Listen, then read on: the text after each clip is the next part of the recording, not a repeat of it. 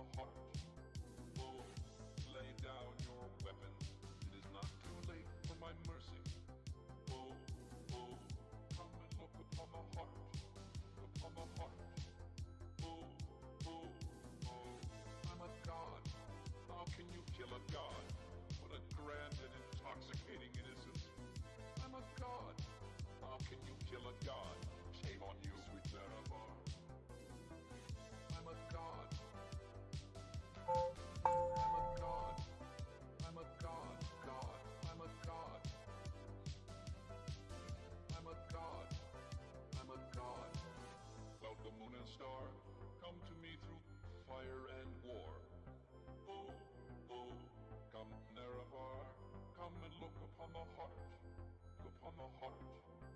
Oh, lay down your weapons. It is not too late for my mercy. Oh, oh, come and look upon the heart. Upon the heart.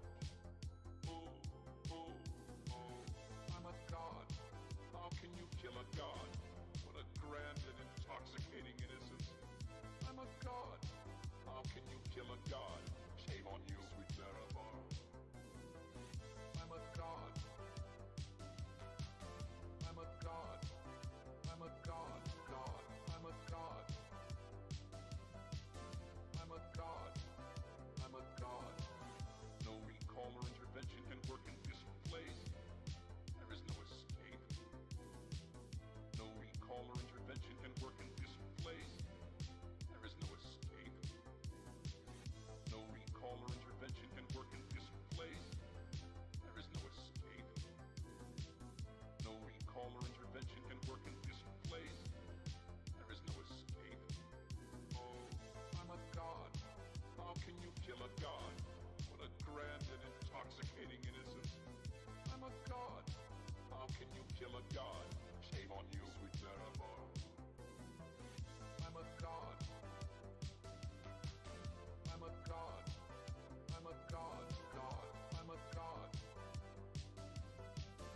I'm a god. I'm a god.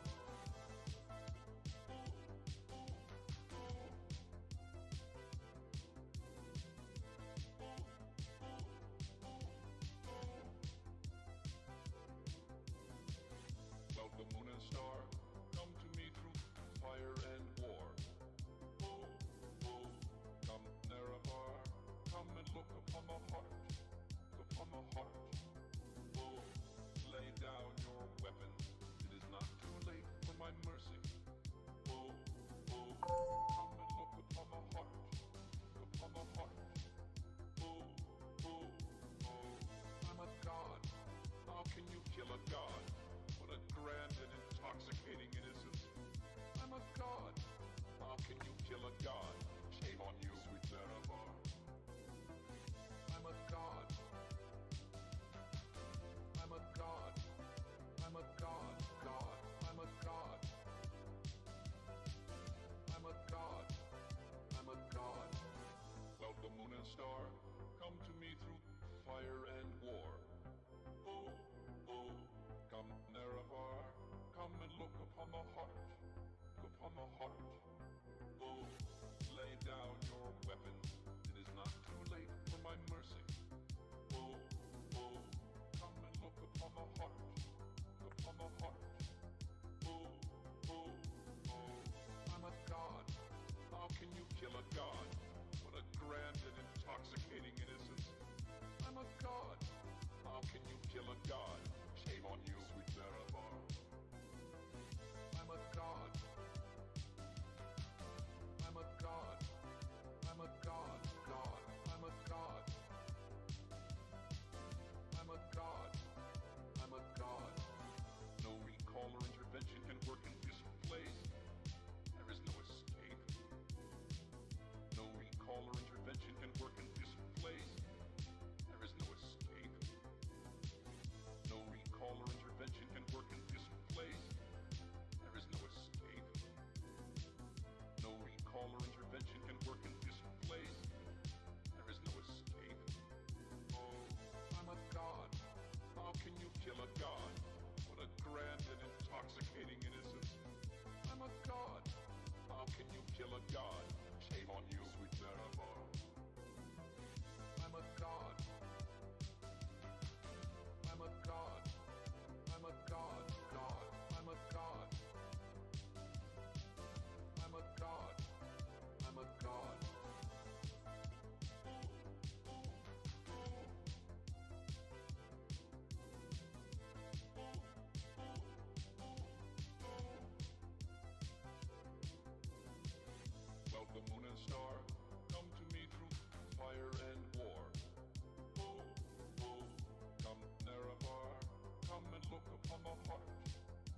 a heart. Oh, lay down your weapons. It is not too late for my mercy. Oh, oh, come and look upon the heart. Upon the heart. Oh, oh, oh, I'm a god. How can you kill a god? What a grand and intoxicating innocence. I'm a god. How can you kill a god? Shame on you, sweet Marabar. I'm a god. I'm a god. I'm a god. God. I'm a god. I'm a god. I'm a god. Cloud the moon and star, come to me through fire and war. Oh, oh, come Nerevar, come and look upon the heart. Look upon the heart. Oh, lay down your weapons. It is not too late for my mercy. Oh, oh, come and look upon the heart. Upon the heart. Oh, oh, oh, I'm a god. How can you kill a god? What a grand and intoxicating innocence. I'm a god. How can you kill a god?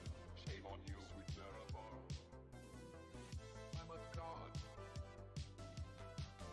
I'm a god. I'm a god. God. I'm a god. I'm a god. I'm a god. No recall or intervention can work in this place. There is no escape.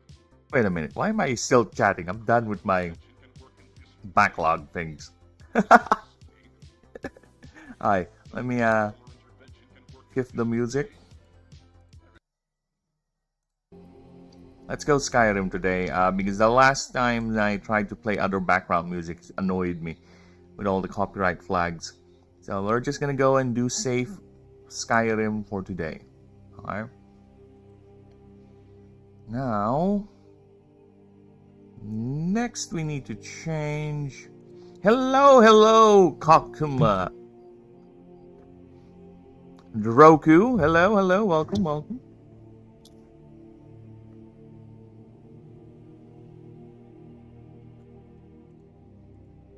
Okay, let's go ahead and change to our main draw. There you go. Yes, okay. Ooh, shit. Thanks for the sub. The FBI has come to raid me. You are my 150th sub. Thank you.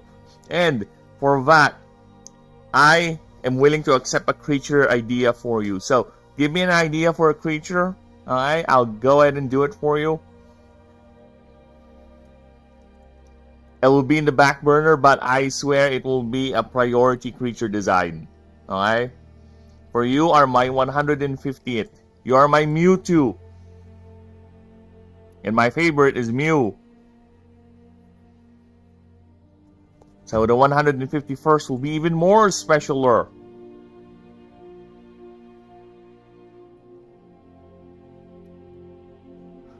It is. FBI open up in the big 20. Yeah, I know, right? I'm fucking old. Do you like the design? It's creative enough for you have given it its own spin, so to speak. Which is the fun thing. Let me just give me a few moments.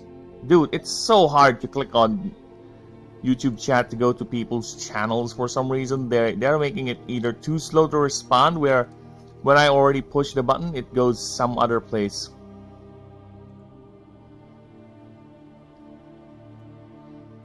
Look at that.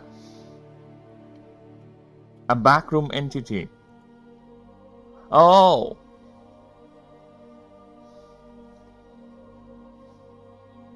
Dude, it looks like some eldritch horror. And I am big on eldritch horror creatures, okay? If you seen the other streams, we... Hello! We have designed quite horribly alien creatures, so I am down. I am good with that. You know? I don't want to look at it further. But I will keep on... Oh, sorry. I closed it. I have that instinct. As I was saying, I won't look at it further in fear that it might influence me. You might suddenly see this design in my creature roster. Guard. You don't like my... No! What do you mean I don't like it? It's unique. It's colorful. You know, you have your own spin with it. Right? It's just that it might influence. It might influence. You might see a creature in the roster that looks like this, or at least is because, dude, looking at it right now, there are certain ideas that are popping into my head, right? There are certain ideas because I am not outside or against designing eldritch creatures, as you can see. Let me just pull up one of the no, not this one, wrong doc. Typing of types, there you go. So I am not against doing weird eldritch designs like that. Look at this. The gods themselves defy physical understanding, okay? And not just that, there's the void types, right? These are the safe starter void types, and this, look at this guy. Look at that guy. This is a plant that has been corrupted by the void, okay? Or rather has created some sort of a symbiotic relationship with the void. And look at that. Alright? So yeah, I am okay. I am good with that style, you know? And to be honest with you, I am okay with any expression of art. I find the actual art, the expression of it, you know, the emotion that's been placed in it, the effort, is enough to appreciate the art itself, right? It's the art of creation that's the real thing that I appreciate with this. The craft, you know, it might not be a good drawing, it might be as simple as mine, but as long as there's passion put into it, right? That's how you do it, okay? Again, thanks for the follow, Marius. Thank you. Again, if you have a creature idea, go right and do it. You are my 150th. Why the word animation remind me of why that word animation just reminded me of the old Winder art mode they have? Probably because that's how they do it before.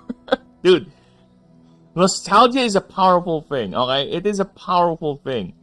Because it can be triggered by almost anything, to be honest. And actually, while I'm talking here, I just want to check my audio. Give me a few moments. While I'm talking here, I just want to check my audio. Okay. That's all I need to hear. Back off. I don't need to hear you anymore. Buzz off. Alright.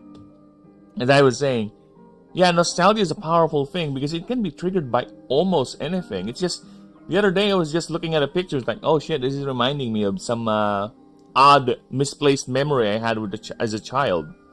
Right? What should I draw? You know, here's I would say, look at a window, open a separate window tab, look at this picture right here, right? This eldritch creature, this otherworldly design, alright? And say to yourself, ah, that's neat. I can make my own spin with that. There you go. That's what you should do. Or look at this backdrop. Look at this wallpaper. Oh, that's neat. I kind of want to see what sort of ideas I can come up with this type of inspiration or this type of design. You know? You follow your heart. That's what I would say. Because I have not been able to draw a lot for the past few days because we're so busy with the character, with the rules of the game. And as you can see, the new rule doc is expanding so much. Now we have the now I'm done with the encounter rules. Now we're working on the expedition mode, which is the main mode of the game. So for the tabletop version, This will be our main test. And I think this is the last rule book that I need to finish. Then once that's done, I'll go ahead and upload it here on the Discord right here. So once I've uploaded that with some sort of watermark / theft protection, I'll go ahead and open up the Discord for the public so people can join in and have fun. And don't worry, we are a very friendly chat here, okay? The more risque people have their own secret council chat. It's not in the they're not in Discord that often anyway.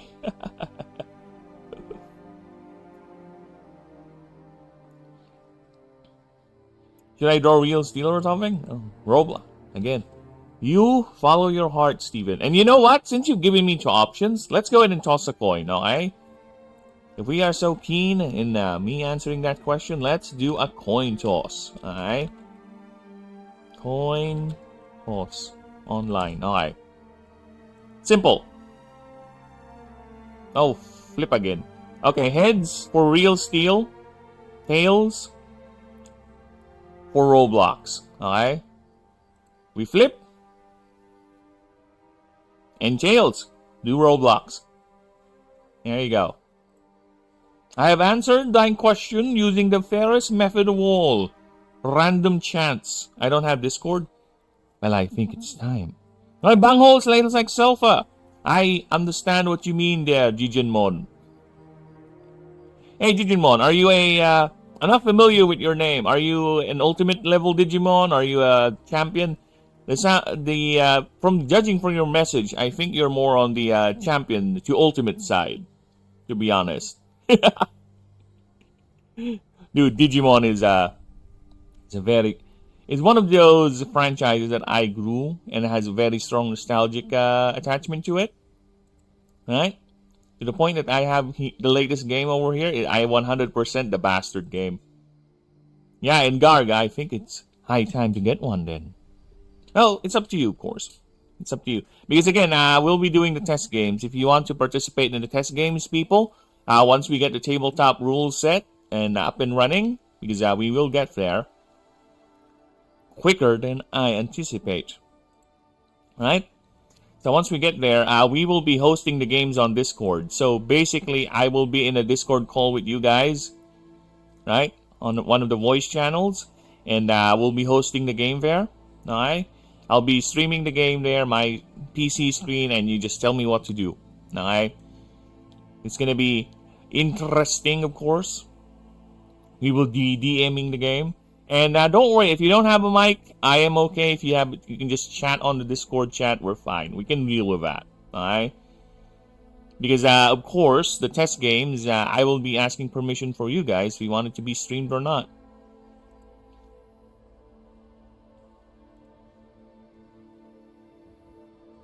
Now, where were we? Noob or bacon? Well, again, let's go ahead and leave that to random chance, shall we? Coin toss. Oh, look, a 5 peso coin. This thing has no value whatsoever. Oh my god. So, okay, heads for noob, tails for bacon.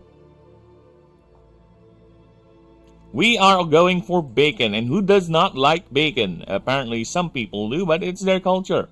You do you. They deny themselves the glories of bacon. And you know what? I am actually hungering for bacon right now, but I can't consume it willy-nilly. You know why? Because I'm freaking old and I need to watch my health. But when I was young, yeah, almost every other week, I would fry up some bacon, make a sandwich of it, yes. Mayonnaise, some cheese. Those were the days when I don't care. Now I have to watch. I don't even remember the last time I fried bacon. Like, honest to God, I don't really remember. It's like months. Like, maybe a year already. Look at the post. Oh, you added a new thing? Okay.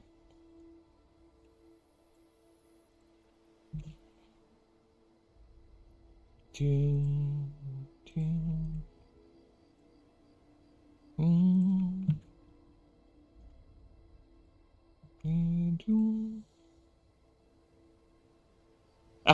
Okay. Look at that. A baby Lucerius laughing. I'll take that. That's cute. In its own twisted way. That's nice. I like that. I like that. That's baby Lucerius laughing, everyone. Let me just show you guys baby Lucerius in a bit. Where's the dock? Where is the dock for the starters? This is baby Lucerius. Oh, come on. Stop lagging, you bastard. There you go. This is baby Lucerius. And look at him laughing. Look at him having the time of his life. That's cute. That's neat. And you know what? Fuck that. I'm gonna screenshot that. Save that. Copy. There you go. I'm gonna post it on the Discord. That's cute.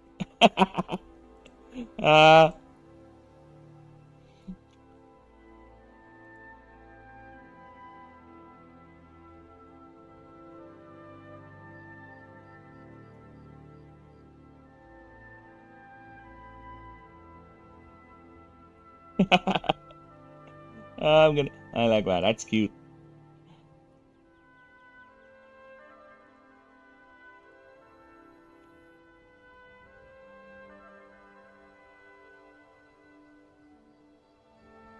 There you go. See? Look at that. I posted it on the Discord. I know no one's gonna see it, but my friends and the test people, my 2 mods. But you know what? It's there. I'm not gonna remove it. That's cute.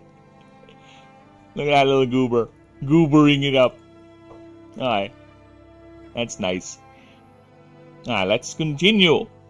As I was saying, yeah, the rules are almost done. I just need to basically redo the scenario I made. So I'm already making the nodes, explaining what they are. I think I'm going to heaven. No, don't go yet. Don't go yet. You still have things to do. What are those things you still need to do, Garg? I won't tell you. I cannot interfere with the mortal lives by telling them their fate. It's up to you to find out, and up for me to pretend that I know. Alright. Alright, where were we? So, yeah. So, we're doing the nodes, so this should explain what nodes we're going to encounter in the map, and the symbols we're going to use. So, these are all placeholders, of course. Once I get a proper artist to do them, we'll have to redo a lot of these. But you know what? This is the basic idea of them, right? The song. Oh, it's a Skyrim song.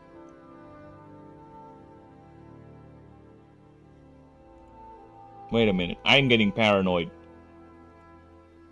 You guys are indeed hearing the Skyrim song, right?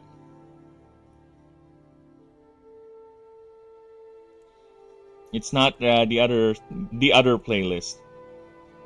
There's another playlist playing right now, and that one is chock full of copyrighted music. And that no way on earth I'm gonna have this play on stream, because this is like 99% copyrighted stuff.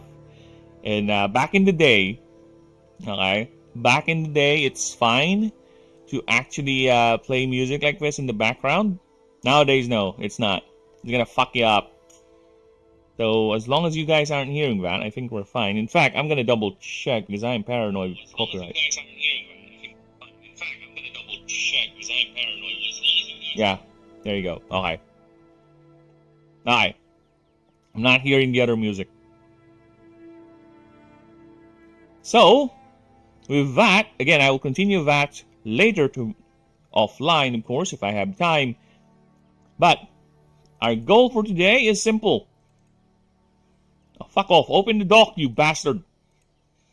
Our goal for today is very, very simple. It is continuing the rewrite and proofreading of the starters, which is, again, its own introduction.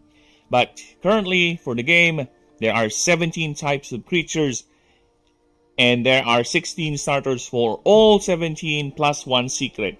In fact, let me just, hello Denisium! Welcome, welcome! Let me just show you guys the new expeditions mode again. So, any newcomers here, any lurkers, you fabulous people, will get a quick introduction to the starters. Here they are. Alright? So, here are the 16 starters. All of them have their own gimmicks. 3 different possible builds you can make with them, or 2. Right? And plus the 16th secret starter. So he is a secret. You don't know who he is? I know who he is. Those who've been watching the streams for God knows how long know who he is. So yes, he's here. And you know what? This kind of inspired me when I have the Discord up and running. You know? Maybe I can do like a who's that creature sort of thing. But Nintendo might nail my ass. To be honest with you, because that is a good way of testing the creature silhouette. Because one other thing when it comes to creature designs, just to see if they really stand out in a way, like they have their own unique silhouette, right?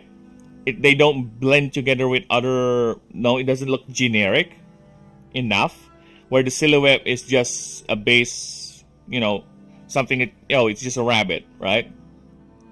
The silhouette itself also has to stand out, and I think this exercise right here, what I did to the 17 secret starter, is enough of a proof for me that his silhouette, the creature design, is unique enough to stand on its own, because that is something right there, right? So yeah, I might do something like that to help me also see the silhouette of the creature, see if they're fine. But then again, we continue. So we are done with all of the Gaia starters. What is the game called? Currently, oh sorry, my voice break. Dude, I feel like an adolescent. I'm finally hit puberty, burbity. Alright. As I was saying, currently it's just the name of the planet. It's called Ashen, right? I don't have any grand subtitles for it because for me, I guess maybe I don't know. It's still a placeholder. I don't have a concrete name for it, but the game is just called. Currently, I just call it Ashen. Yeah, that's it, because that's the name of the planet, the main setting, right? But maybe I'll just put in Creature Battler or something at the end of it. But either way, still a placeholder name. But yes, it is a TTRPG character-based creature battler. That's the short description of it. Alright, so we are done with all the Gaia starters. We have rewrote them. I have reworded their passives. And again, I'll do a previous move pass for all the moves we've done so far, so they can be uniform. And that is going to be tedious as fuck, so I might as well just do that offline. I'm done with the ignators. In fact, I need to do some housekeeping for a bit here for you folks, if it's not too much. I just need... Do you have scrap things? I have scrapped a lot with the project. Not everything that I've thought of goes into the project, to be honest. There are things I've already scrapped. Like, there are some creature designs that I just went, nope, they're not gonna work. Nope. And a lot of them just is in the back burner, or rather is in the deletion pile. They're already disappeared, gone, non-existent. A lot of them didn't even made it out the initial phase, which is inside my head. There are several ideas that floated in my head too for the starters, and this is the ones I ended up with. So yeah, it's been quite the journey. And can we just see? Well, let's see if I still have any of the old ones that I... Oh yeah, I think I do have a couple. So okay.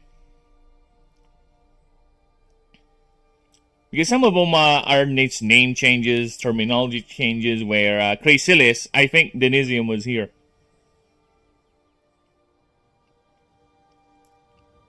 I don't know, man. You just keep adding in, not removing much. Yeah, that's the thing. I need to stop adding at this point, right?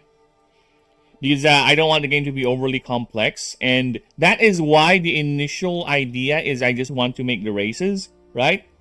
But you've given me such a good idea with the character backgrounds. I just had to put it in.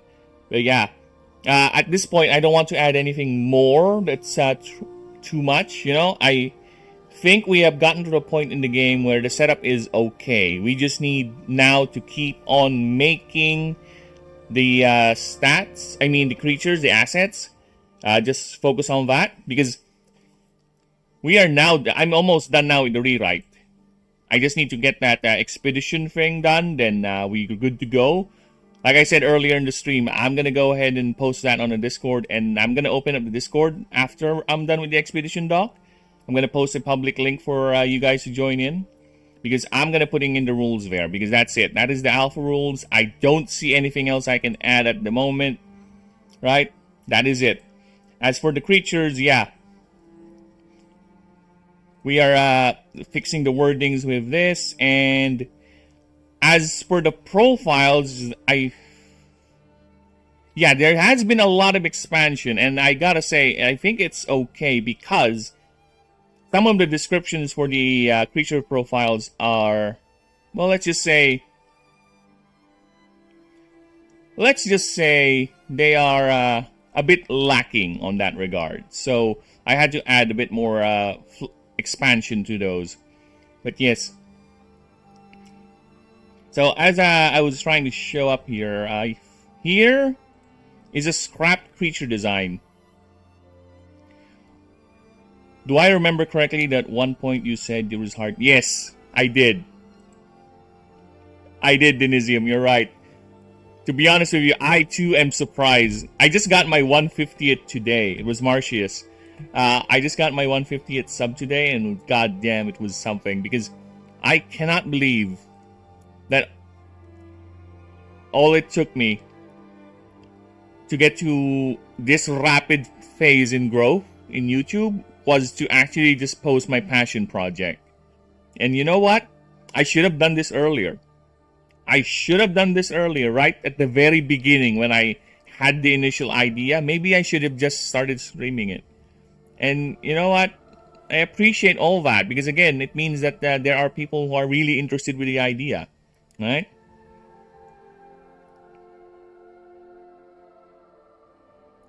And yeah, 150. Woo! I asked the guy who subbed for the 150th to give me a creature idea, right? It's still open if you're still here. Any creature idea, I'll go ahead and make it work, okay? Because I do need to fill at least 150 roster for the initial creatures. Then after that, I think we're good to go. Because the marks are already, there's the only thing that I haven't done yet is the NPC list, which is easy. Very easy. Next is, I already have the master item list. Very easy too. Then I just need to figure out the randomizers for the maps, which can be done in Godot. Okay. Guns for arms. Dude, you mean like a Gundam heavy arms?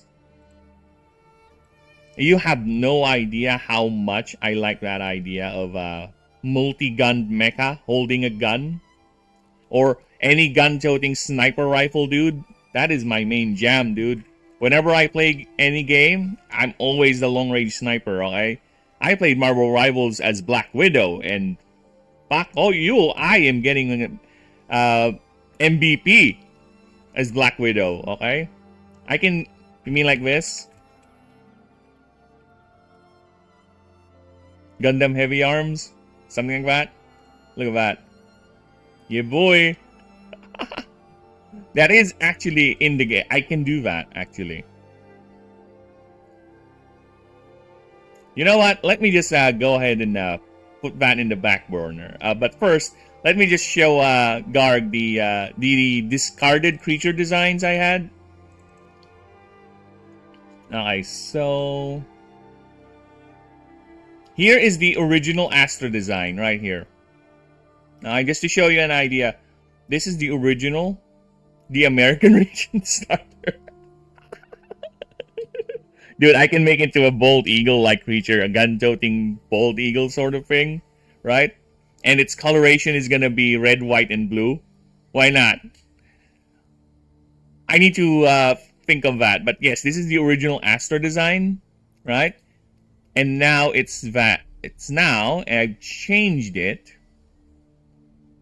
to this.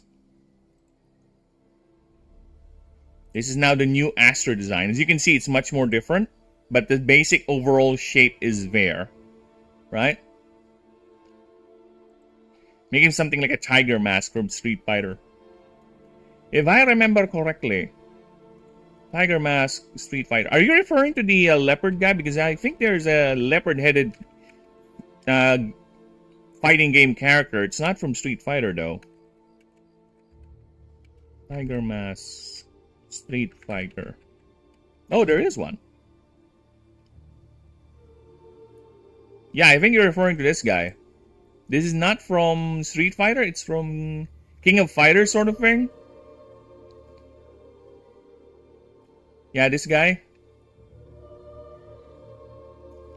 Dude, I already have a creature in the back burner with Aztec design concept. And yeah, it's gonna be like this. So yeah. We have that. Gourmet, one of my chatters recommended that for me, and yeah, I already have that in the back burner. It's gonna be an Aztec-inspired martial type creature, right? It's gonna be revolving around the idea of the spider, the jaguar, and the eagle warrior. So yeah, we have that. So yeah, this is the original Astor design right here. So yeah, change a lot, but a lot of the changes is basically stuff that never got off my head, because like I said, I have been filtering a lot, and it's mostly inside my head. That's why, whenever I say I prefer to do actual technical, or rather the more tedious technical writing details, like coming up with new rules and such, to be offline. Because it's gonna be me just pacing my room back and forth. It's just that lately, though, I was able to be, yeah, like this, right? I'm quiet already because I'm focusing on the copy pasting. But as I was trying to say, but lately, I have been noticing that I was able to do offline stuff while also talking. So I guess I'm getting used to doing the thinking out loud, so to speak, aspect of creative output. So yeah, we'll see.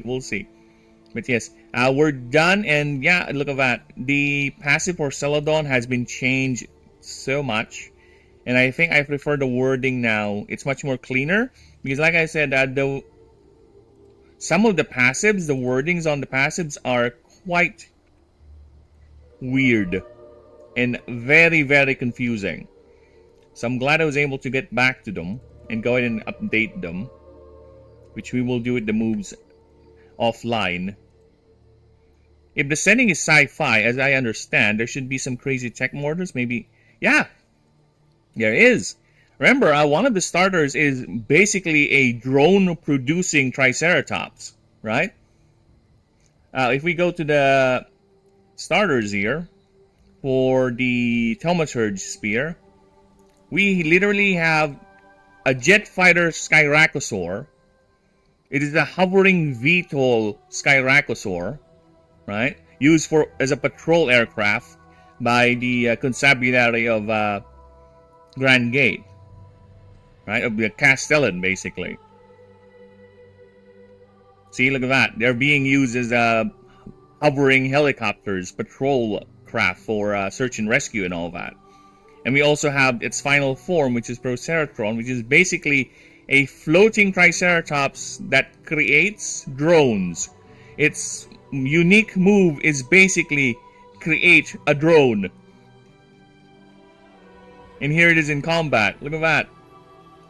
Yes, the setting has cyborgs, so creating something like a crazy sci-fi tech monster is not out of the question. And unlike other settings where at least Digimon has sense in a way that they have an explanation why they have those weird things, Pokemon not so much. They don't really bother with that. Right? So yeah, I can allow to go wild now, or go wild with some designs, because we are now gonna be making non-starter creatures. So for starter creatures, we have to take in mind they have to at least embody a sort of the idea, the base idea of the type, right? But they have to be in a beginner-friendly introduction. So with regular creatures, I can definitely go wild. Definitely go wild with some of the concepts, right? The Phylaxes, just to give you guys an idea, one of the main enemy types you'll encounter in the game as a boss creature are the Phylaxes. So let me just show you the Phylaxes, see if I can remember their name. So here are a couple of them, right?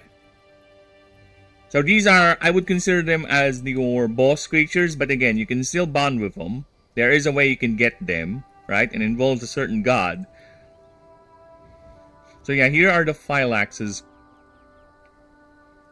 So there are 6 of them, right? Each of them basically fulfilling a sort of battlefield role. And as you can see, they are already outside the normal creature. They have arms, they have legs. These are biomechanical soldiers made by the Astari to function as their soldiers. Okay? So, if you think the gods are weirdly designed, even their creations to this day are also out of the ordinary, right? So yeah, there's 6 of them, and let's see if I can remember their names. Oh shit, I forgot. I'm forgetting some of their names. Ah! I'll have to do this then. Ah, fuck me. There you go. It's K, not C.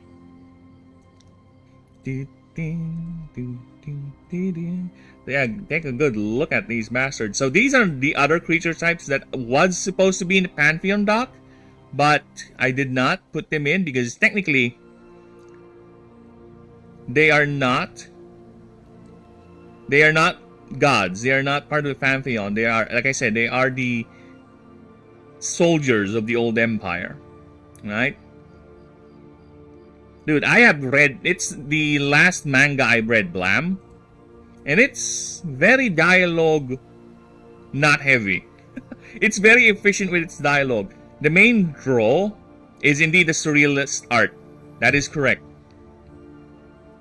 It is the art. It is the art style. It's the main draw for that. It's not the dialogue or in the story. Because to be honest, the story is a simple escort this character to this endpoint sort of thing. It's, of course, there are nuances to that, right? But the basic plot is that. The main character is trudging through the world. He's some sort of a mercenary slash freelancer that his job is to escort someone to a specific place. So yes, these are the 6 Phylaxes, and as you can tell, they are already bordering the non-organic, right? Let's look at this guy. This guy is literally a walker with tank arms, okay? These are rapid-fire guns meant to shoot down aircraft or suppress infantry. Okay? The water version is meant to pierce armor and destroy battleships or any large tank targets. That's why it has these 4 massive exploding ice shafts. It can shoot from its sides and it generates. Right? This is their medic, their support. It's an eater type. It can either manipulate the gravity around it, accelerate their other Phylaxes and all that. So yeah, it's more of a support healer sort of thing. This is their flyer. It can literally be an ethereal thing, so it's quite hard to hit and also fast in the air. This is the support artillery flyer. It flies, but it functions more of a backlining artillery with a massive laser here on its head. So yeah, this is the frontline brawler, if in case they need a anything that to tank the front line or to fight melee combat. This is their version of that, right? And the big daddy of them all is this guy. This should be in the Pantheon dock, but I didn't put him in because technically there's more of them that were made. But in the current setting, I'm still debating whether there's one or there's more, right? But they will have their own creature profile either way. It's not going to be a part of the Pantheon, though. So yeah, this thing right here is the Titanophylax. And as you can see, all the other 6 Phylaxes are on its side because this is their big mummy. Big daddy, if you will. Whichever you prefer. This is the current and only source of wild Phylaxes in the universe. It is able to manufacture. Yes, the word is manufacture, not reproduce. Okay? Any one of these 6. And yes, all of these, even though they're counted as boss creatures, right? Mini boss creatures, you have a chance to gain and bond with them. They're biomechanical soldiers of the old empire, and they are also part of the things you can play with. And this is gonna be made. We're gonna have fun making this bastard. And I kinda dread drawing this guy again, because this by far is the most complicated of all the creature designs I have made so far. Not just because of there's so many moving parts, but there's so many things to consider when you make poses of this guy. Like, you have 6 heads. You have to figure out which one is gonna go. Which skill is gonna... Yeah, so many appendages to deal with. So yeah, good luck to me drawing this bastard again. And I'm sure it's gonna take 10,000 hours for me to finish it. Considering my skill level, right? So yeah, good luck to me. But yeah, those are some of the wild creature designs I have in stored for us. That has already been made. So back to the dock. And yes, don't worry, Denisium. I am well aware that we bloat. And that's one of the things I am very much keen on not having. Is too much. And like I said, this is going to be there. I don't see any other things I can add. We are done with that. With major rules, we're just making the creatures now.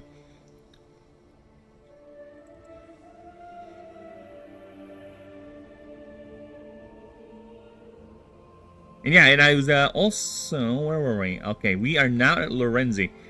I'm also, what do you call that? Balancing some of the passives because some of them are quite too underpowered. Some of them are quite too powerful. So we are actually balancing some of the numbers.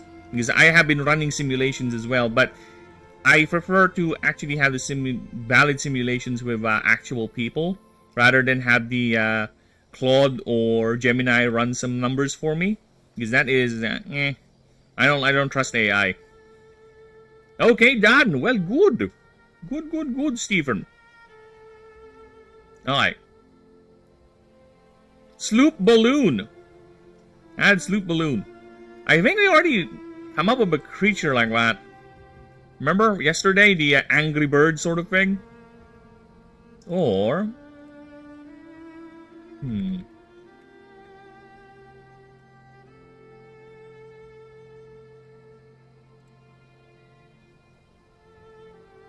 I might... Here's the thing. I can see the idea, right? But it's quite tricky considering Pokemon already has this. They already have a blimp Pokemon. So it's quite hard because I will be pressured to whatever creature design I have to come up with the idea or the concept of a hot air balloon or a blimp, is to not be inspired too much by this concept, right? To be fair, this is a ghost flying type for Pokemon. You could make the easy and I will say I won't, the easy typing of fire something, right? Fire flying or whatever, because it is a hot air balloon. So I don't know. I'm not saying I won't do it, but it is quite the challenge, right? To make some sort of a blimp creature. We shall see. Okay, let us continue.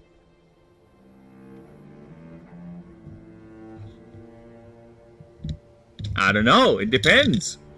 It depends on whose universe, who's fighting who. Because if it's fighting in your universe, you have the home advantage. If it's fighting in mine, I have the home advantage. Alright.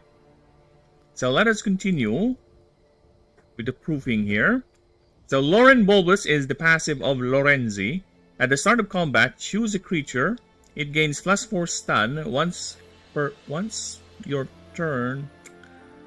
This is why we need to do this. Once during your turn, choose a creature with a stun stack. You can pay Ken. What do you mean Ken? May. You may pay 1 mana to add 2 more stacks to it, or take 2 stacks from it and transfer it to another creature. Okay. Or don't pay mana. Just take 2 stacks from it and transfer it to another creature. Okay. There you go. Okay. See, this is... See? Now it makes much more sense in that. Because it doesn't make sense to pay 1 mana just to move a stack. I can see the sense of it, actually. Especially if you've done a massive AoE stun attack. Right?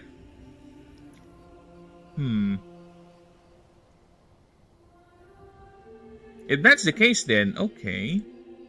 What if we just do this? No. It's a massive AoE stun move. I think it's too powerful. To be fair, stun doesn't do anything until it builds up. Right? Or... Okay, so... we don't choose a creature anymore. Alright, let's start combat. All... opposing... Yeah, what did you cook for us, Steven? Is it delicious? I do smell...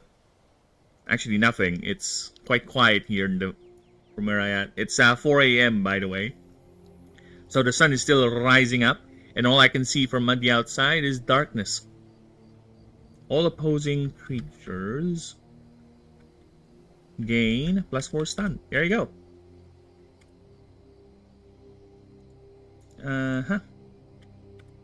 There you go.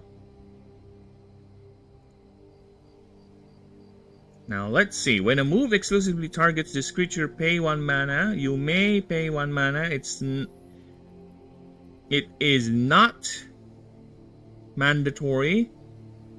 You may pay 1 mana. Roll a 1d20. On a 15 up, this creature receives only 50% damage. On a 20, receives no damage. Now, with that, I think it's a bit too hard to pull off. Because you get a cost to it. So, I'm going to reduce that to 12.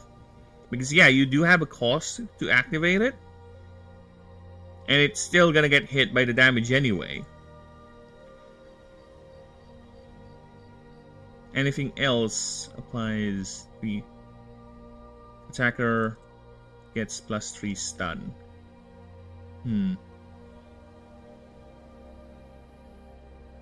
Actually, no. Let's keep it at 15 because, yeah, that actually makes sense when I read the whole thing. It's more of a stun generator, actually. Okay, I'll accept that. As long as the creature is water type's primer, it gets +5 energy. Good with that. Good with this. I'll take care of the wording later. For the movesets. Now let's go to the creature profile. Now, so yeah, as for the creature profile, dude, my OCD is kicking in. Yes, like me sleeping. Well, you have a good one, guard. Take care.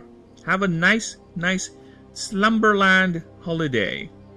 And don't worry about me. I'll be expanding. I'll be working, and we'll be I'll be accompanying you in the land of dreams for as long as I can. Alright, so what we got here? So, just to be safe, let's go ahead and put in a blank page over here. Okay. And let's reduce this. Dude, my mouse is losing its brain sometimes. I don't know if it's the mouse or Word, but sometimes the click hold doesn't work. It gives out. Alright. Let's see what we got here. There is a popular saying in the country of Basin, to be as lowly as a Celadon, only to rise as a Lorenzi, a phrase used. Feeling as again.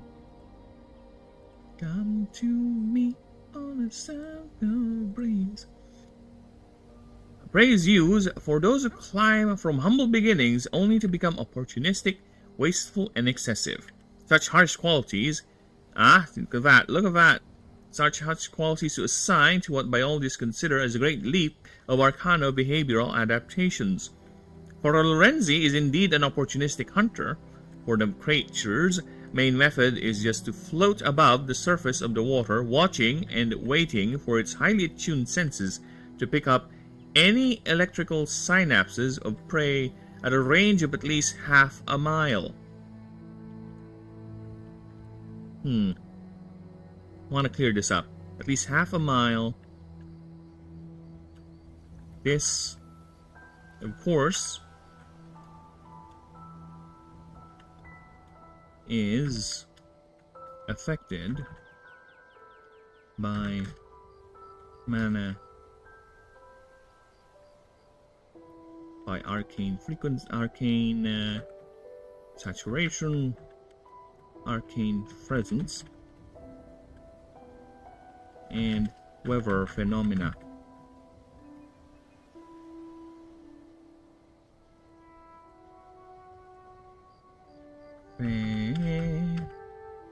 Phenomena where adverse where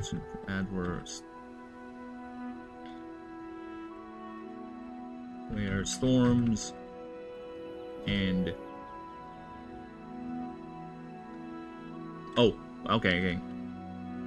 where adverse storm conditions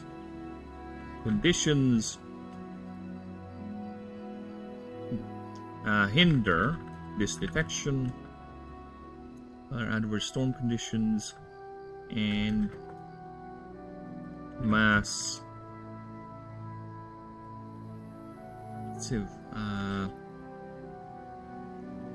or desaturated areas. Desaturated areas can hinder this effective range. Its effective range and potency. Okay.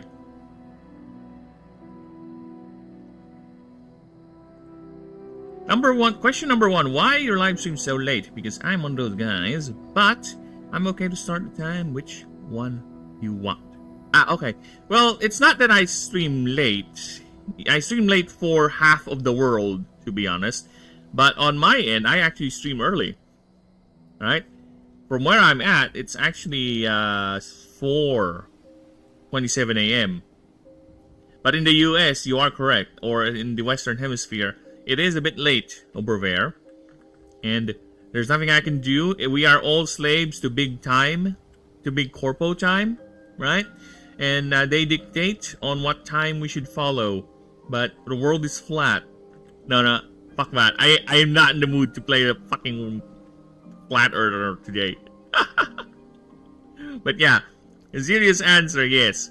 I stream early as I can. Actually, in fact, I used to stream around 5 a.m. That was my previous stream time before I well, before I pivoted to this and just did gaming streams, 5 a.m. was my stream time.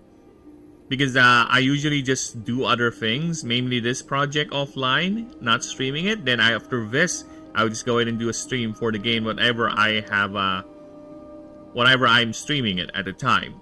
So nowadays, that's why, actually, the reason why I'm streaming even more earlier than before is because I have nothing to do now other than this project. I'm not doing gaming streams anymore.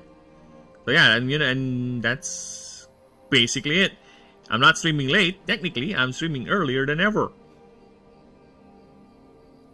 So where were we? In effect, its effective range and potency. It refers to track what it deems. Oh my god, really? What it deems to be as slow and probably injured prey. Yet most observers state that the creature this is why we're doing this. The creature will attack any unlucky prey it so happens to stumble across with tremendous stored and manifested lighting through its numerous Loren bulbs, 6 in total, 2 each on its dorsal and underside, and 2 more on the snout. On its snout, on its hammerhead-shaped head at the snout. There you go. This attack is arranged to... Oh, what the fuck? Really? Hello, Gourmet! Hello, hello! I got a limited edition Fugler. I'll pretend that I know that and say, good on you. Good on you. Hello, Gourmet. How you do, man? Welcome, welcome. Hope you're doing wonderful today. I'm doing okay, despite the fact we're having water shortage. And it's possibly going to ruin my day today, so we'll see. So I'm going to make the most fun I have while I still can. Before the rest of the day ruins me with the lack of water. With the water shortage. This attack has a range of at least 20 feet. And is even... Oh my god, really? And is even double for some more powerful specimens. Particularly bonded ones.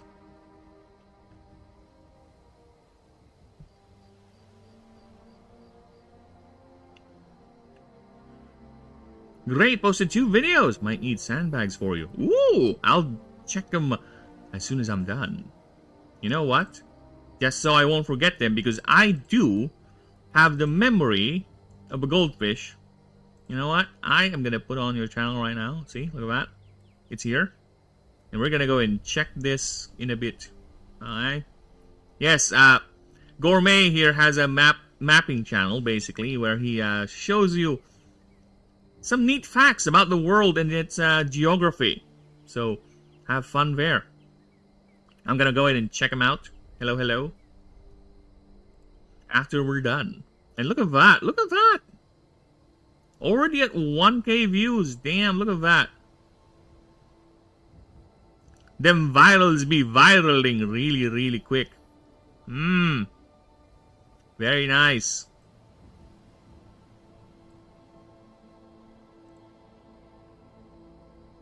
See? See, people are very interested in facts. That's why, unfortunately for us, there's a lot of AI slop contents now. Because these AI slop people know that history channels are actually big. They're actually big. And they'll go ahead and pollute now the history streaming market by creating their slop. And it's unfortunate that actual legit history channels with actual effort put into their research are getting subsumed by those sloppy ones. That's why I find it funny the other day as I was watching some of the other channels I used to watch. Watch for history content. They would have disclaimers now in their video saying this is not made with AI, right?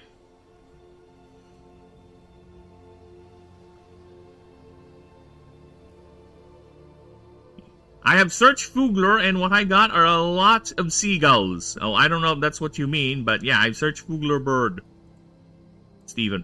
50k was very good for me, not gonna lie. Yeah, dude. Dude, I would be screaming to the heavens right now if I get a video as that much, right? 57k over here. Dude, the highest video count I have on this channel is just about 1,300, 1,400. So this is a Fugler bird. So I don't know if this is the one that you want me to take a look at. But, oh, look at that, an Isobaster. Look at that, an Isobaster. So, unless there's an umlaut there, I don't know how to type umlauts. Oh no, I'm not gonna watch it on stream, don't worry. I thought as much that there will be copyrighted audio on that. Okay, I'm not alone. Yes, Garg, you are, you have gotten into good timing. Where chat is quite active. And you know what? Let's put in multi-chat. There you go. Let's put in multi-chat on screen so you guys can be, can see each other. You know, say hi to each other. No, I'm gonna say hi. Hi, chat. There you go. Hi, chat.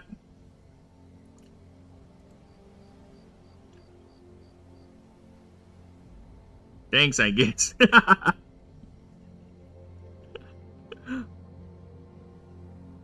No, only Fugler. Alright, only Fugler. I'm gonna search it on my second monitor just in case it doesn't fuck me up. Alright. Oh, these things. That's some sweet ass nightmare fuel right there. Are they like, what do you call that? Or are they fugglers? Is that how you read them? Fugglers. Yeah, there's some sweet ass nightmare fuel right there.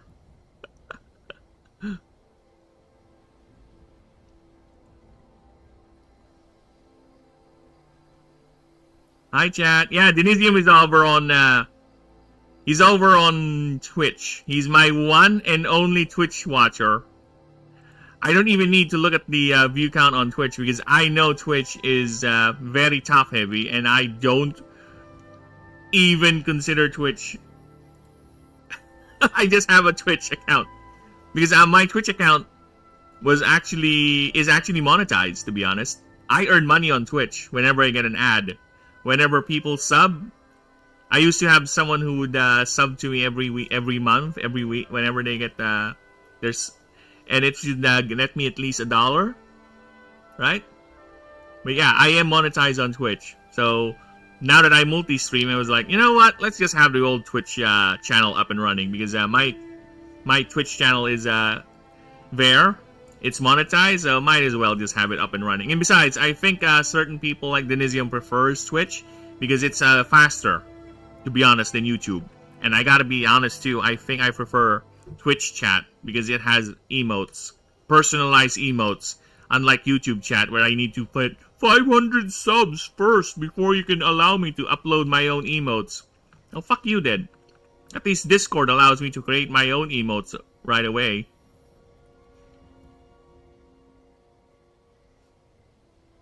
Alright, where were we? Particularly bonded ones. Okay. These shocks are usually set to stun the target when the Lorenzi... Well, when?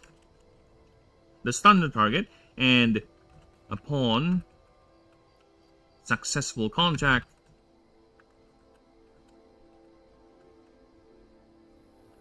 the Lorenzi will latch into it with its specialized circular beak, draining the victim's mana and any living biological matter.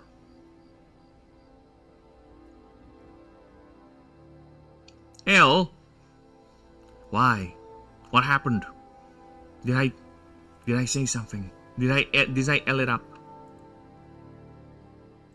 What's going on? Yes, I have searched Fugler. Or Fugler. I have found the thing you're referring to.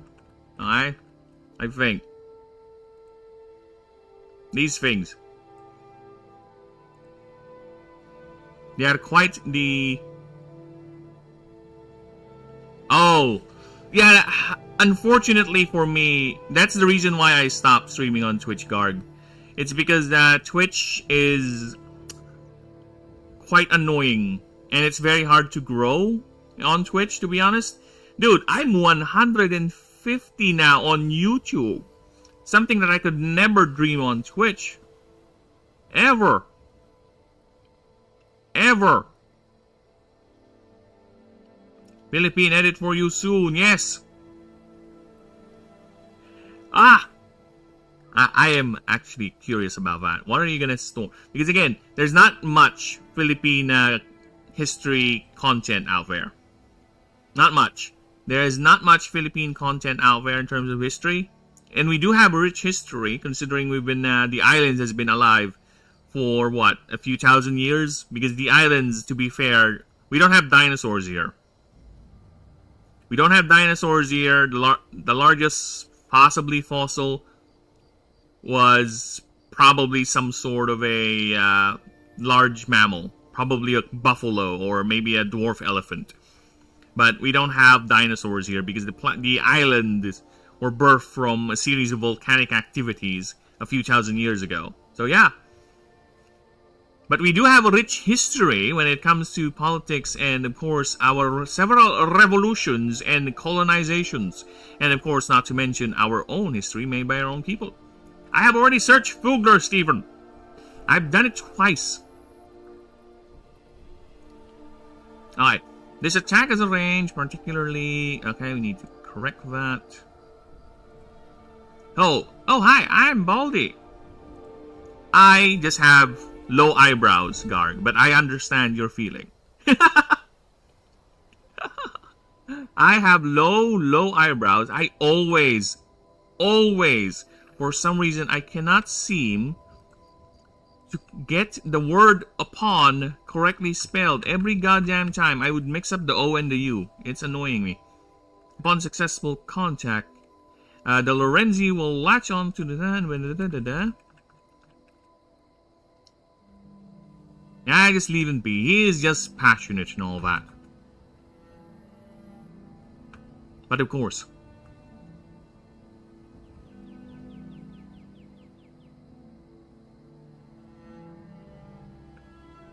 I did already type that. Okay, one last try. Okay, one last try.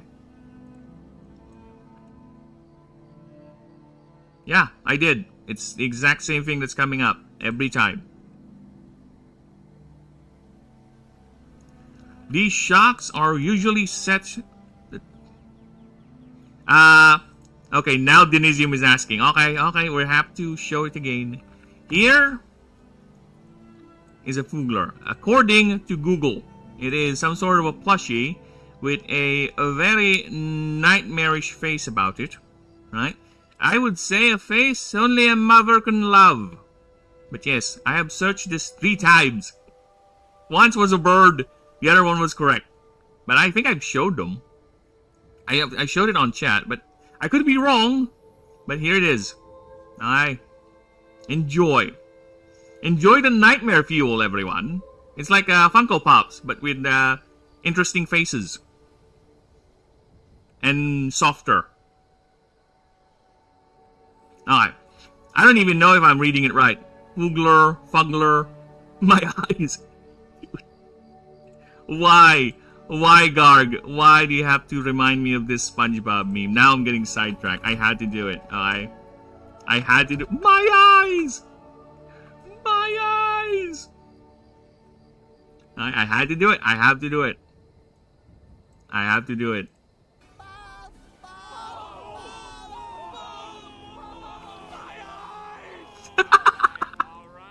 There you go. Done.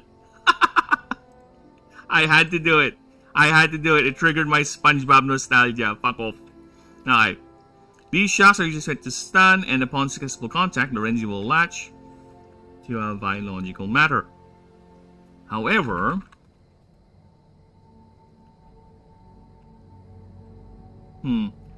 Lorenzi...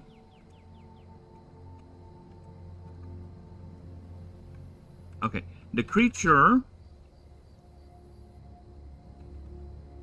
is known or rather has been observed to be observed to be quite persistent, to be can I put that in?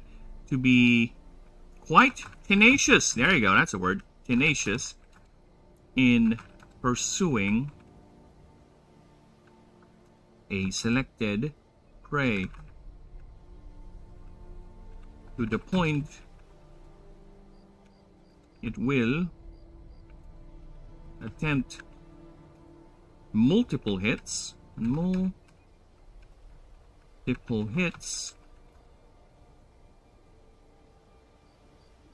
if the target either evades or is not taken down in the initial burst.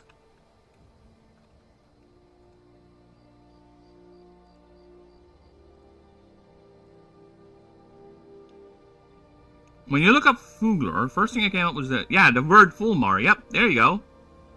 See, we have recall from chat.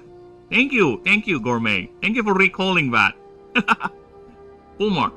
Much of detail about the word shoots its stomach lining from its mouth as a defensive mechanism. Yeah, I have that. I have that as a creature, to be honest. It's called the Isobaster. Right here. Well, it's not literally shooting out its guts. Mine is different. It's inspired by that. Unless you're referring to the, we might be mixing up birds here, but let me just show it to you. I'll get to him in a bit too. See, this is the Isobaster right here. It's the same idea where it has a bulging sac, but instead of shooting out its stomach lining, it shoots out superheated blasts of air collected from its throat sac. So yeah, it's a fire-air type. It's the second form of Tetri. There you go. So back to Lorenzi. Peak lore indeed. Nature's hardcore, man. Nature's hardcore. You will find out that there are certain things that exist in the world that defies our imagination to the point, oh shit, that actually exists in the world? Like, certain pelagic creatures, or animals rather, is gonna make you want to blow your mind because, oh my god, that's why I'm so interested in watching all sorts of nature documentaries, right? Because there are creatures out there that, oh, what the fuck? Those things are real? Those things exist? Right? A lot of them are insects too. The other day we found a spider here that looks like this. Like a crab sort of spider. Let's see if I can pull up Krita real quick. Right, and while Krita is loading up, attempt multiple hits if the target either evades or is not taken down by initial burst. Taking risk in a prolonged engagement.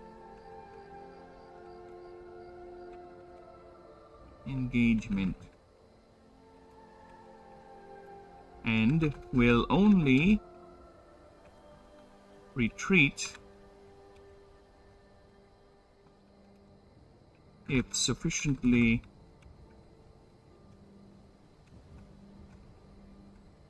injured or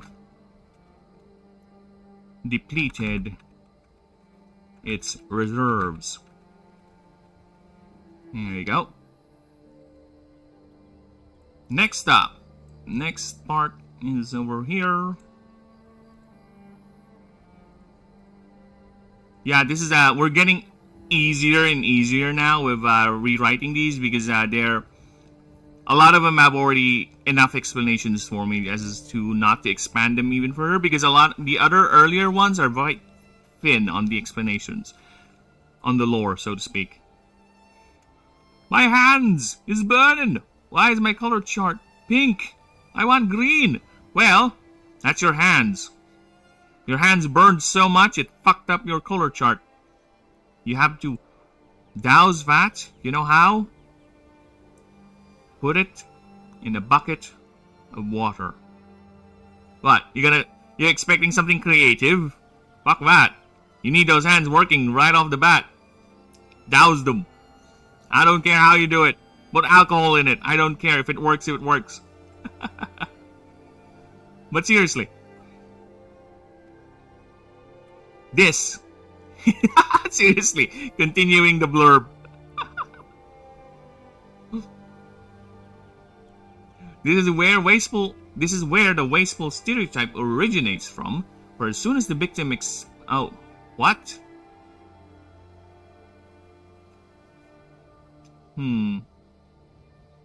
This is oddly worded. Okay. This is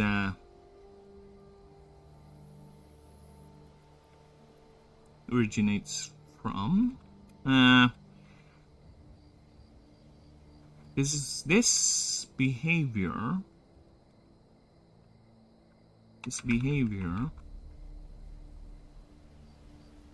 is the main is not only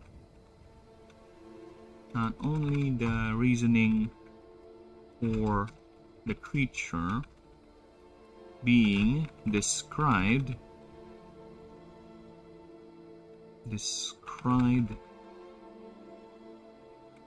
as wasteful. Okay.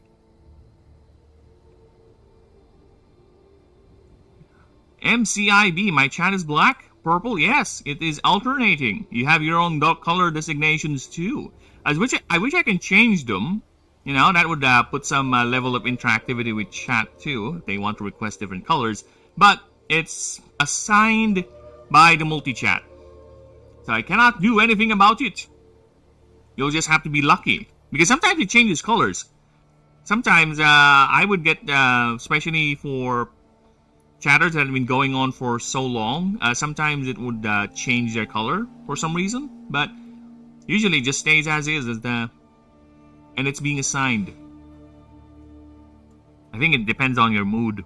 It's a mood thing. Often being described as wasteful.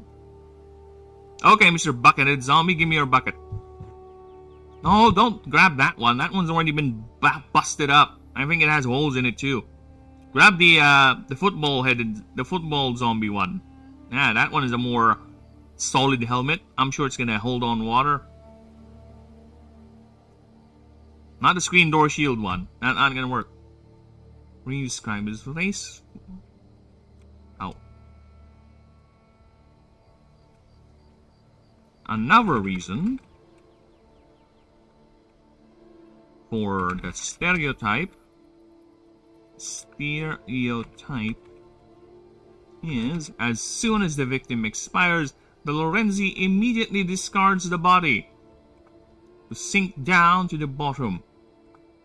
Even observed or even documented to be seen firing several more shots just to push it down quicker, just to rupture the carcass,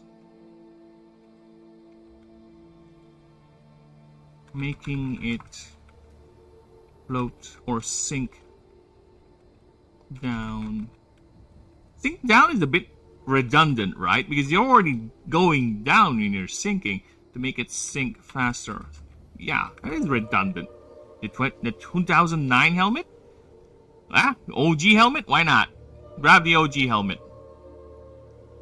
Grab the OG helmet. Why not? The OG is OG for a reason. Making it sink faster. This has puzzled biologists to this day as the source of major stigma of and the source of the major stigma of excess. As Lorenzi never stops. Ah,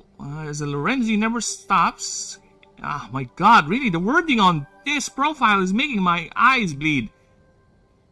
As the Lorenzi never stops, its search, its hunt. Always on the lookout for prey. There you go. The creature is even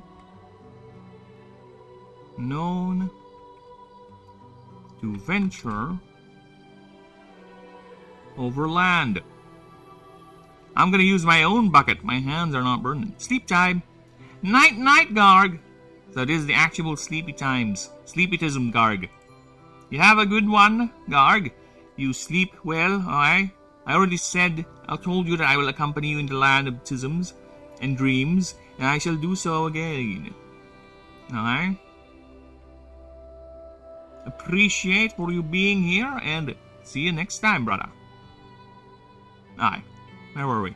Known to venture over land using its specialized pectoral fins that are able to generate an anti-grav field. Anti-grav field using electrical energy to... What? An anti-grav field. Oh my God, the wording on the Lorenzi profile, it's... I'm doing more fixing of the wording rather than actual adding to it. Alright. Generate an anti-grav field, which allows it to float, or rather hover, at least 3 feet off the ground.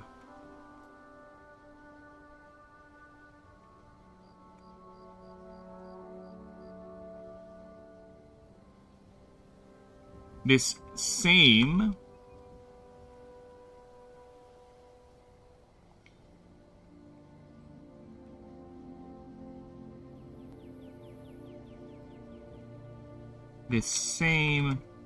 anti-grav capability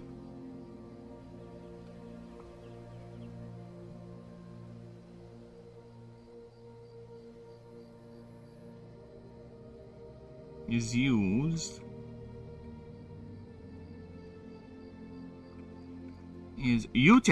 yeah, that's a good word, utilized to drag its prey to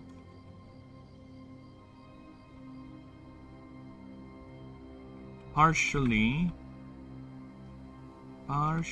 lift its prey and dump it as soon as it expires.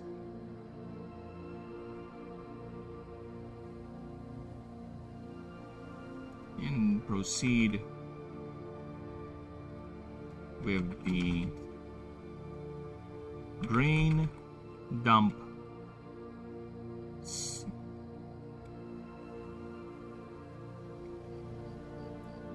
and dump behavior.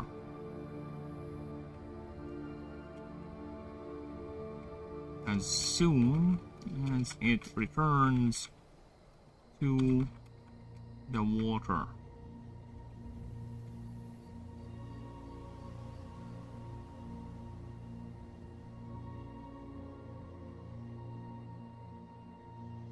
These overland ventures are energy extensive and very risky, as the creature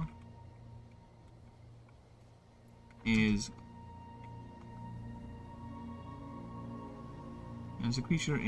running the risk of getting stranded or being itself ambushed by more specialized, more adapted land-based, or rather terrestrial predators.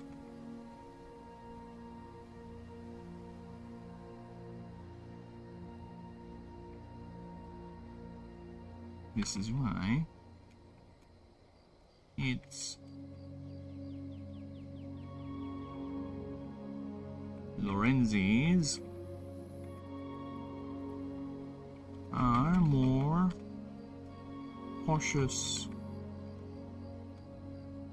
and prefer not to pursue if the initial attack fails when they are over land.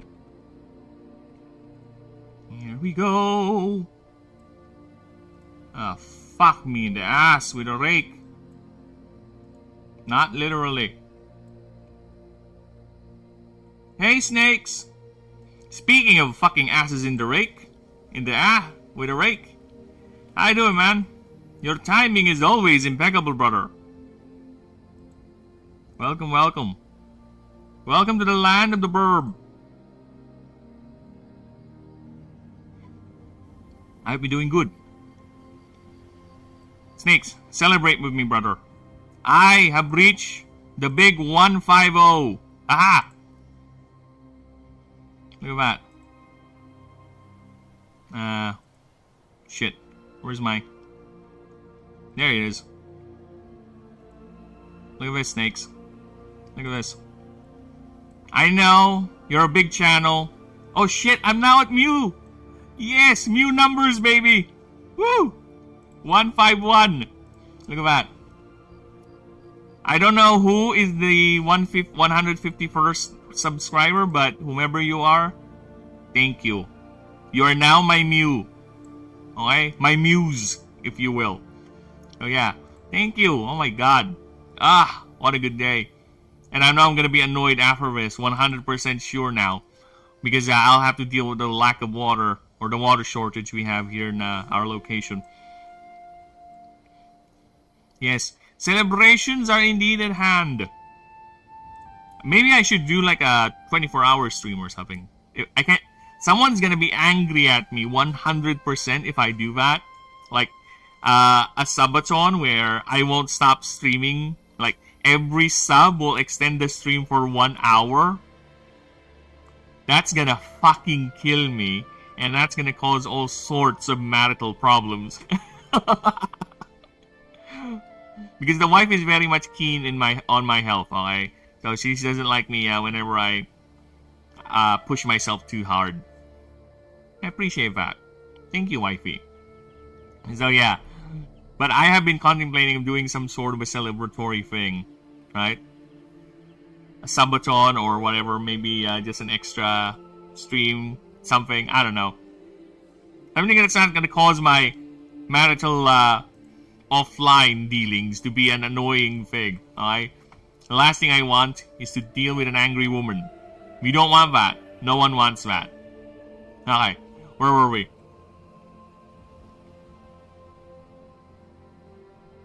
Initial attack fails when they are over land.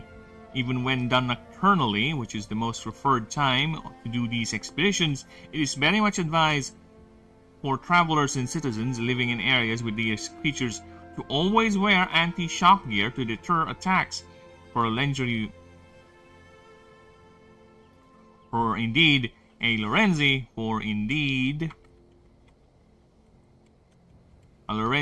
venturing overland would not attempt multiple strikes, wasting its valuable reserves.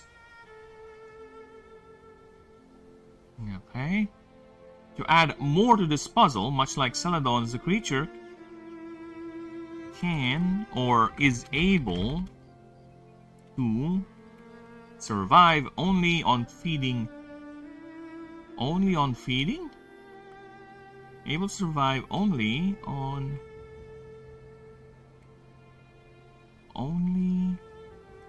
feeding. Only by feeding. There you go. Only by feeding on ambient mana. A fact known by animators who field it in their teams, even by those who are kept as pets. Oh, even by those who keep them as pets. And the many storage facilities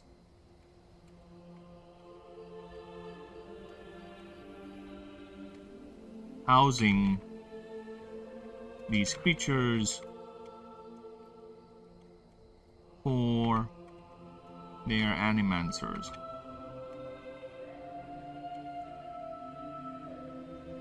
As a major theory as to why this behavior exists is to fuel the marine snow that flows down these ecosystems. Able to survive with feeding off the anger of the pissed off wife.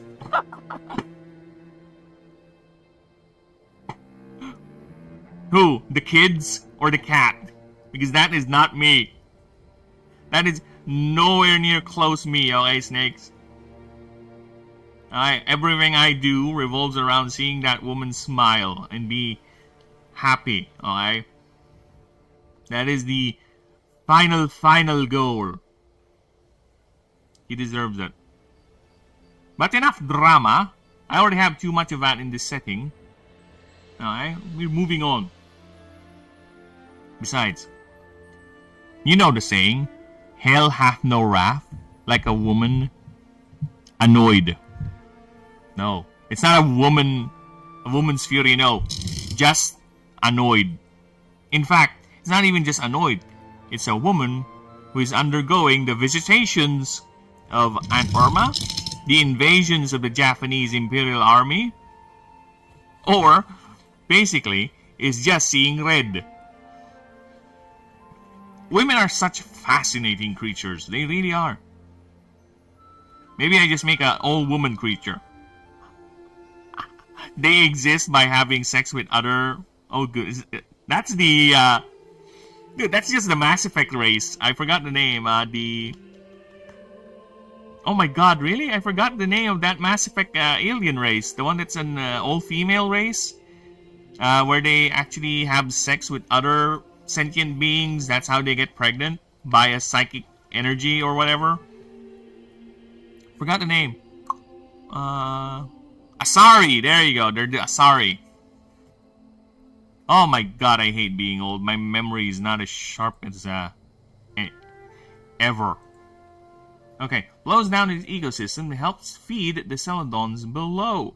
Which is even considered why the creature ascends in the first place. Being that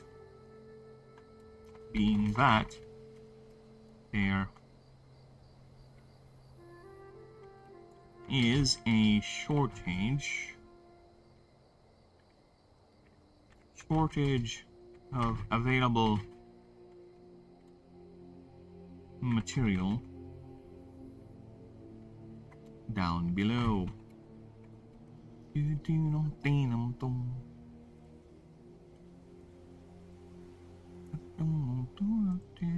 Regardless of the true reason why the ancients designed such a creature, one truth is evident. It is a creature meant to control an ecosystem booming with life.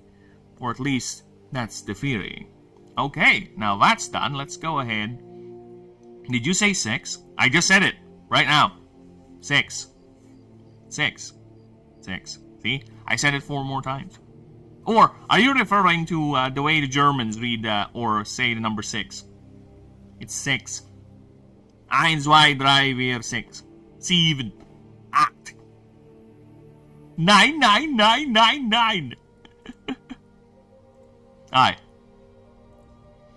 There is a popular saying in the country basin to be as lowly as a Celadon, only to rise as the Lorenzi. A phrase...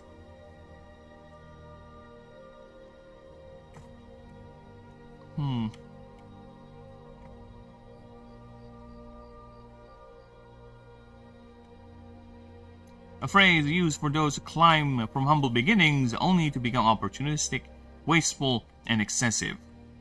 Such harsh qualities to assign to what many biologists consider as a great leap of arcano-behavioral adaptation. For a Lorenzi is indeed an opportunistic hunter, for the creature's main method is just to float above the surface of the water, watching and waiting with its highly attuned senses to pick up electrical synapses of prey at a range of at least half a mile. This, of course, is affected by arcane presence and weather phenomena, where adverse storm conditions and desaturated areas can hinder its effective range and potency. It prefers to track what it deems to be as slow and probably injured prey. Yet observers state that the creature will attack any unlucky prey it so happens to stumble across with its tremendous stored and manifested lightning through its numerous Loren bulbs. 6 in total, 2 on its dorsal and underside, and 2 more on its head-shaped head at the snout. Hell hath no there. What is wrong with me? Hell hath no fury like a woman scorned. Fury's sex is pretty neat, though. I kinda say yes on that. Yes on that, indeed. Make-up sex is also amazing. Because the other party, the one that's actually saying sorry, will make it up to you. Right? So yeah, make-up sex is also very, very good. I just don't like that you have to actually fucking stress yourself to the very limit just to get there. Can we just have, sex like that without actually having to fight first? Can that be just the norm? Why do I need to fight you first before we get to that level? I'm just saying. Head-shaped head? Well, it's not going to be called the head if it's not head-shaped, snakes. Of course it is.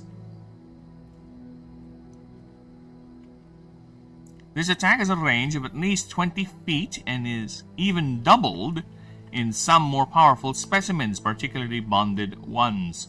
These shocks are usually set to stun the target, and upon successful contact, the Lorenzi will latch onto it with its specialized singular beak, draining the victim's mana and any living biological matter.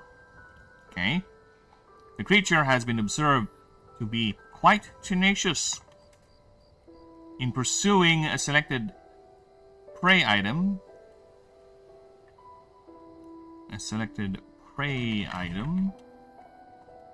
To a point.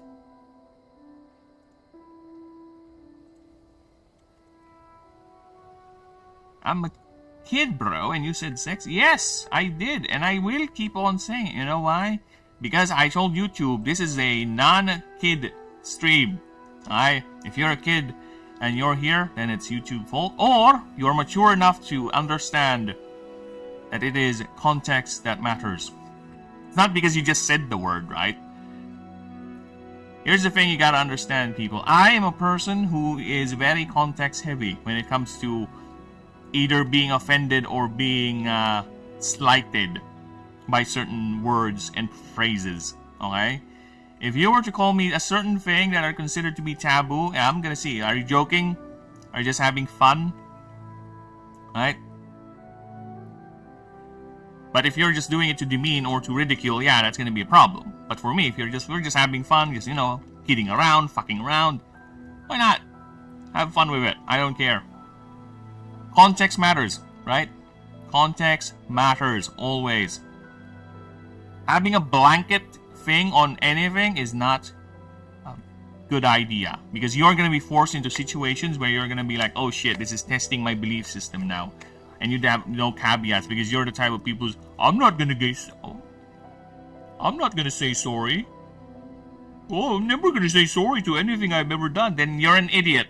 The moment there's a scenario in your life where all you need to do is to say sorry, you know what's going to happen? You're going to spiral into a hole you cannot dig out of because your stupid idiot pride won't let you say sorry. And I don't feel sorry for you because you're an idiot. You brought that onto yourself. And trust me, how many YouTubers, creators out there I have seen who die on the weirdest hills possible. Like, to this day, they cannot get over the fact that someone disagreed with them over something they vehemently like. And they just can't say, oh, I'm sorry, I was mistaken, you're right. No, they cannot. There are people out there who has made bad calls and mistakes who just cannot let it go and always tries to cope out a reason just so they can feel superior and still preserve what little ego they have of themselves left. There's a lot of people like that, and those are the things that annoy me the most. What the fuck is the base head shape? A human head is different from a spider head, which is different from a seal head. It's a thing. That's a thing, Snakes. You know what the base head shape is? It is the head of God. There you go. Snakes, remember, God is the progenitor of all. Okay? His head is the base head. Whatever his head is, both heads, because God is a man, fuck off. Whatever those heads are, they are the base heads. There you go. I have answered your question with the most profound and enlightened way possible. Alright? That is it. Have fun, Snakes. I hope that you find that illuminating and you found that notion, that idea to be satisfying, that you will now endeavor to make your way into life and find that happiness. I sound like one of those fake scam artist, self-help sort of people. I hate those people too, by the way. Hate is a strong word. More like annoyed. You know what? No, despise. No, fuck off. I'm gonna drop the hammer. I despise those people. Preying on people's emotional vulnerabilities just so they can get a quick buck. Fuck off. You can suck my theoretically burb cock. There you go. That's another non-child word for you. Alright. I know. Again, good. Very good. You don't need to learn about the birds and the bees and the birds. Trust me, birds and bees don't mix. I don't know why they have that as the pejorative or the saying, or not pejorative, the euphemism for sex education, but I find it odd that you're trying to mix a bird and a bee. Why? Are you playing God, whomever made this? Are you also making a creature battler game? This creature has been observed to be quite tenacious in pursuing a selected prey item. To a point, it will attempt multiple hits if the target evades or is not taken down in the initial burst. Taken in engaging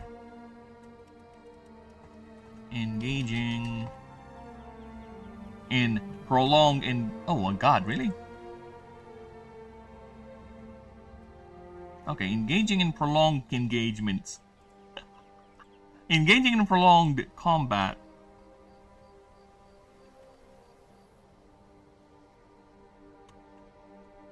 And will only retreat if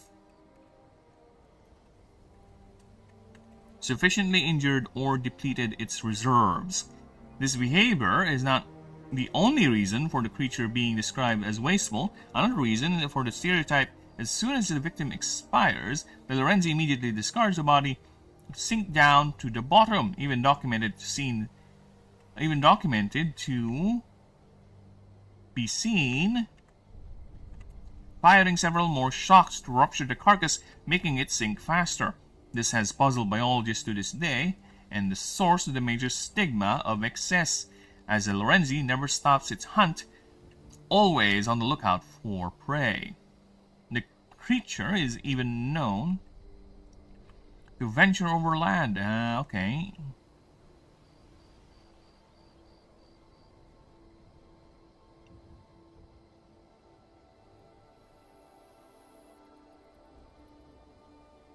Okay, give me a moment here.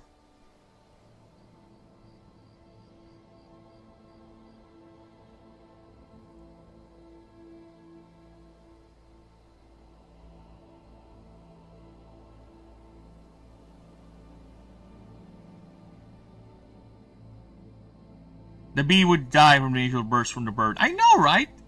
That's why it has perplexed me to this day. How does that work? What? How does that work? Why is that the lesson you teach kids when it comes to sex ed? Why? Why the birds and the bees? Birds do like honey. That is correct, but they can't do it. Is that why they choose two incompatible creatures? Because it's meant to deter, right? It's meant to deter because sex is dirty and sex is rather impure. Is that it? I like to think that it's been to be kinky to stick their sting.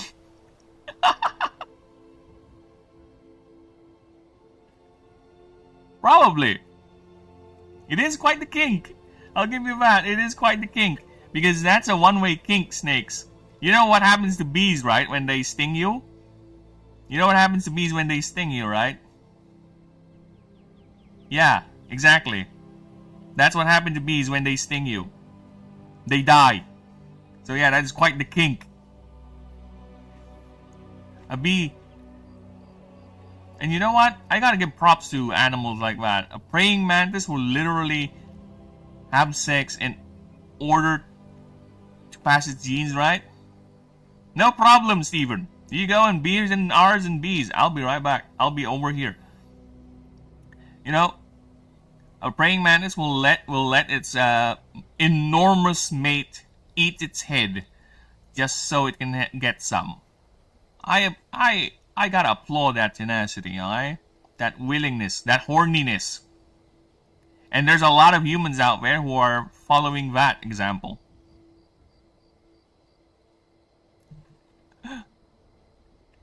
Alright, let's continue. Lenzy never stops. I kind of want to change this. As a major source of stigma for Lenzy never stops. The hunt, it's always on the lookout for prey. This kind of came out of nowhere.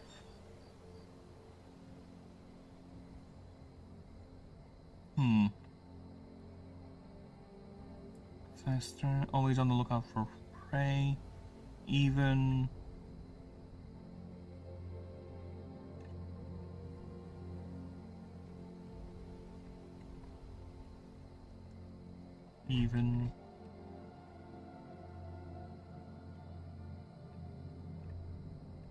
Before returning, it's always. This is further expanded by the fact Lorenzi never stops its hunt. There you go. Okay. Some bees don't die when they sting. Think of all the kink that could be had. Well, that's the thing. That sting is gone. They can't use it again. Can those bees reuse their stingers? Unless they're referring to Pokemon? I could be wrong, right? But it's no longer a kink for them, to be honest. It's not a powerful kink as much. Because, oh, there's no real risk. You know, it's just no different than regular sex at that point, snakes. You just blow your load and be done with it. Always on the lookout for prey. The creature is even known to venture over land using its specialized pectoral fins and to be able to generate an anti-grav field which allows it to hover at least 3 feet off the ground. The same anti-grav capacity is utilized to partially lift its prey and proceed with the drain and dump behavior as soon as it returns to the water. These overland ventures are energy extensive and risky as the creature is running the risk. The creature has a chance of getting stranded or being itself ambushed by more adapted land-based or land terrestrial adapted terrestrial predators. This is why Lorenzis are more cautious and prefer not to pursue if the initial attack fails when they are over land. Even when done nocturnally, which is the most preferred time to do these. Oh my god, what happened? What the fuck happened there? To do these, venture overland or to attempt multiple strikes. Okay, where am I? Even when done nocturnally, which is the most preferred method or time to do these expeditions. It is very much advised to travelers and citizens living in areas where these creatures to always wear that's not how you spell wear anti-shock gear to deter attacks, or indeed a Lorenzi venturing overland would not attempt multiple strikes, wasting its valuable reserves. To add more to this puzzle is that, much like Celadons, the creature is able to survive only by feeding on ambient mana, a fact known by animancers who field it in their teams, even those who keep them as pets, and the many storage facilities housing this creature for their respective animancers. I asked Grok. What did Grok say? Grok is confusing. Grok is fascinating because I tried Grok to help me catalog certain details of the game. Yeah, right? Because when I was trying out several AI to help me catalog rules and all that, Grok was okay with the first 4 or 5 chats responses it gave me. Then after that, it just invented shit.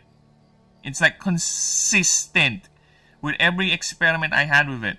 It's okay for the first 4 or 3 responses, and after that, it just stopped working right.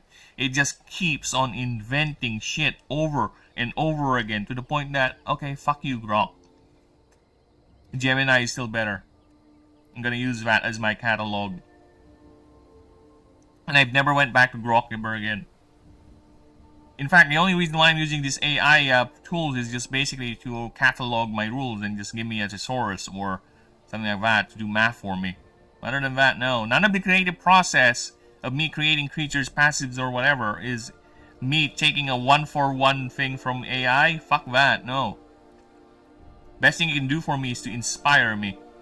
Most bees can sting without dying. The famous exception is the honeybee. Honeybee is a worker or female, usually die after stinging a mammal because their barbed stinger gets stuck in the skin. Oh! I see what you're saying. I see what you're saying there. So basically, I'm gonna believe snakes because I trust the guy. Okay, he's a good friend of mine for years now. I've shot him in the face several times in Left 4 Dead. Okay, I'm gonna believe him. So basically, what it's saying here is that most bees, their stingers don't usually come off when they use it. It's not a thing that is usually or not considered normal for the stinger to actually be loosed if they used it. It's just fact, when they sting mammals, our hides are so thick that the stinger actually gets stuck, and the animal or the bee is forced to pull out their stinger just so they get free, which is kind of weird. It's like you insert your hand to punch someone, right? And it gets stuck, and your solution is to pull out or to detach your arm just so you can get away. That's the idea of it. Alright? I'm not saying it's a bad idea. It's a horrible idea. Unless there's no other option, I guess. But, yeah, and that's why they die. It's because their bodies are not really designed to lose the stinger. Right? Either whatever equivalent is to bleed out or die from shock or something. All AI indeed retarded snakes. That is correct. They're not real AI. We keep saying this every stream. Whenever we get to a point, me talking about AI, it is not real AI. It's just generative. It's just nothing more than an amalgamation of ideas and prompts and training data. It's not really thinking for itself. No. It's just pattern matching. That's it. It's nothing more than just a fancy search engine. Alright? That can replicate conversation. It can never, ever create art, but it can help you create art by making you see whatever it creates and you interpreting it as art. There you go. You have made art yourself. Even though it's AI art, it's still art. It's trash art, it's slop art, but it's still art. Okay? Unfortunately for you snobs out there when it comes to the discipline, and I understand your passion, but definitionally, it is still art. Art is anything we put our expression, our emotions into it. If someone put in the prompt and created that drawing using that prompt, that is his art. The only question remains, is it good art? Is it bad art? Is it lazy art? Is it slop art? That is where the distinction lies. Alright? I would consider it slop art, no matter how good it looks. AI art has a tendency to be overly detailed to the point it's a mess. It's noisy. It does look good. You know why it looks good? At first glance, at least.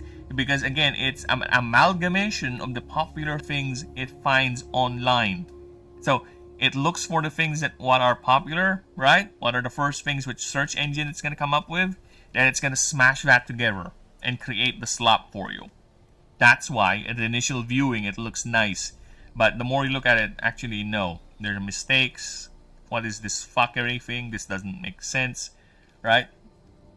It's designed to give you that ooh, ah, at first. And after that, no. Alright, where were we? To add more to this puzzle, it is that much of the Celadon's creatures able to survive only by feeding on ambient mana, a fact known by animancers who field it in their teams, even by those who keep them as pets. They are, and the many storage facilities housing the creature for their animancers. A major theory as to why this behavior exists is to fuel the marine snow that flows down these ecosystems and helps feed the Celadons below, which is even considered why the creature ascends in the first place, being that there is a shortage of available material down below. Regardless of the true reason why the ancient designed such a creature, one truth is evident. It is a creature meant to control an ecosystem booming with life, or at least, that's the theory. Okay, so let's read that once again, continuous, unbroken, so I can fully 100% say we are good and I can move on to Macorial. Alright, but first before we do that, let me just read this chat. Let me catch up with chat, so because it's going to be one continuous thing. It's kind of like the reverse jamming your butthole in a large game. I kind of regret reading that.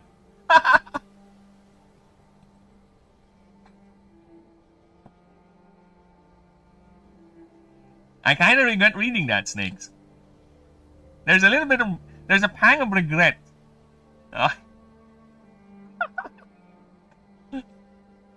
Yeah, basically, you're right. That is correct. And that's gonna kill you. That's gonna tear everything. Not just your O-ring, but all the rings. All those muscles you so love, they're gonna say bye-bye. And you're gonna bleed out. Imagine dying because your ass bled. What a nasty way to go. Alright.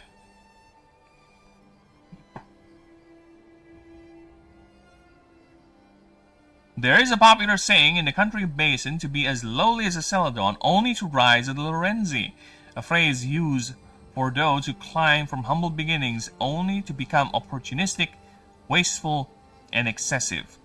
Such harsh qualities to assign to what many biologists consider as a great leap in arcano-behavioral adaptations, for Lorenzi is indeed an opportunistic hunter, for the creature's main method is just to float above the surface of the water, watching and waiting for its highly attuned senses to pick up any electrical synapses of prey in a range of at least half a mile. This, of course, is affected by arcane presence and weather phenomena, where adverse storm conditions and desaturated areas can hinder its effective range and potency. It prefers to track what it deems to be as slow and probably injured prey, yet most state that the creature will attack any unlucky creature or animal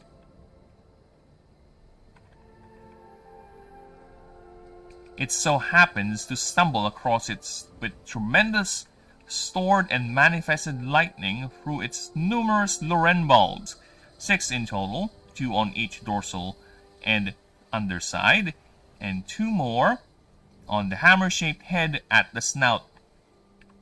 This attack has a range of at least 20 feet and is even doubled in some more powerful specimens, particularly bonded ones. These shocks are usually set to stun the target. Upon successful contact, the Lorenzi will latch onto it with its specialized circular beak, draining the victim's mana and all living biological matter.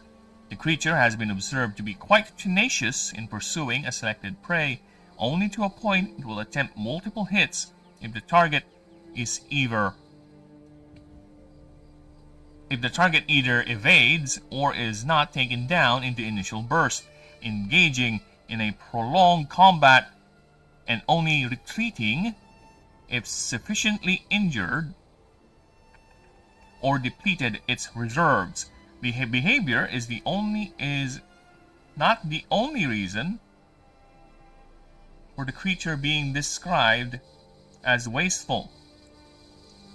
Another reason for the stereotype is as soon as the victim expires, the Lorenzi immediately discards the body to sink down to the bottom, even documented to be firing several more shocks to rupture the carcass, making it sink faster.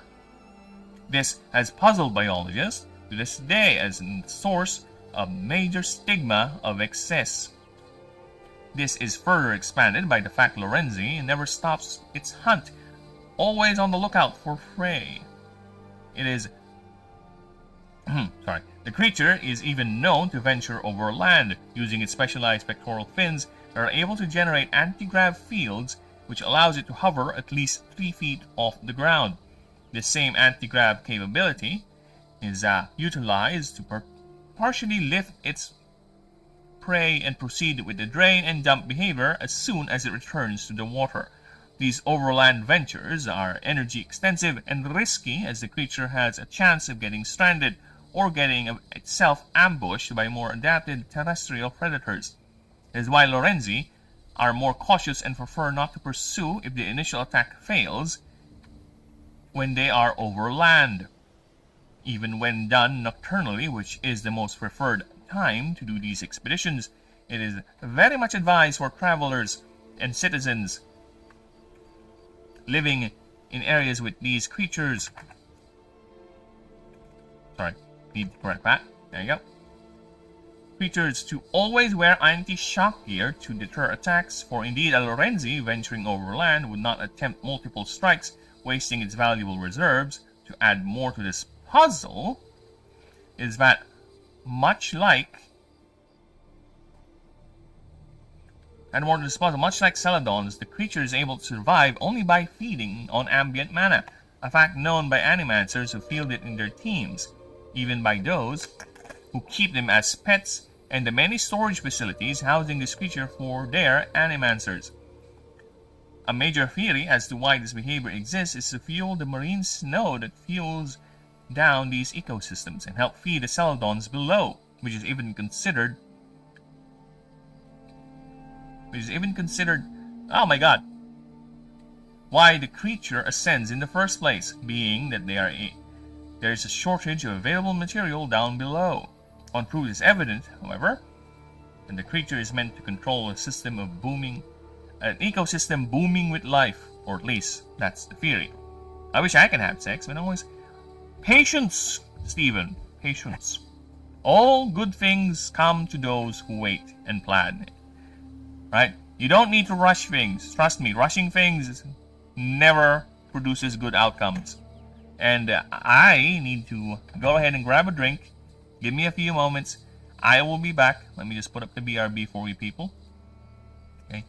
Give me just a few short seconds. I will be back. I'll be grabbing a drink because my throat is telling me that I should rest it for a bit. Okay, and this throat is my investment, my main tool for this job, and I don't want this thing to be destroyed or ruined in any way whatsoever. So I'll be right back. Oh, my ass.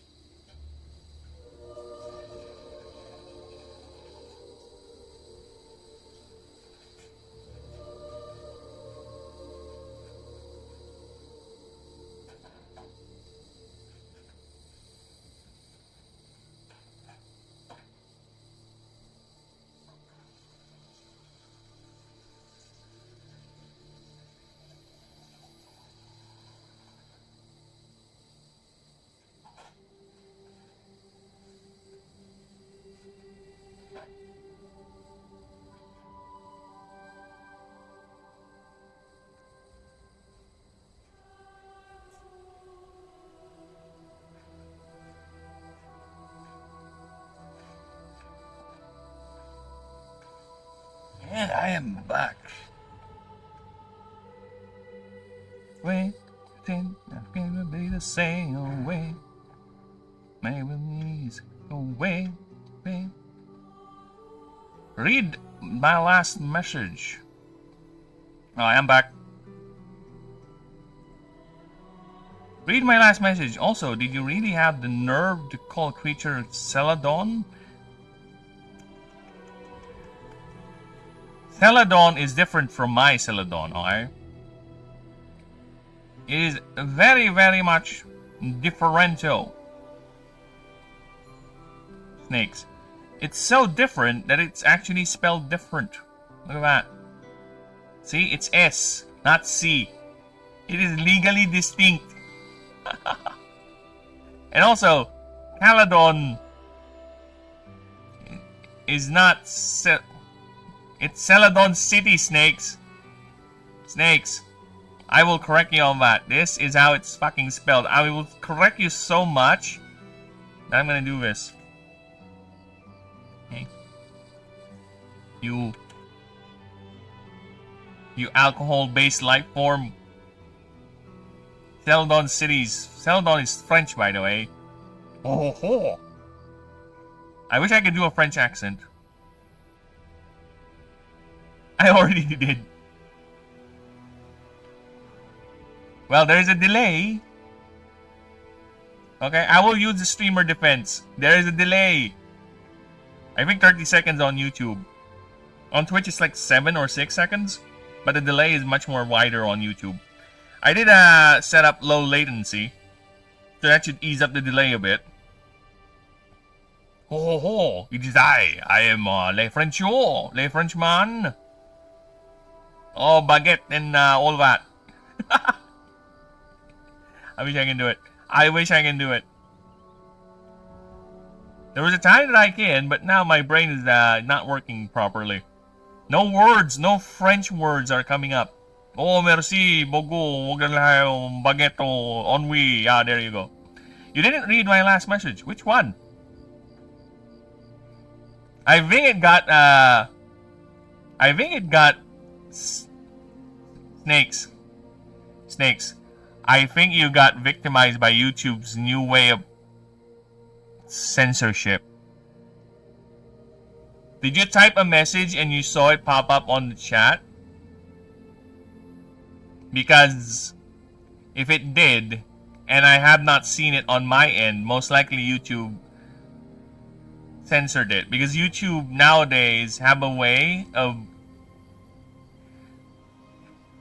censorship where you would type a message, like, for example, this, right? On your end, it will show, this test here, it will show that it's been sent, but on the streamer's end, it never came up. Yeah, it has a tendency of doing that. I don't know, it's quite inconsistent. I say it's censorship, but it could be just as simple as the internet fucking up.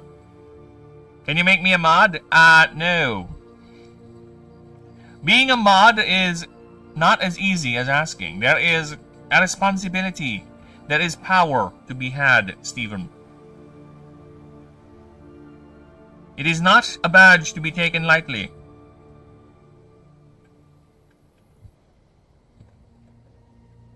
I would sooner make Snakes a mod, but Snakes is tends to abuse his power every now and then. Make me a mod, you N-word. See, Snake is a long-time friend. Oh, he's a long-time friend of mine, and even he's not a fucking mod.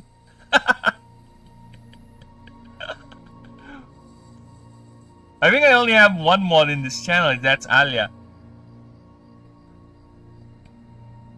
I'm gonna make Pao a mod first, because he is the mod on the Discord. It's kind of like the reverse jamming your poopin' hole on a large fishing hook game and chatting away from it. You know what? I agree. Yes, Snakes. Exactly. Exactly. I would much rather not imagine that visual you just gave me and move on to my proofreading of Macorial. Okay? I never did. I never did. I never did. You making me want me to do boogie? Huh? You want to tipples me, snakes? You want to tipples me? The only one that I will allow the tippling to happen or to facilitate the tippling on my end is not. Well, actually, you know, the more I think about it, probably I would allow you to do the tippling. Probably. So here we go. But give me a good reason why I should allow you the tippling, snakes. Okay, Macorial is our next in the proofreading block. So it's among, I gotta say this first. Okay, we gotta preface this. This is among my favorite designs. Okay? This is my favorite designs. This bastard right here is among my favorite designs. There's something about the sleekness and the sharp quality of it, the steam coming out of its vents, the coloration, it screams cool for me. I have a rare form of cancer, but is it Hemus something Cyvera? Whatever. I need Boogie's cancer. Hemo. Polycythemia vera. There you go. Is it polycythemia vera, snakes? Because I hear that's a very rare and very internet-based form of cancer. If you're... No. No, Stephen, no. The answer is no. Unfortunate, but no. Modship is not something to be given lightly. You must prove your worth. That you are able to handle such power. Okay, steam or mist can be emitted from its dorsal fins along with 2 vents from the sides of its mouth and another set of vents in its rear section. Alright, so we're fine with that. Fins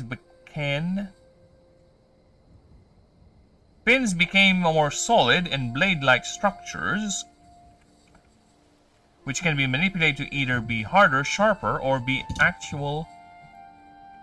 like actual fins.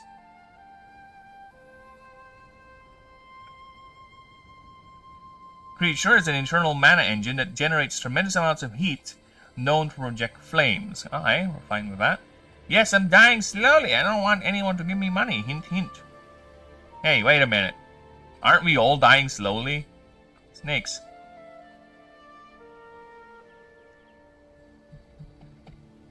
Well, just don't give up, Stephen. A time will come. Your time will come. Hey, snakes. Have you not heard of the great saying by the great writer? Right? Shakespeare. About us dying every day. Let's see if I can find it.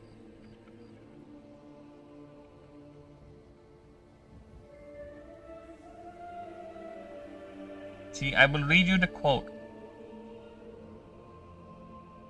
Where is that? No!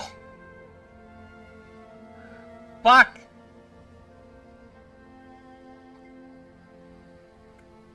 Ah! I read it in the Magic the Gathering card. Don't tell me Magic the Gathering got it wrong.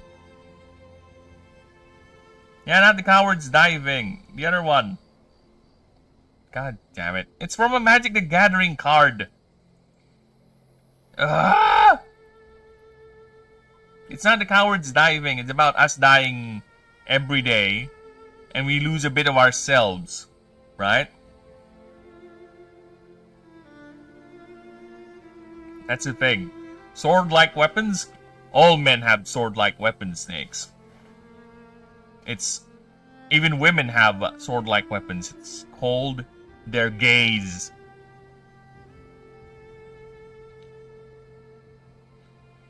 Give me a mod, I'm not going to do anything.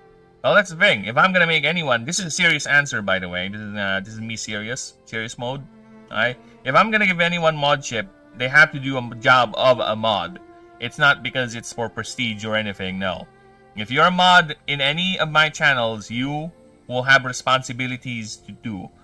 You'll need to clean chat. You need to organize shit. It's not something that I give you because, you know, I'm in the mood to turn someone into a mod. No, there has to be a purpose for it. So yes, there you go. Official answer.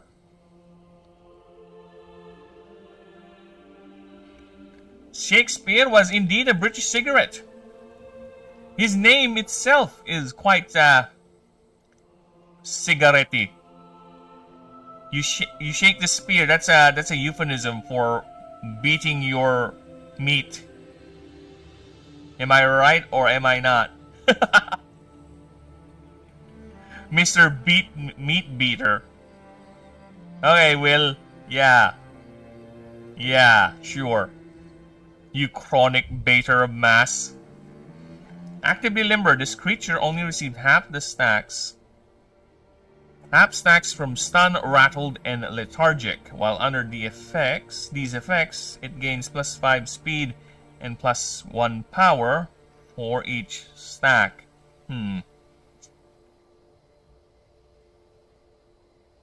Here's the funny thing.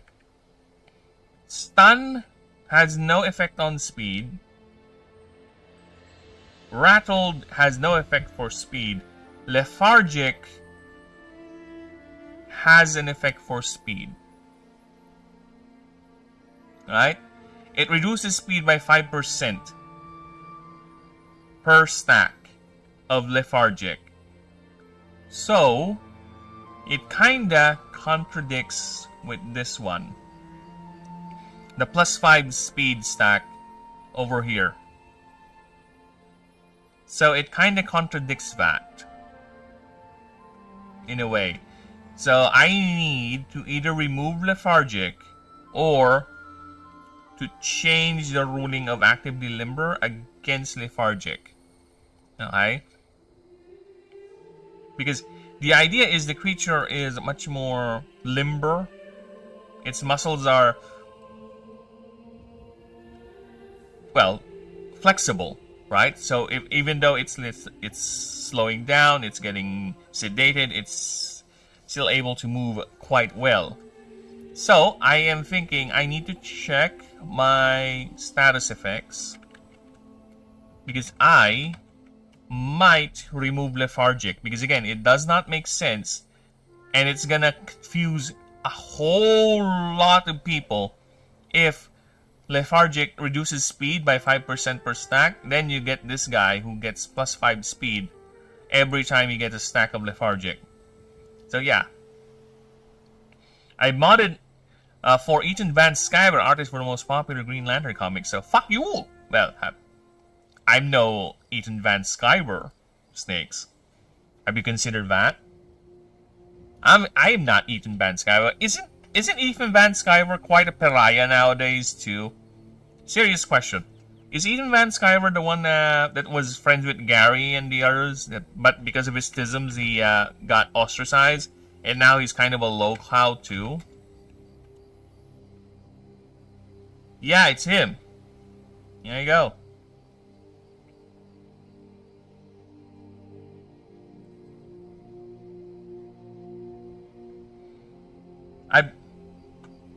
I do not plan on doing a face reveal. The closest thing that might be a face reveal is when I officially promote the game on Patreon or something, because I might make a video where I show my face, just to show people that it's actually me. Well, if you tell in the rules specifically that the condition effects become... Well, if you tell in the rules specifically that the condition effect becomes before the ability effect, then it should be fine. If it's not clear, then it's a miss, or vice versa. Well, that's the thing. If we go to the current iteration of lethargic, let me just show you what lethargic says on the actual rules. Alright, let's go to the creature rules. The updated version. Not the one I gave you, Denisium. That one's considered outdated now. I even have this disclaimer, by the way. Okay. We have this disclaimer over here. Note, before delving deeper, these are indeed the rules. But if anything like effects, marks, passives, etc. overrides or go against the rules, it supersedes the rules. Remember, unless stated otherwise, the rules remain, and the descriptions are meant to be simple and literal. So yeah, I even have the disclaimer now to avoid confusion when it comes to conflicting with the rules. But let's see. This is what lethargic, the updated lethargic does. Oh, each stack affected reduces, see? Each stack reduces the affected creature by speed by 1 and damage by 5%. Affected creature, see? Oh my god, it's hitting both effects. Yeah, my main thing, Denisium, is I don't want to add computational errors or confusion, right? Sure, we can just order this where because lethargic is gonna, technically, lethargic is gonna apply first before the passive, because the passive requires lethargic for it to compute its effects. So lethargic's debuff for speed will apply first, and the damage reduction will apply first before the computation for the additional speed and the additional power gets added in on the stat. It's just that it's gonna confuse a lot of people.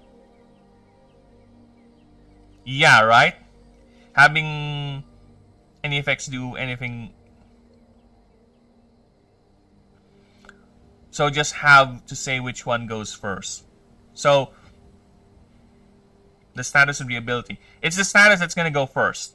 That's 100% sure. And no, it was because Ripa is an N-word, to be honest. I don't know.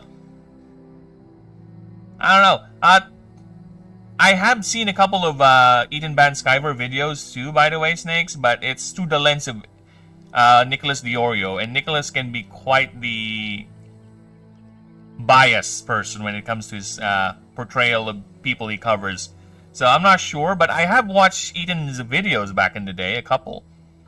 But I have heard Ethan Van Sciver sided with Chrissy Mayer during the whole quartering controversy, and I don't like that. He's pro-censorship. So going back, so you have to say which one goes first. Yeah, technically the effect goes first before the passive. And that's why I kind of want to avoid this. Because not only it's going to cause confusion, it's two effects that are fighting each other actively. Right? Unless I remove it for another status effect, having effects do percentile anything base is going to be confusion mathematics to the game. Yeah. I'm thinking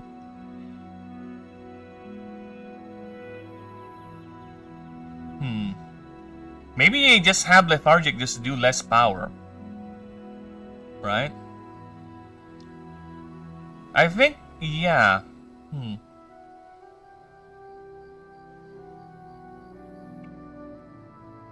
You think it's much more preferable if I just go for not with percentage base for lethargic rather than just flat power reduction? My main problem with that, it's gonna be too little in late game, to be honest. So that's why I went for percentile. And it's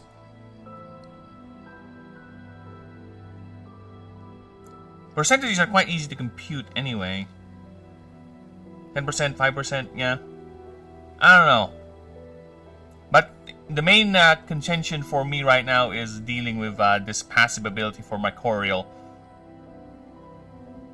I think I might just change it to a different stat then, if that's the case. It's either I change a different stat to a different stat, or I put in a clause excluding lethargic. Or lethargic, I don't know, it's gonna be a counter for lethargic if that's the case. So I think it's best to just remove lethargic then. Because again, I'm trying to avoid math. Too much math. Too much. See, we're already having a discussion about which applies first, and that's not even my goal. My goal is just, it conflicts with the effect. It hits both the power plus and the speed deduction. So, it's making lethargic even less effective, right?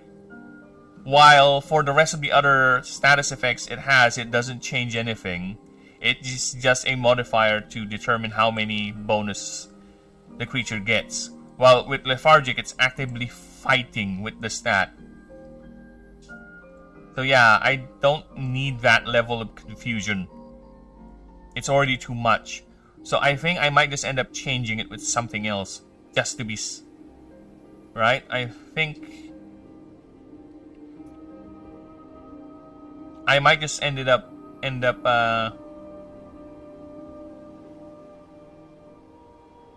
Yeah, I might just end up changing it. Most likely, I'm gonna change it to rupture.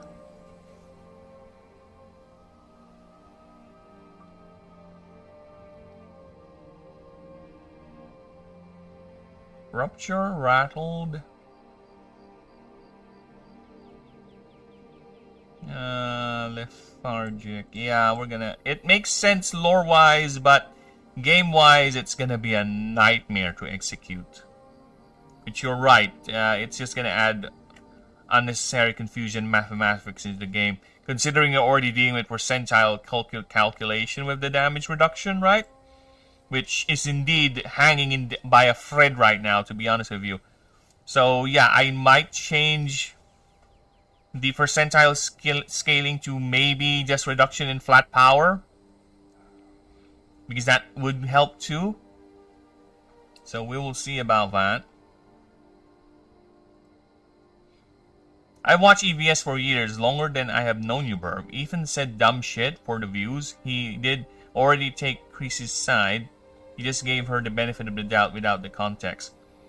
See? This is why, when I said earlier that when it comes to coverage, especially with Nicholas Diorio, his can be a bit biased. So, you're telling me Ethan just said dumb shit and basically has no idea what's happening on Chris's side. If that's the case, yeah. Because again, I did watch the guy, especially when it was blasting both Young Rippa and Shad for their horrible content. And I don't see anything wrong with the guy.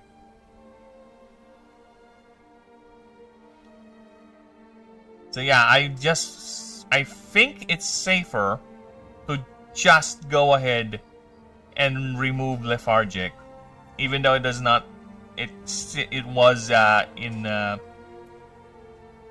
I don't want it to lose potency. So we're gonna change it. I think I'm gonna change it to rupture. That way, it's not as painful, right? Yes, we're gonna change that to rupture, and moving forward,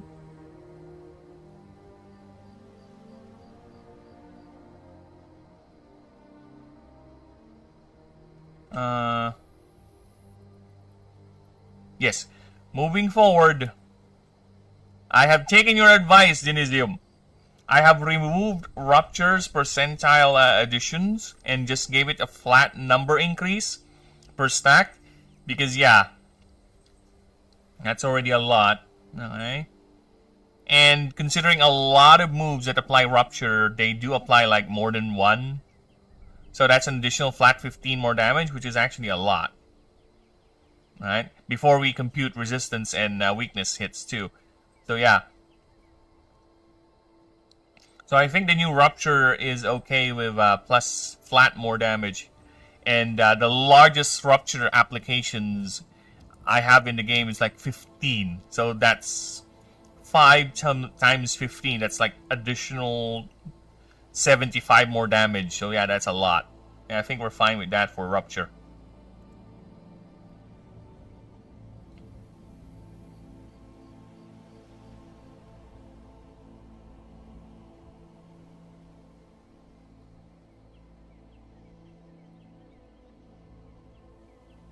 So, there you go.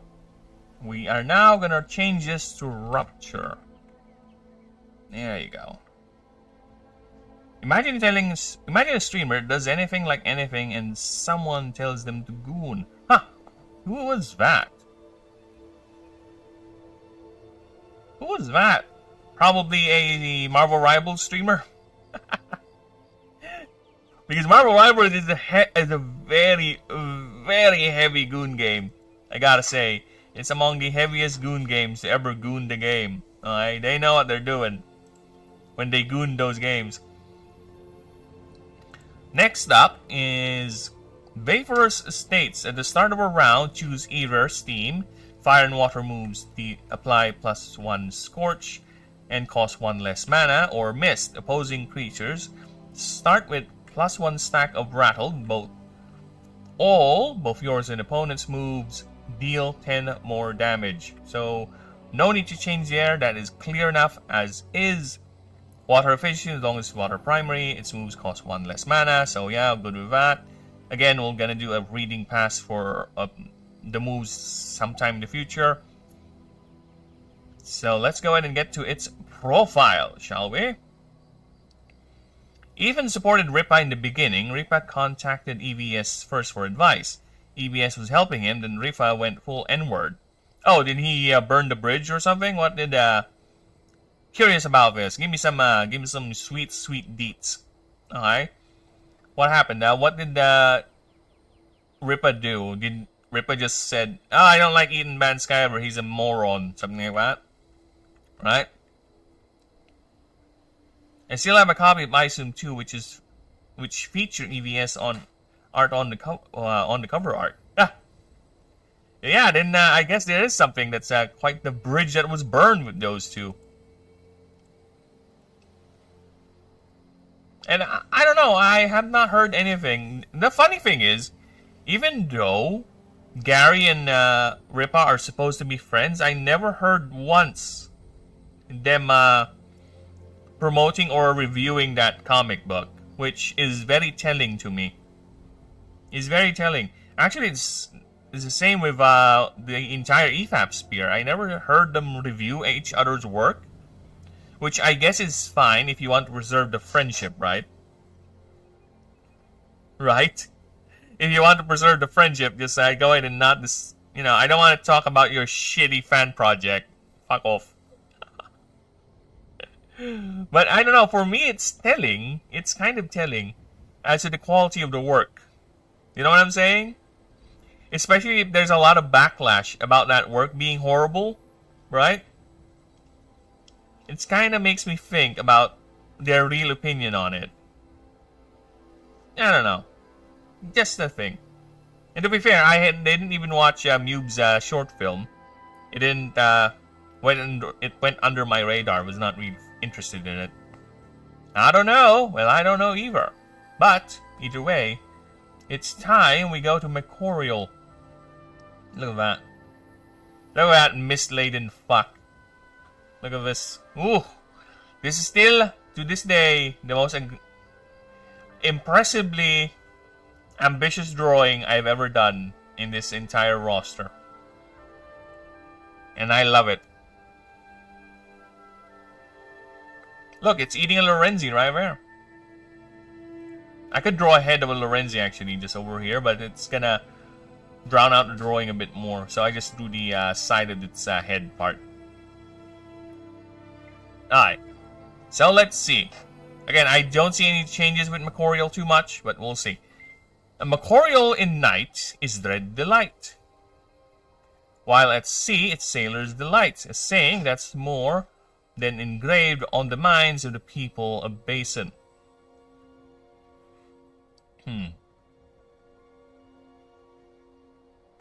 And all those who live in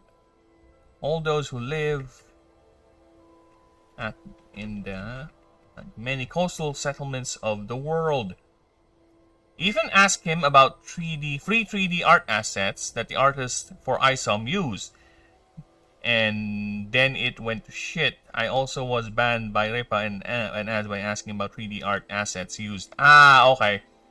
So basically there was a controversy about the artist hired to be using cheap assets. Cheap 3D assets for the art. and it became a hot button issue. Okay. Well, again, I am not adverse to using art assets for minimizing the work. The question is, how was it used, right?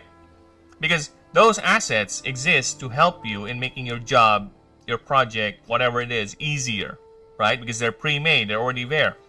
Now, if you're just gonna get them one for one and just not seamlessly or not even fully utilize it to make it, at least yours, or to hide it completely and just use it as a quick fix and just leave it there as is. Now, yeah, I can see that problem because it just shows you're lazy rather than being creative and just using your tools properly. Because again, all that, those art assets, whatever, are just tools. And it's still up to the craftsman and how they utilize those tools. If those tools are poorly done or made or utilized, yeah, that's going to be the issue for me. It's not because you're using said tool. It's because the way you use them is the way that judges me or makes me judge your ethics or your discipline, so to speak. There was also a funny interaction between Ripa and Nick Rikita about charity donation from Comic Sold. Nick Rackets kept telling Ripa to stop talking about it because it was really sus. Really? How sus? Is it because it sounds like he's just keeps on saying it to drown out some sort of suspicion, right? That is interesting.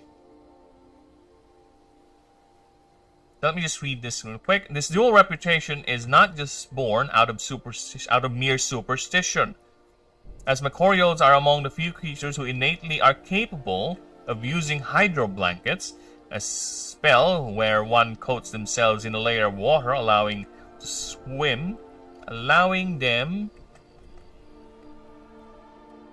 Fuck me. Oh, okay. Thank you for reminding me. Let me just insert another blank page here. Okay. Now let me just reduce this one's size just to make sure. Okay. Allowing them to swim in the air. Okay. Charging $30 for a comic with free 3D art assets without telling anyone is some bullshit. Yeah, that's the thing, right? If the 3D art assets are just 80%, 90%, right?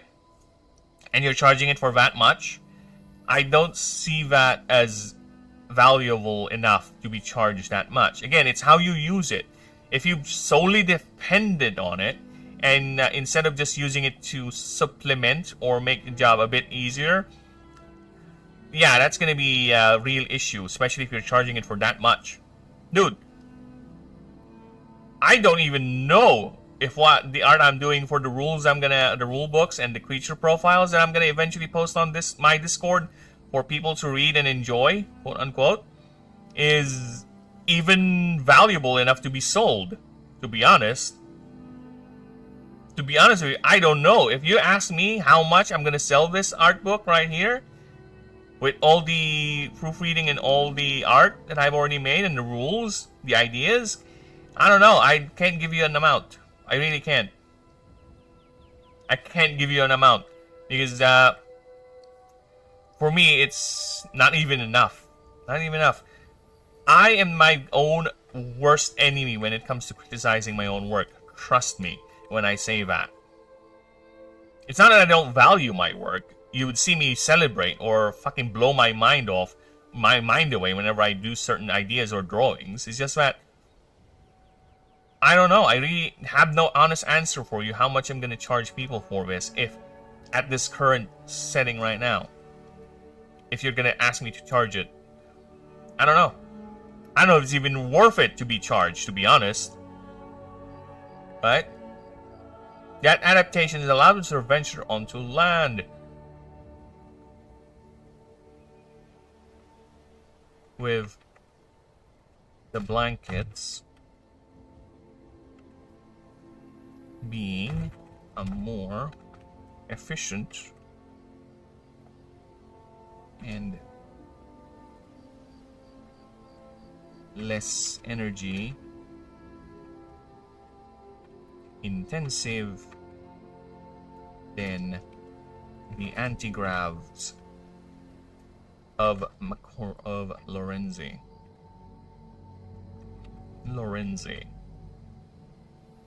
Nick Rockets went over the math and didn't add up. Rick got and burned the bridge too. That's why it went crazy shit. Oh, damn. Well, Nick has a certain other problem. I'm happy he's recovering, but what he did there with the kids and his spiral was fucking horrendous. Regardless. But yeah, that is an interesting thing, right? So he's been accused of overcharging, and basically the response is just to burn the bridge. This is what I mean. This is what I mean when people can't just own up to their mistakes. It's just a simple, okay, yeah, I think you're right. They can't do that. I guess it's gonna burn, I think damage assessment, right? Which is gonna hurt me more? My brand being overcharged, accepting the fact that I was overcharging with the price of the comic, or just burning the bridge with this guy, right? In terms of damage assessment, I think just burning the bridge is the more feasible way to go about it. It's just that, god damn, to be take that into account. To turn your so-called friend into nothing more than to an accounting question, right? That's the thing. That's the thing. And I read the fact that maybe one day I might get placed in that position where I have to choose whether to protect whatever brand I'm building, IP, whatever, over a friend. Right? Or should I just own up to that mistake? And most likely, if you're going to ask me right now, I'm just going to own up to the mistake.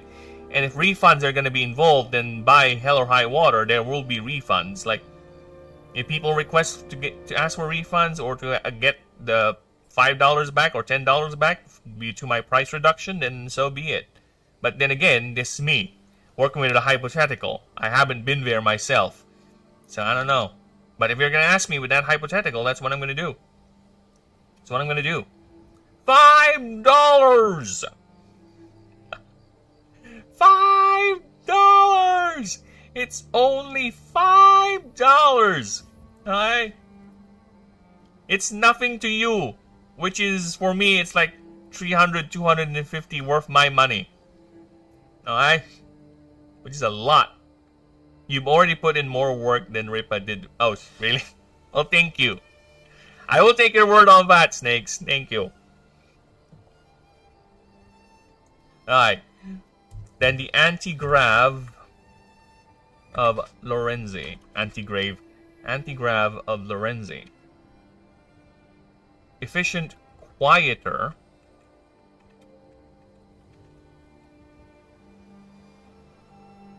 Quiet. Is there a word? Quieter?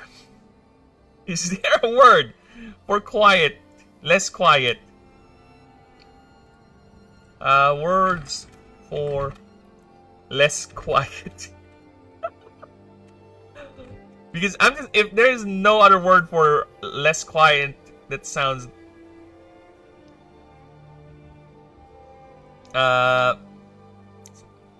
and silent. Efficient, silent, and less energy intensive than the angry grab of the Lorenzi.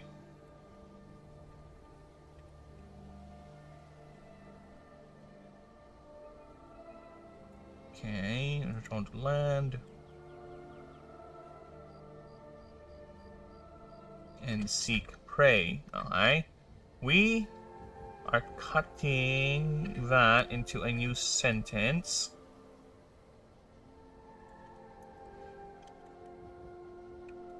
Okay, with the blankets more efficient, silent, and less energy, and then, rather than, the anti-grav of the Lorenzi. Which even... The Nick plus Ripa thing was about the money for charity, and the price didn't add up. The price charge didn't add up. Yeah, I can see that. How much was the price? Actually, I am curious about that then. Did Nick even advise Ripa how much he should charge for it? Yeah, because $30 for a comic, that's 90% just art assets being slapped together, right? Wanna makes you wanna go, right? Subdued. And efficient subdued sounds? Yeah, it doesn't sound right. It doesn't roll off the tongue, Snakes. Even granting the creature limited flight up to 30 feet above the ground in saturated conditions. In high mana output individual. No, I think it's fine. There you go. Furthermore,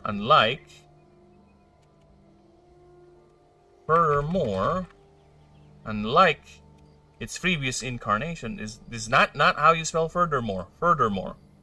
Oh, there's an R.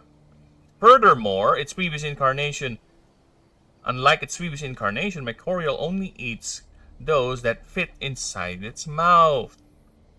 Their mouths. And are swallowed whole with nothing wasted. Where common size, where nothing is wasted, and all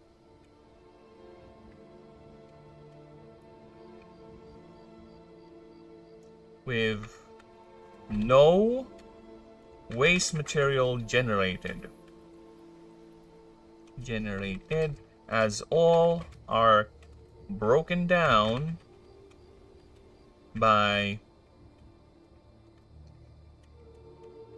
the creature's internal forge. Internal furnace, rather. Internal furnace, like stomach.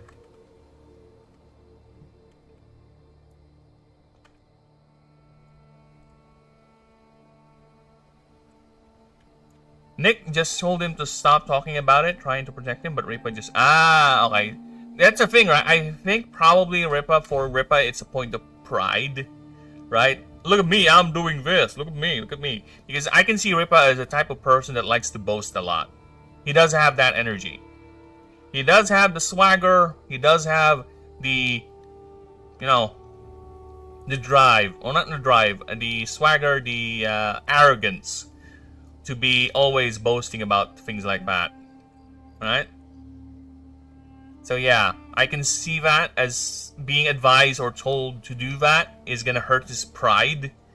And again, that type of person, much like Az, is one of those that I find to be quite the prideful people. Again, nothing is wrong if you have pride. But if you have too much of it, look at what happens to you. Right? The moment it's starting to be questioned or the moment it starts being chipped, you violently lashed out and burned people around you. Again, it's all about moderation, people. Nick just told him to shut, not shit. But might be is a fair way to describe it. Yeah, I don't know. Whenever he's guesting on other shows, he just doesn't say anything substantive anyway. So yeah, I have no exposure to Ripa other than when he's guesting on Open Bar and on Real BBC. Other than that, I don't really watch his content. I watch more Ethan Van Sciver over Ripa, to be honest. And the only time that I got exposed to Ripa was when Ethan Van Sciver was actually making fun of his comic. And when some chatters from Real BBC were asking me Gary and Az to review the comic, and they didn't say anything about it. So yeah, other than that, I don't really know his content. Again, he just comes off to me as the guy who just blusters and just is basically an energy of swagger, and does have certain ideas and ambitions, but he's not really that insightful when it comes to the things I listen to or look for when it comes to media conversations, right? He would just spew the common things like woke this, woke that, strong female that, strong female this. Again, a lot of the guests in Open Bar for Critical Drinker are hit and miss. Like, I would say a good 80% of the guests, or rather 70% of the guests in that show is a hit and miss. I'm gonna go, no problem, Denisium. Thanks for the conversations and of course the ideas and helping me out with my choreo. Because yeah, appreciate all that, and hopefully once we get the Discord up and running, you can go ahead and give me more pointers. And yes, take care, brother. See you next time. I will be here still, finishing as much as I can, so we can actually get back to the creature designings. And I really want to get back to it as quickly as possible. Oh my god, the wording. Where a common size. Oh, I absolutely did so much for Macorial. Hey, you steered me and inspired me to do things with the guy, alright? It may not be much to you, but it made the gears turn, alright? It made the gears turn, and in fact, you also changed my ruling on Rupture. Instead of How? I haven't been listening. No, I've changed the ruling for Rupture. It's no longer a flat. It's no longer a percentage computation. Let me just go to Rupture, because I changed it to Rupture now. It's no longer lethargic, because it's gonna cause a whole lot of math confusion, right? And I also changed Rupture rule, where instead of first stack it gets 1% more damage per stack, it's now plus 5 flat more damage per stack. So yeah. Because yeah, I might also target others' abilities to be flat numbers or special effects, the status effects, to be flat numbers rather than percentages. I'll think about them. I'll give him a quick pass offline later.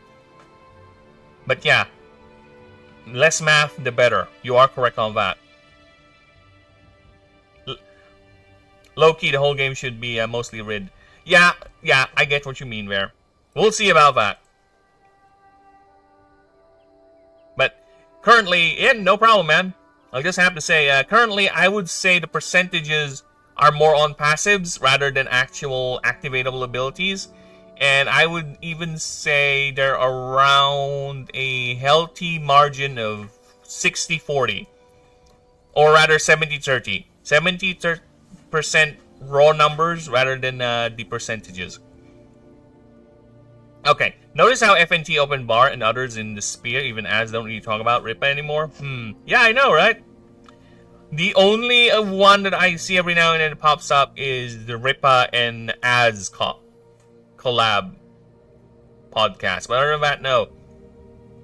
Yeah, maybe it's just there's something else going on in the background, right? Maybe Az, or rather Gary. Gary's a smart dude, alright? Gary is a smart dude. He has good business acumen. He's a very wise man. He may not say it, but he's wise enough to make the right decisions. And look at him. He's actually succeeding in this YouTube game. Okay? He knows something is up. That's why he said Chrissy Mayer is a liability. You're off. Deal with this shit on your own. Alright? Don't bring this to FNT. And imagine Chrissy showing up there during the height of that controversy.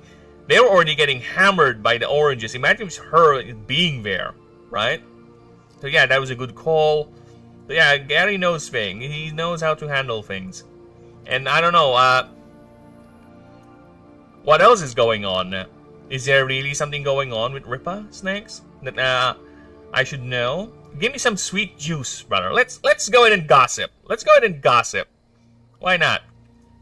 Where a commonly sized Macorial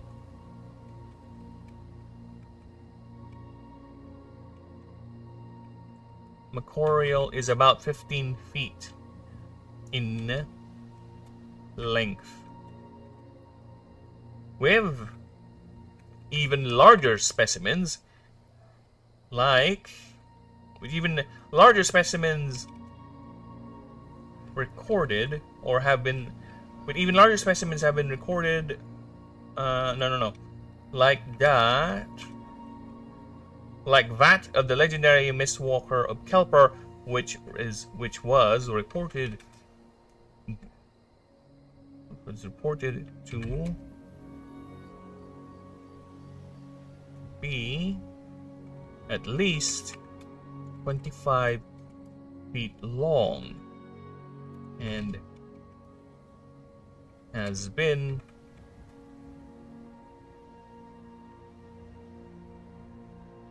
bonded by the current hierarch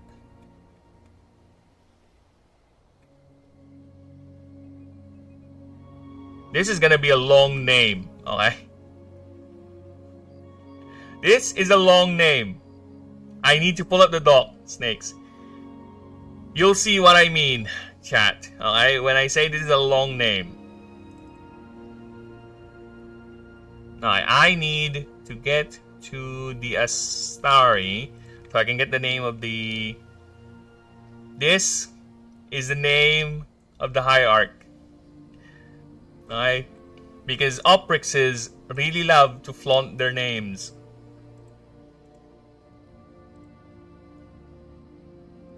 She cannot help it. Okay. Hierarch Landrix Mariana Azure Cerulean Blue Scale. By the current hierarch of Basin. Alright. Gary is retarded and got lucky. He sold meth to kids. He did! He did. He got lucky in life indeed. He was one of those few people who did horrible things when they're young and got the chance to redeem themselves, okay? And for me, I think Gary, from what I've seen, he is clearly regretting that side of his past. And is moving away from it as much as he can. That's why he's like this now. That's why he's more... what's the word I would go? Calculating. When he does... when he goes about with the YouTube gig. Because he knows he's done stupid things. And he wants to get away from doing stupid things as much as possible. Right? So that's one thing I admire with Gary, Mr. Beekler, a lot. And he's quite lucky to be able to have reached this age and has given the chance to do what he likes. Not everyone has that opportunity. Wait.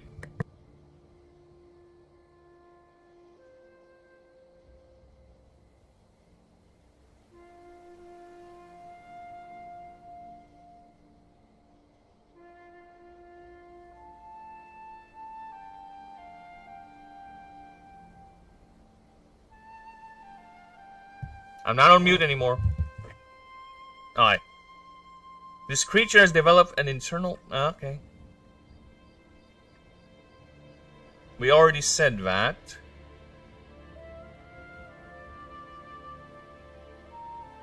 We already have that. Oh, snakes! Shit! Shit, snakes! Look what's playing on my on my personal playlist. You see what's playing on my personal playlist right now? It's your fault you reminded me of this song, you fuck.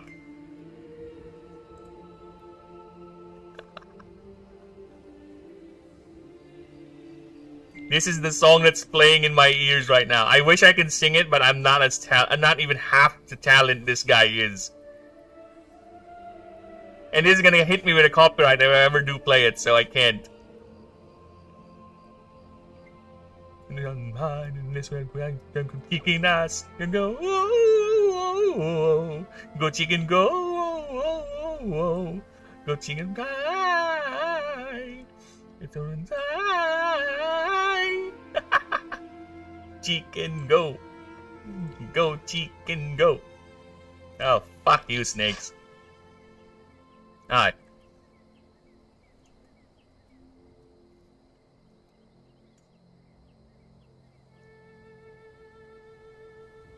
with as they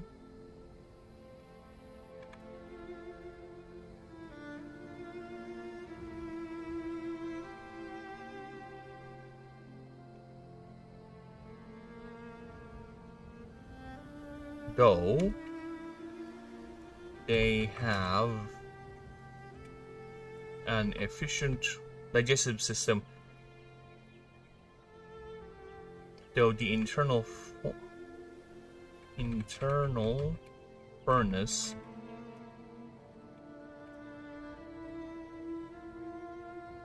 they also have a porn movie with heroin addicted women saying their pain was so hot. What? Her pain? What? What? What? Snakes, I'm not going to read that out loud. I'm just going to say, what? Over and over again. What? What the fuck? I'm going to do the JonTron meme, okay? What? What the fuck? That video is indeed great rat. Indeed it is. It is such a great rat. Unfortunately, it's a copyrighted great rat, so I can't play it. But yes, though the internal furnace they have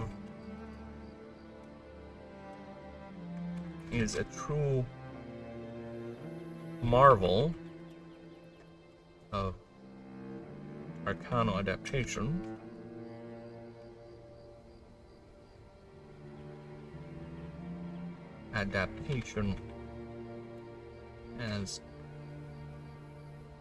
As having specialized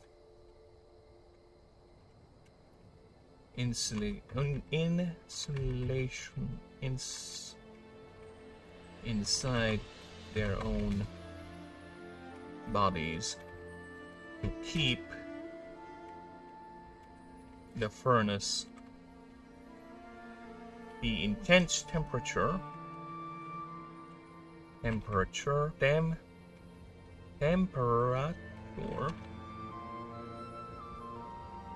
generated from burning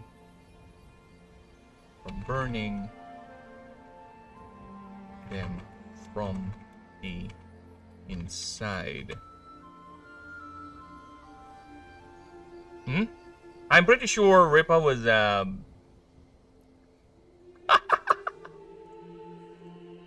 fuck off. Don't make me imagine a huge burly black man doing the banging, Snakes. Do not put that image into my head. There must be certain restraints because I am quite the imaginative fellow. Okay, my imagination kicks in the moment there's images that are planted into my head. Okay? Don't do that.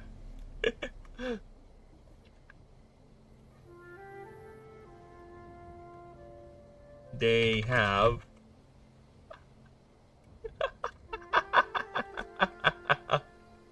Hello, Gourmet. What did I come back to? What? Well, I'm not gonna explain that. Okay? I already suffered through it. Okay? I already suffered through it, Gourmet. Just read the backtrack chat. I'm gonna turn on my fan too because it's getting hot here. I'll be right back.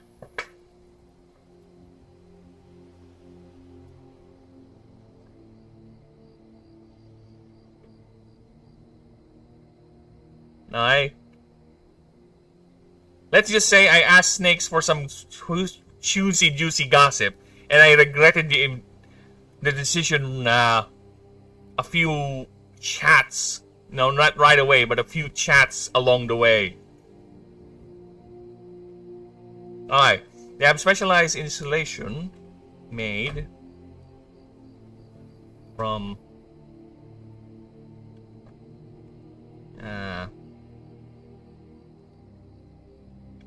specialized stomach linings forming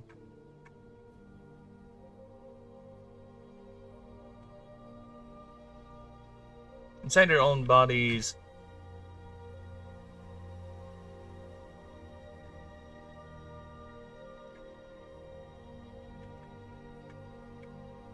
No. Designed specialized stomach linings to act as insulation to keep the intense temperature generated from burning them from the inside. These are very efficient. These efficient digestive systems demand constant fuel to burn, which requires the creature to feed at least half its body weight every day. Yet biologists have noted the creature actively hunts prey that seem to swell in population, focusing on that until we don't use this in a formal scientific paper. We use this until its numbers get to a reasonable level. This does not exclude its pre-ascension forms, the Lorenzine Celadon. For cannibalism is pretty much well documented.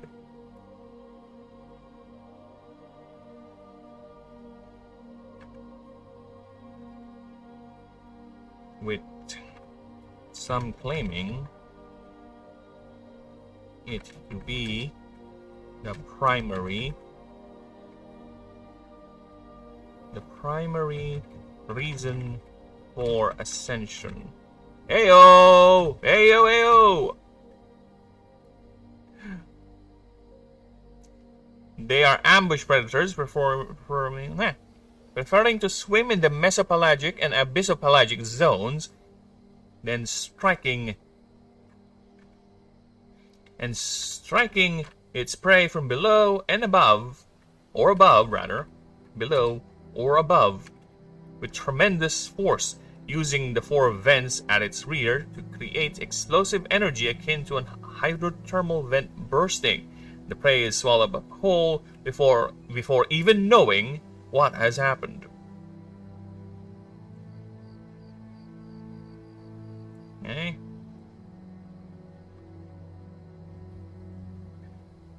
The sight of which... The truth! You came back to the truth! Fuck off, snakes! The truth is horrible! My eyes! I need to shield myself from the truth. I need to hide deep. I want to bury myself into the bosom of my wife, but she's not here. And frankly, she doesn't have a bosom. She is very petite and very hot, though. What can I say? I am a man of many flavors, and I prefer her flavor the best. Okay.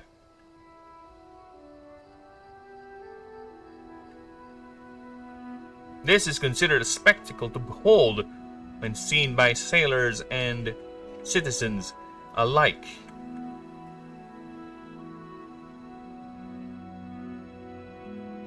Or the image of a 15-foot macorial suddenly breaking through the surface, trailed by a plume of steam in its 2 cranial vents and 6 gills flaring orange and spewing flames.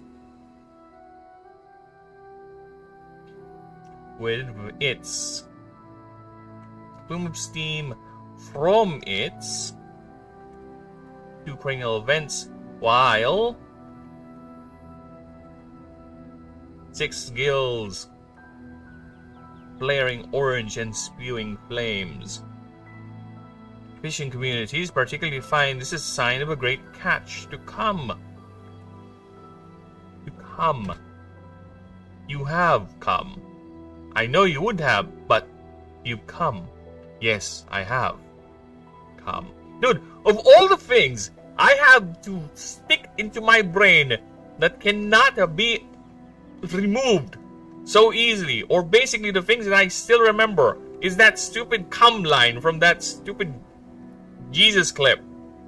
Why? There are so many more important things my brain has to keep, and that's the one that is still I can remember one for one. The fuck? I tried to do the French accent earlier, but I forget the words, the lines. Oh, horrible. Sacre bleu. But no, it has to be the stupid cum line from that stupid clip that I have to remember, that I can still remember one for one. The prey is swallowed butthole. Butthole only? That's inefficient. Probably some tasty buttholes too. Actually, has it been said that cannibals actually prefer butt meat? Yeah, they prefer butt meat. For some reason. They don't like stringy meat, like the penis. It's too stringy. But they do love butt meat. And actually, here's the funny thing. Cannibals... Let's go with some morbid facts here. Cannibals actually like appendages. Like hands and especially feet. Because if they find those parts to be quite tasty, it was like, okay. What? Sure. Come on. I like every part of my wife, but... Yeah, I guess. Yeah, apparently they love the those appendages too, because I would imagine these things to be stringy and not too much on it. But I think they said it's or it's been documented that they like the feet and the hands because of it being tasty. And there's something about the meat on it too. I don't know. I've never tasted the person in that way. Never. And ever eat brain? Apparently, you get couscous. Okay. Pretty good sign of a great catch to come, as most likely another predator has been taken out of the competition as a macorial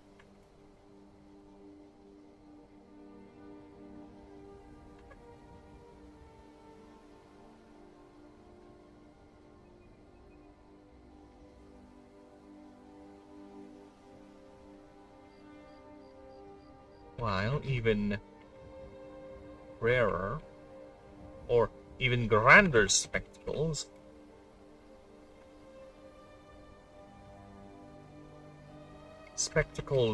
of several macorials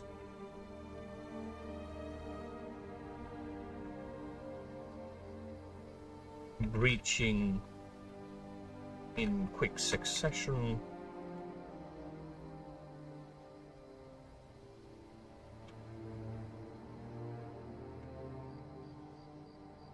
Gulping up schools of prey or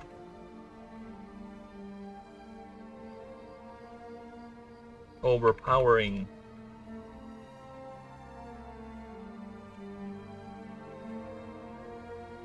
a much larger target.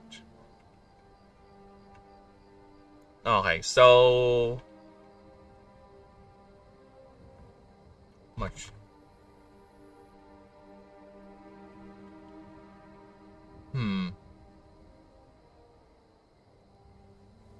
Come yums, dude. JXE only lives in Twitter nowadays. I don't think he's ever coming back to YouTube, or she rather. I don't think she's ever coming back to YouTube. It's fine. YouTube, or rather, Jay was funny. She was always funny. She has a certain type of comedy that clicks with me. Cannibals eventually develop a disease similar to mad cow. Yes, explains why everyone in Hollywood is indeed crazy. That is correct, Snakes. You are correct with that. That is a true assessment. It's a dog-eat-dog world out there, especially in Hollywood. And unfortunately for us, the ones who survived the cannibalistic purgings are the idiots now running the show. Maybe they're just that ravenous, where the actual sensible people are not as ravenous as they are. And just so happened that they out-ate them. They all got eaten and got And the only ones who survive are the actual fat bastards who just want to gobble up everything. By gobbling up, I mean finding every IP, every other property, and just subsidizing it into their own fold, and ruining it. Yes, the cannibalizing theme goes beyond simple jokes. It is actually happening. You've seen what Disney did to Star Wars, Marvel, and everything. They cannibalized all of that into what? And regurgitated crap and shit. Okay? If you like it, you like it. But I prefer ones with actual passion and craft, rather than slop, or overpowering much larger prey.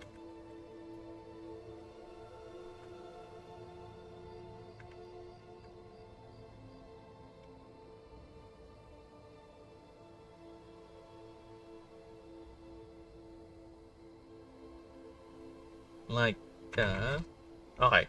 I need to pull up my Word doc because I've already given a creature a name that I have not yet made. Creatures. Okay. The name is Leviathan. Levi. Leviathan.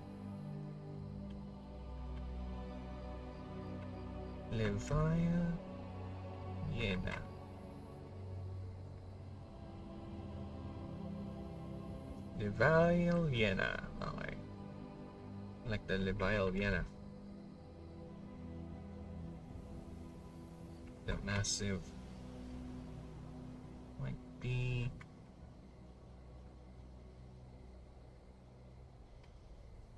Living island. Like the Leviathan. Which can grow the how can I praise this? Living island creatures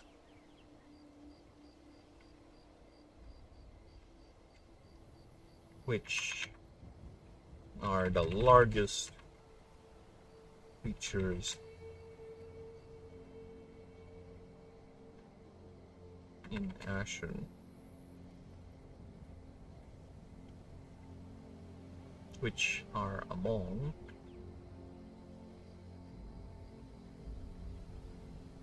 creatures in Ashen, growing up to 70 feet.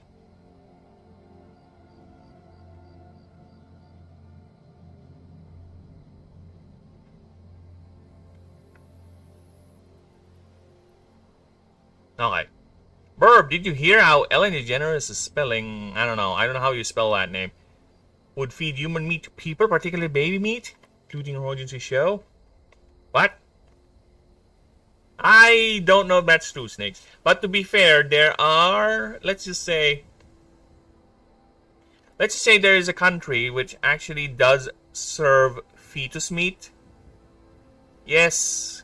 They would actually buy aborted baby humans and serve that as some sort of a soup. It's a twisted idea where you would claim the rejuvenating properties or the energy of the young'un you just consumed, allegedly. I don't know. There's a lot of weird pseudoscientific, medical pseudoscience practices in that particular country. I'm not a political channel, but China. I don't know if it's true or not. And if it's true, I'm not going to be surprised. If it's not, then whatever. A lot of the things that come from that country nowadays are fake anyway. So, not a surprise also.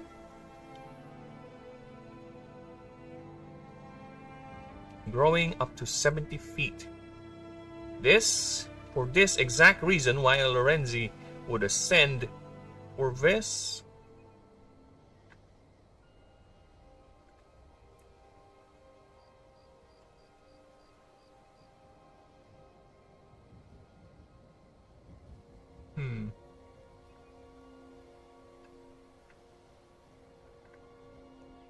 for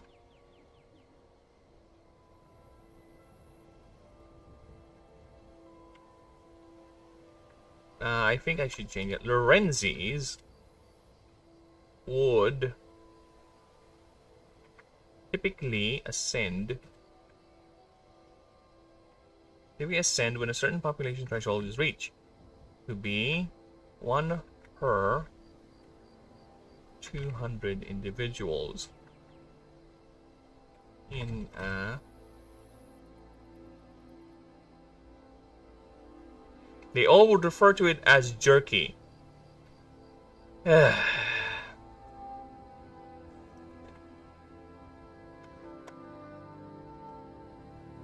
Jerky? Because why? Because they jerk each other off. Ugh, but it's... Ugh. I don't eat much beef jerky is not really a thing here. I haven't eaten much of that here in the land of Philippine Pines.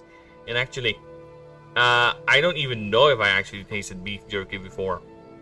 So I have no idea what the texture is going to be for that. But I know how it looks like. And I don't want that getting associated with that image in my head. And you know what? You know what? You know what? I gotta say, I can see why they would like it, because a baby is soft. They do have soft meat. And considering how many babies are being aborted in the United States every day, here, snakes, just to put more gloom and dread and also disgusting thoughts into your stupid chat. Alright? How many babies are being aborted in the US nowadays? And how many of those baby meats are being sold to people like generous? How many? Huh? It's a booming market, snakes. I told you that's why they promote all sorts of sexual gooning behavior nowadays, because they need all the baby meat. I told you it's a conspiracy, snakes. It's a conspiracy. They make people goon so hard they would do premarital sex, and all of a sudden we'll have more babies, more abortions, and more baby meat for Ellen DeGeneres' brood to consume. Alright. Where was I? 1 for 200 individuals in a...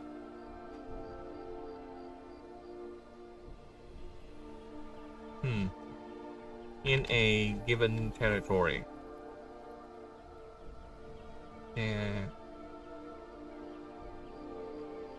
No, I think it's fine. I kind of want to put in a range, right? I've eaten female clam. Would recommend. Yes, I've also eaten female clam. They are quite delicious. Why are you looking at me like that? I mean both clams. I won't say anything further, but I mean both clams. Northern China also has a festival where they prepare a dog to eat. They believe it to be more pain. That's fucking hell. Some of these cultures, man. Again, it's their culture, but I gotta say, fucking hell, that stupid culture. Right? I can't even bear to hurt my cats, even when I'm frustrated. The worst thing I can do to my cat whenever I get annoyed with them is just throw them off, right? Throw them off at a far distance, because I know they're cats. They're still gonna land on their feet. But I would never imagine myself kicking an animal, right? Unless I'm really, really pissed off, probably. But right now,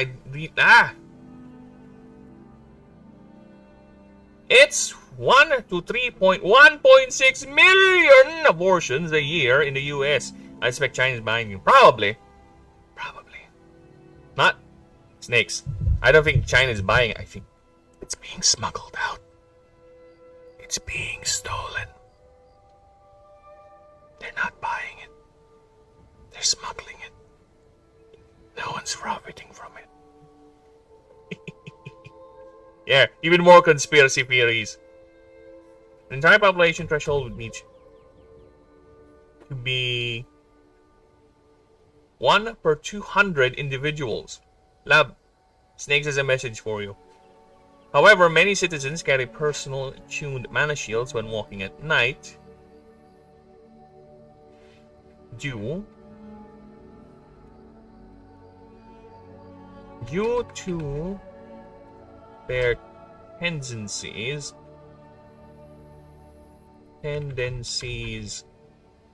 for overland excursions. Many citizens in these coastal areas, carry personal attuned mana shields when walking at night. Okay.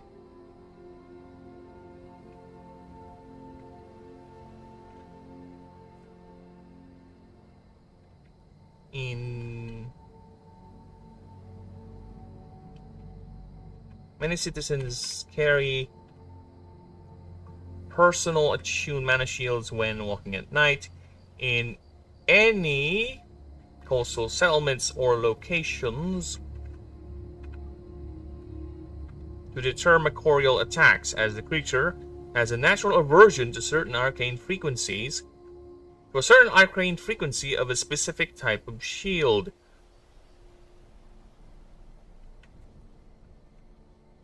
It somehow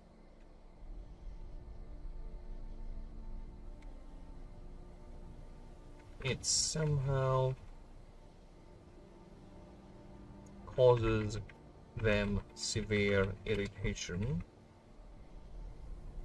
and discomfort. There you go.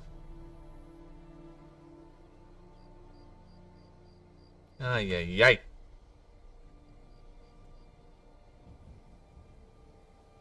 Aha! Are you asking me or are you asking snakes? Alright. You should do at snakes. Because why would you ask me that question? Of course you know what type of clam I've eaten. Going to snakes, not you. Alright. Yeah, at snakes.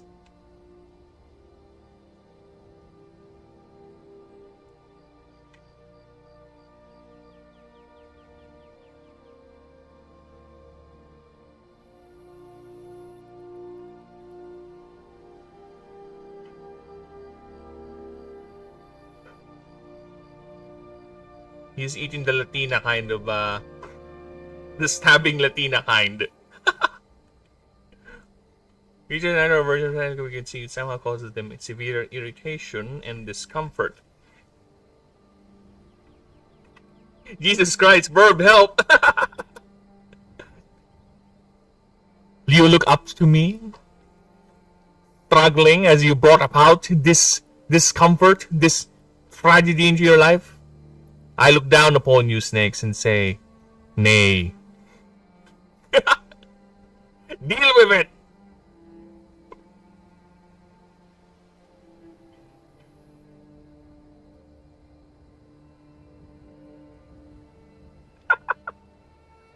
Things just to please. Severe irritation and discomfort. Fury. A clear. What do you call that? Clear evidence of ancient tampering. As this. Now, I'll tell you if he replies.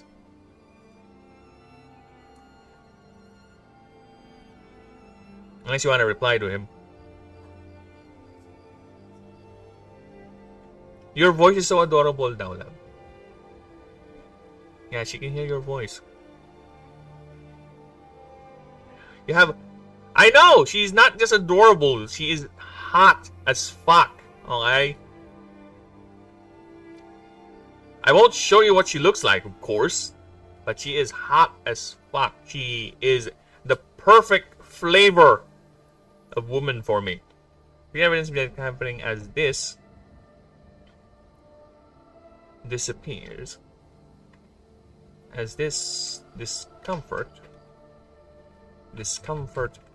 vanishes as soon as the creature is bonded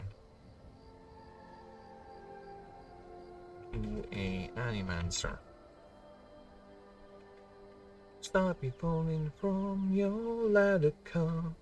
This ain't no place for no hero. This ain't no place for no better man. This ain't no place for no hero to call home. This ain't no place for no hero. This ain't no place for no better man. This ain't no place for no hero to call home. For the sight of 8 floating lights in the middle of a mist bank is a clear sign the Macorial is hunting, and is never picky, as it is. And they... Are you preparing something, Lab?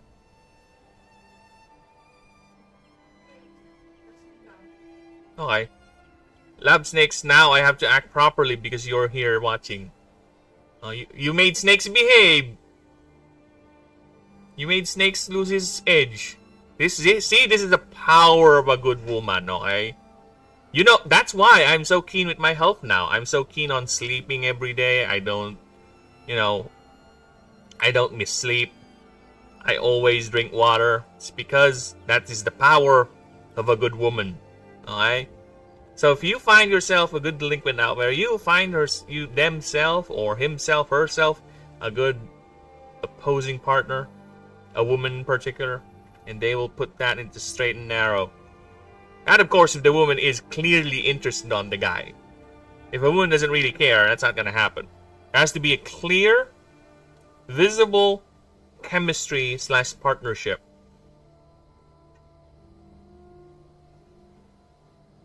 Wasn't that song in Borderlands? Yes, Snakes! Actually, look at my screen. It is why it is in my playlist. Alright? That is why it's on my playlist. Look at that. Borderlands 2. Dude, we could play Borderlands if you want, Snakes. Why not? Actually, yes, go ahead and get yourself a good PC again and let's go play some Borderlands. Why not? That's a good co-op game we can burn a lot of time in, Snakes. A little bit of nostalgia trip too, why not? She's preparing her clam. I'm not gonna call her that, that's inappropriate. Well, it depends. I'm calling her that because it's very appropriate. Yeah, she is preparing her clam, and I will devour and feast on those clams as soon as I log off. Because I need to celebrate my 151 subs! Yes! I have broken through the sound barrier, baby. Another barrier, another landmark reached. Because look at that. 151, baby! Woo! Yeah, baby! Yeah, baby, yeah! Very good. Alright. Damn it, I did a bad. What did you do? Did you unsub? You fuck. They are never picky eaters and what? And are never picky with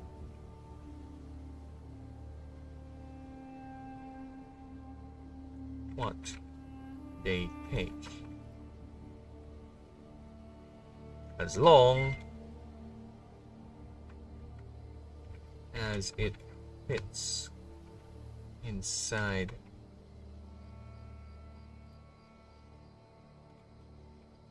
their mouths.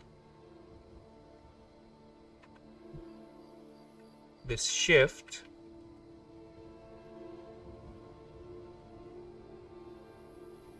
from selective targeting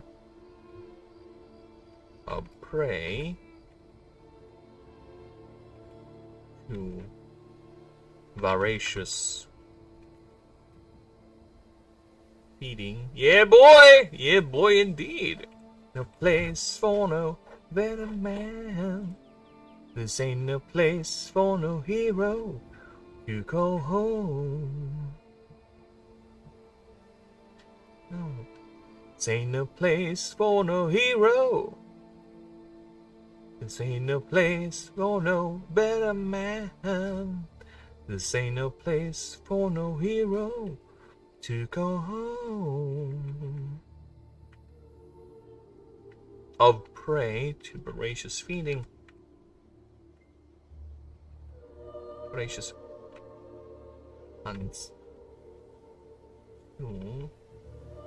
unselective feeding.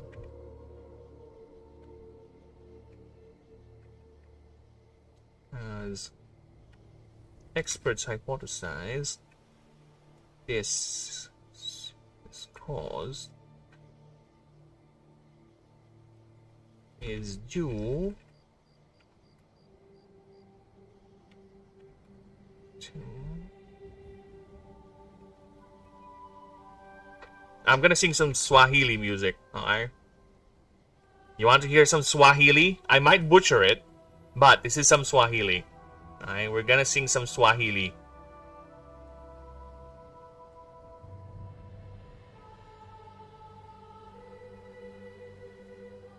Yetu nene nindu mindu tu yetu mamina baba yetu nene injine na torenin tu buswe baba yetu yet. If you don't know what that's from, that is actually from I wish I can play it, but I don't want to run the risk, right? It's actually the song from Civilization 4. It's Baba Yetu. It's actually Our Father, the Lord's Prayer, sang in Swahili. So yeah, Baba Yetu is basically the rough translation of Father Christ or Jesus Christ. Baba Yetu nindu yetu mamina Baba yetu Gina na subuswe Baba yetu. Yeah. It's a very nice song. I really like it. That's why it's in my playlist.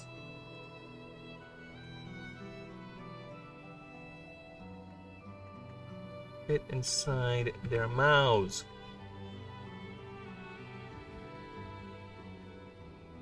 The shift from selected targeting of prey to a wider feeding habit. Wider feeding habit. As experts theorize, this is due to increased competition, lack of prey, or for breeding purposes. Formicorial breeding pairs are quick and energy demanding, as females release 3 heavy egg sacs that sinks rapidly to the bottom, while both parents, the pair detaches their free muscular tails to sink along with the eggs to serve as food once the eggs hatch, which is soon as they hit the bottom.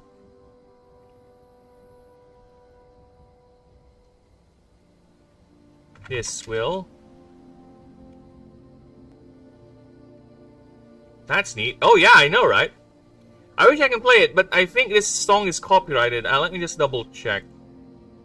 Let's see if I can, let's see, Baba Yetu. Copyright.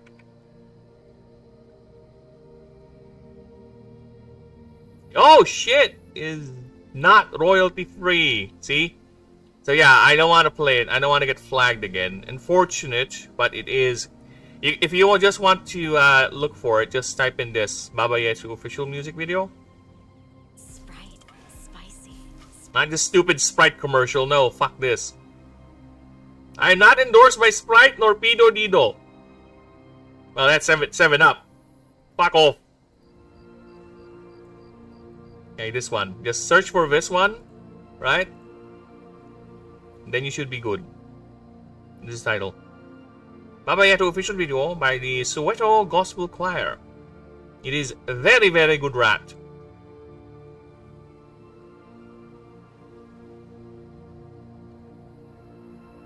Into the bottom.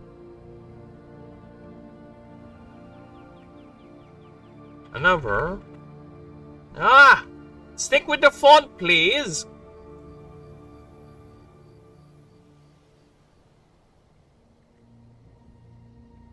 While both Garrets go out for Newports. Well, that's the thing, because if they stick with their kids, they're gonna eat them.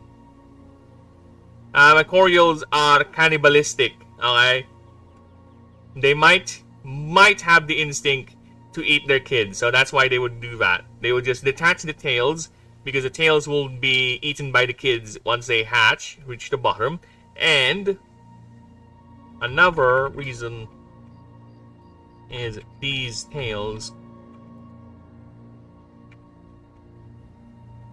would attract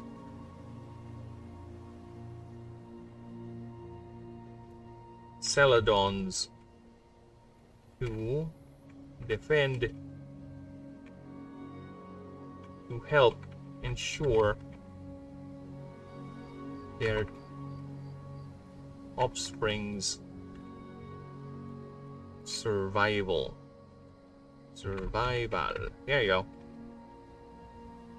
Not because they don't like their kids, no, because they love their kids so much, they might eat them. Because they are very, very cannibalistic. It's a part of their programming.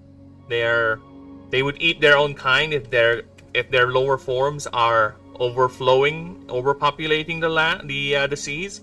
So they would actually go around and eat them. Actually, if you look at the drawing here, this is a Macorial eating a Lorenzi. See, look at the hammerhead there sticking out of its gullet. See, that's it. This is it. Yeah, so they are not adverse to cannibalizing their own kind if need to. So, okay. Let's go ahead and reread the profile just to make sure we are all set and dandy. Alright. A Macorial at night is dread delight, while at sea it is a sailor's delight. A saying that's more than engraved in the minds of the people of Basin, and all who live in the many coastal settlements of the world. This dual reputation is not just born out of mere superstition, as Macorials are among the few creatures who innately are capable of using hydro blankets, a spell where one coats themselves in a layer of water, allowing them to swim in the air. That adaptation has allowed them to venture onto land and seek prey, with blankets being more efficient and silent and less energy intensive than the anti-grav of Lorenzi, even granting the creature limited flight up to 30 feet above the ground. Furthermore, unlike its previous incarnation, Macorial only eat those that fit inside their mouths and are swallowed whole, with nothing wasted. With no by-products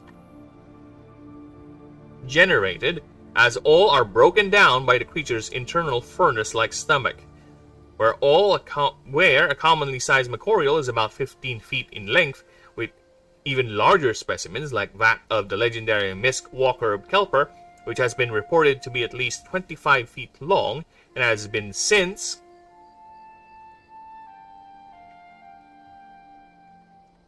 bonded by the current hierarch of Basin, Galandrix Mariana Azure Cerulean Tail Blue Scale.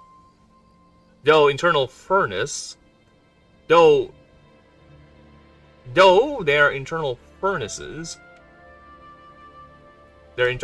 is a true marvel of arcano adaptation, which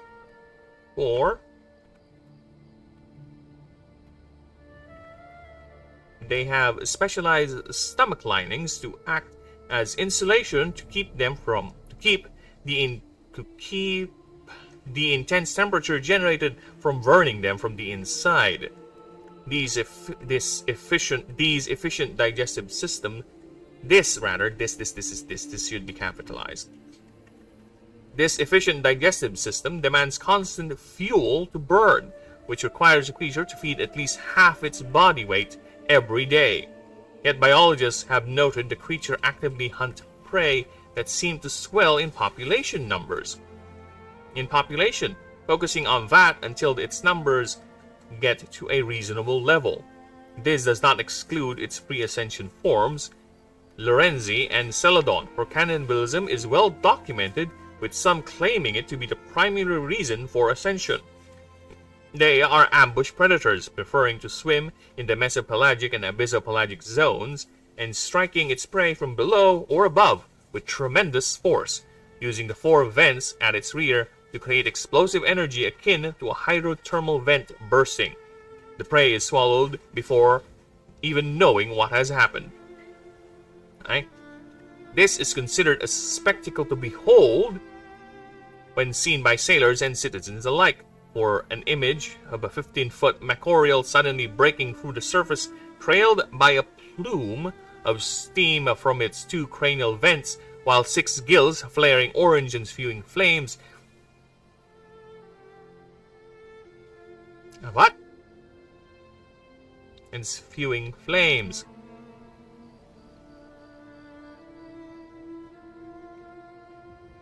As fishing communities particularly find this as a sign of a great catch to come, as most likely another predator has been taken out of the competition.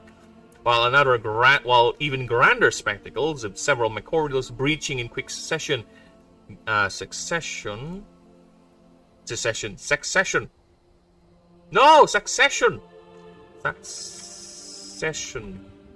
Gulping up schools of prey or overpowering much larger prey, like the Levalliena, which are among the largest creatures in Ashen, growing up to 70 feet. Like the gentle giants. Okay, I was right. The fiery redheads of the Scottish and the longness of the Welsh. Yes. Huh? Sorry, what? Celadon is rooted in Scottish and Welsh. These creatures are drunk and long. Yes, they are. That's why I like them. That's why they are among my favorite designs, because they are quite the longings and the drunkings. And also, they're redheads. I like redheads. Believe it or not, I like redheads. But the wife is not a redhead, of course. There are no naturally born redheads here in the Philippines, unless you are, of course, of a foreign descent. But other than that, no. There are no natural born redheads here in the Philippines, which is fine. Again, I am a man of many flavors. Like the Levalliena, which are among the largest creatures in Ashen, growing up to 70 feet.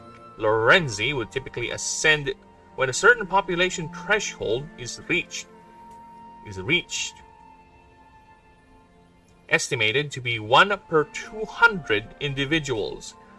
Due to their tendencies for overland excursions, many citizens carry personal attuned mana shields when walking at night in any coastal settlements or locations to deter macorial attacks, as the creature has a natural aversion to a certain arcane frequency of a specific type of shield, which somehow causes them severe irritation and discomfort.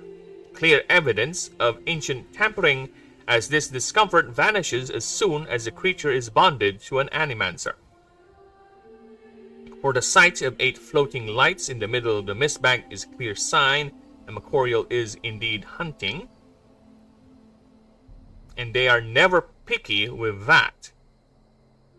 And when that... Okay.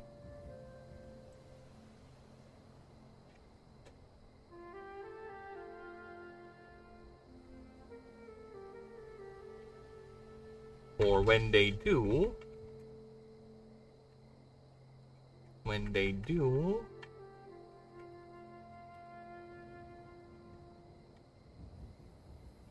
the creature can I do? No help, No help from you. Or the creature. Or when they do, the creature is never picky.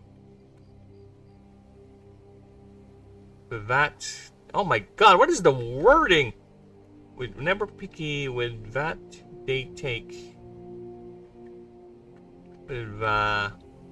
with their targets. There you go. As long as it fits inside their mouths. This shift from selective targeting of prey to a wider feeding habit has experts hypothesized this is due to increased competition, lack of prey, or breeding purposes.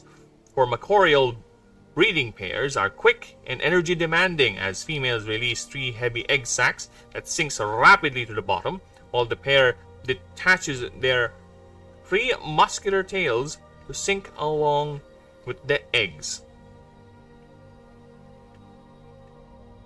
Sink along with the eggs to serve as food once the eggs hatch as soon. Oh, what the fuck? Sink along with the eggs, serve as foods. Once serve as food. Once the eggs hatch, which should be a which here, which is as soon as it hits the bottom. Another reason is these tails would attract celadons to help ensure their offspring survival upon hatching. Gotta go, I love you. No problem, I will give her the smoochings. I will come and now give her the smoochings. Bye bye, Snakey Poo. Come here, smooch me. Bye bye, snakes. Smoochy. Smoochy. I'm gonna go. I am good with Celadon. I mean with Macorial. The rewrite is good. Now I'll be moving on to the next one, which is Modibe. So let me go ahead and grab myself a drink, and I'll be right back. Meantime, enjoy the BRB. There you go. Enjoy the BRB, the BRB, the BRB. The BRB, the BRB, the BRB. And you too! Thank you for stopping by, Gourmet. You have a good one too. Take care, take care. I'm gonna go ahead and grab a break. I don't have Kit Kat, but I'm gonna go ahead and grab a break either way. By break, I mean just drink a glass of water. I'll be right back. Give me a few.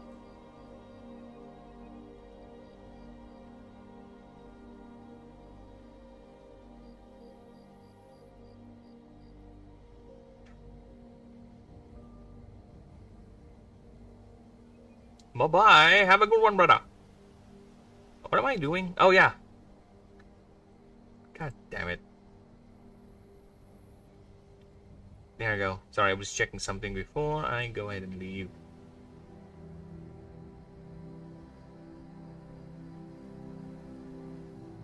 Alright. Now I can go.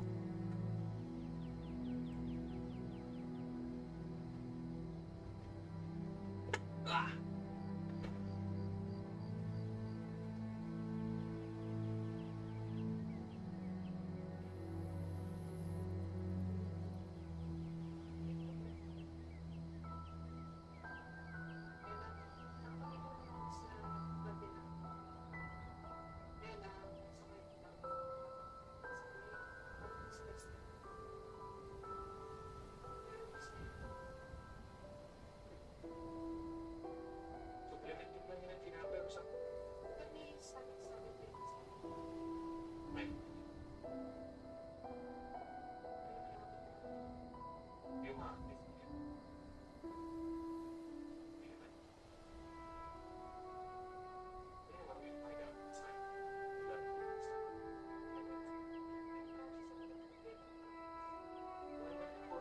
Again, they just added more pipes in the same system, so it's still the same system they're using.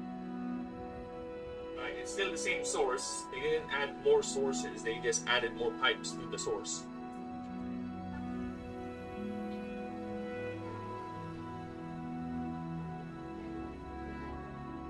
Yeah, because it's still the feature. Or I assume the source is the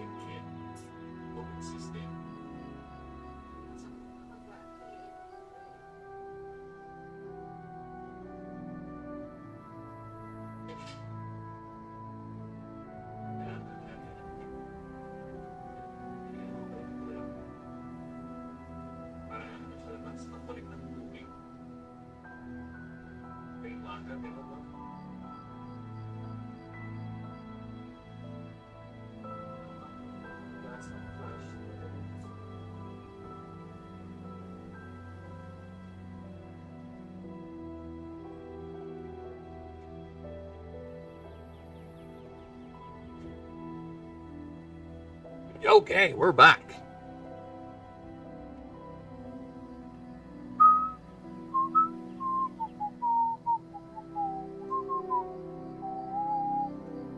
Aye, where were we?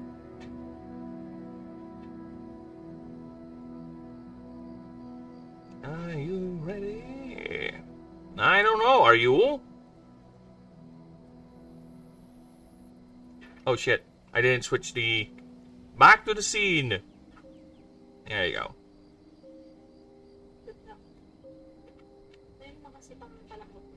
Do we have Rep Chimkin? Okay. Well, actually, instead of me being back,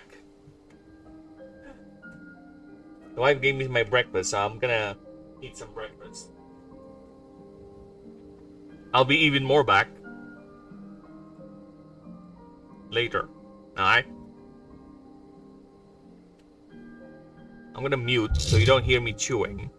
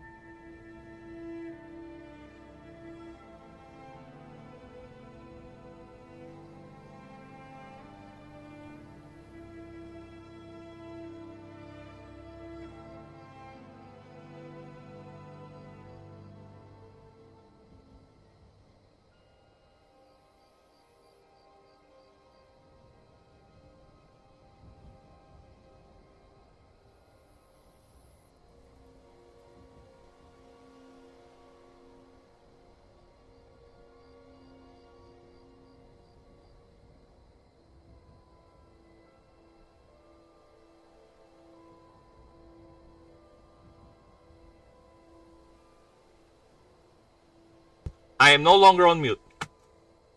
Alright, as I was saying, now I'm officially back. Back as back can be. Back in black, if you will. Alright. So let's get, I think this is going to be the last one for today. It is going to be Modibi. We are modifying. Modifying. Mobibing. Yeah, you know what I mean. Fuck off. Shove off. Alright.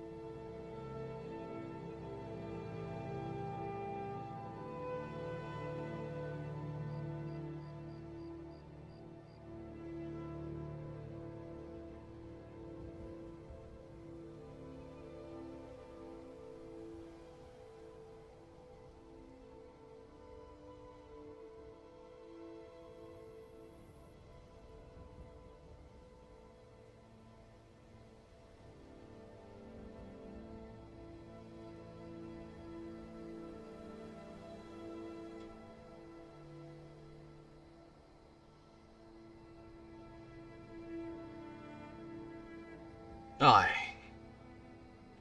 Let's go ahead and get Modibi. What does Modibi do?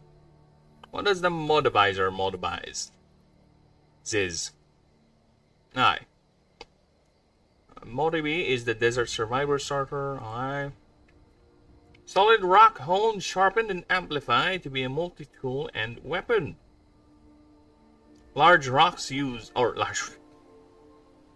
Yep, this is clear sign. This is gonna be the last one for today, I think. Alright, again. Large ears used to collect water droplets. Alright. Skin of Halud, a rocky shell the creature wears not only for protection, but as an internal greenhouse, growing specialized desert moss that serves as its food. Alright. Actually, you can see the moss there. See? See that? Alright, it is a Mammalia class. It's an earth burden type. And it has certain other things.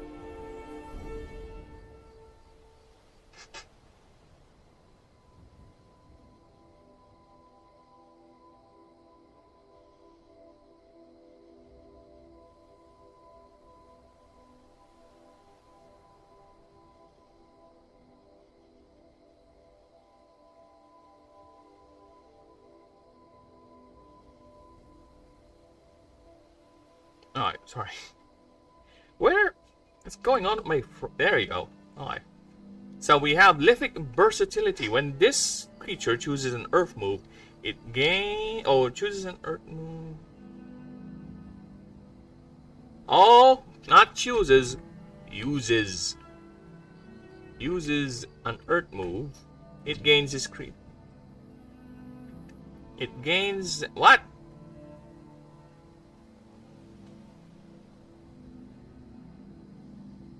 Earth move.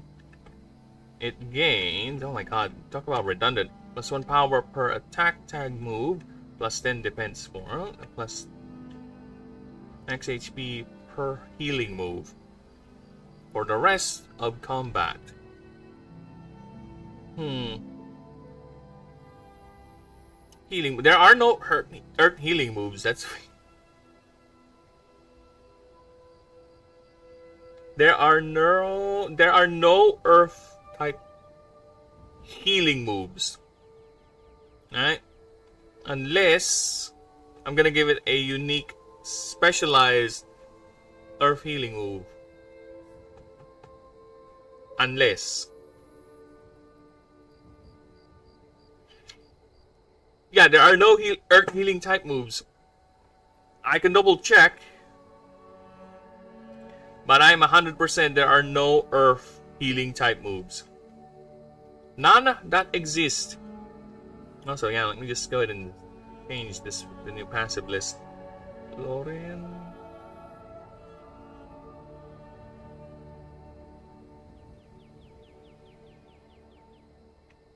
There you go. Change that. Water. Change that. Okay, and let's take a look at Lorenzi's passive. Need to change that too. There you go.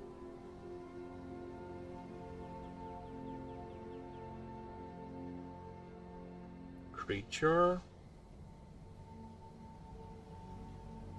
Where's the Lorenzi?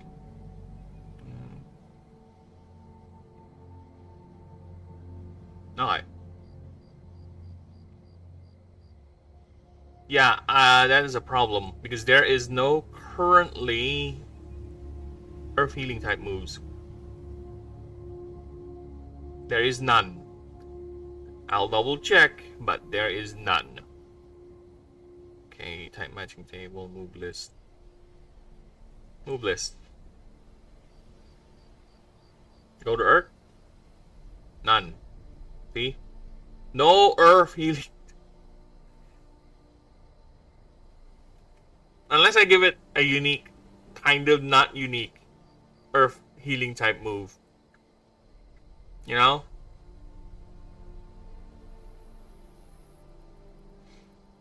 You know what?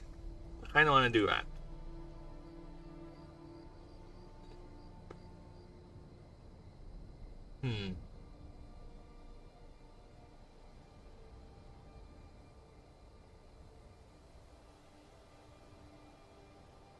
Ah, fuck. Doesn't that have a healing move?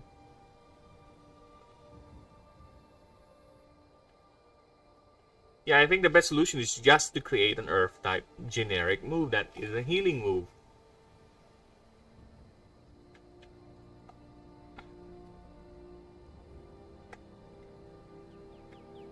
And that's what we're going to do.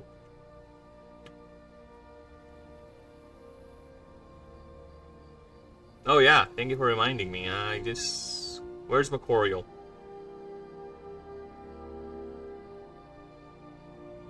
Macorial, I'm gonna give you a new move. Wash away. Wash away. There you go. Alright. Back to you. Yeah, I'm gonna give it a fucking Earth healing move.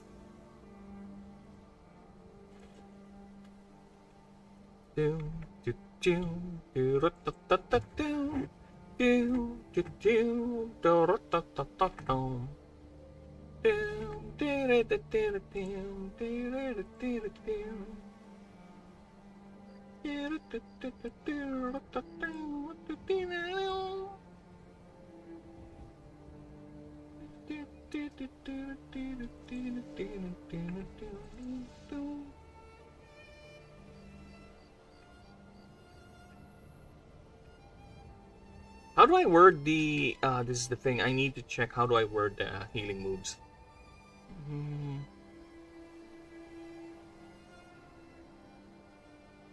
Alright. Heal.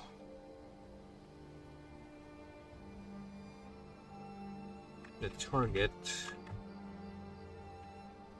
by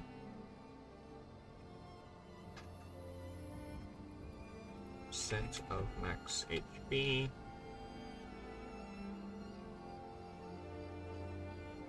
And remove 1 type of debuff.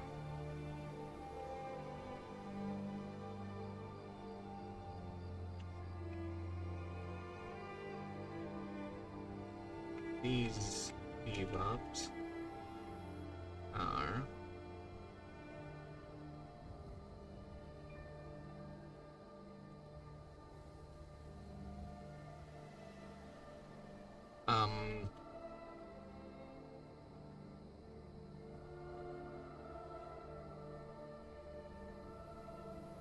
and remove a debuff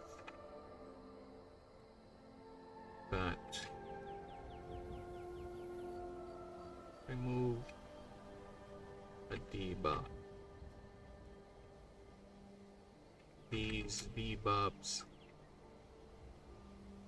Oh no, minus PWR.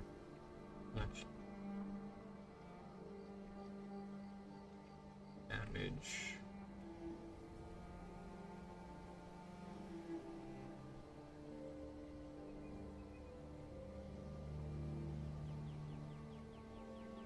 There you go. Alright, that should clear that up.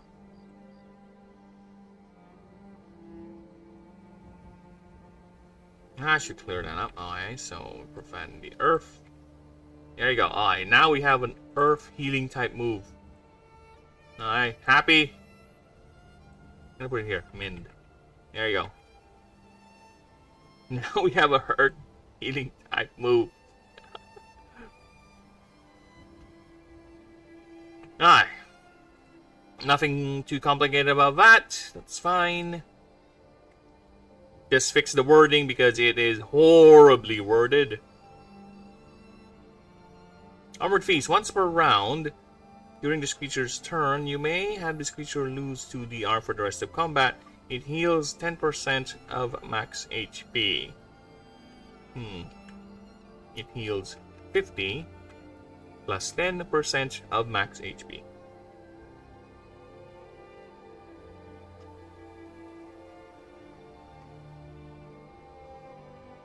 There you go. Yeah, there you go.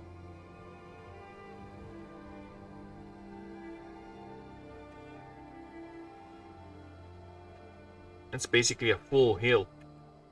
Full health heal, goddamn. 40.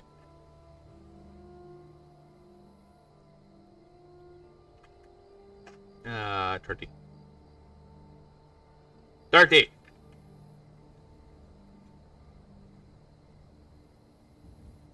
When this creature starts at 15 DR, reduced by...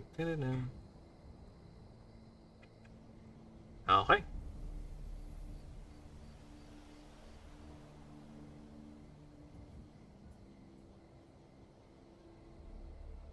Did I close?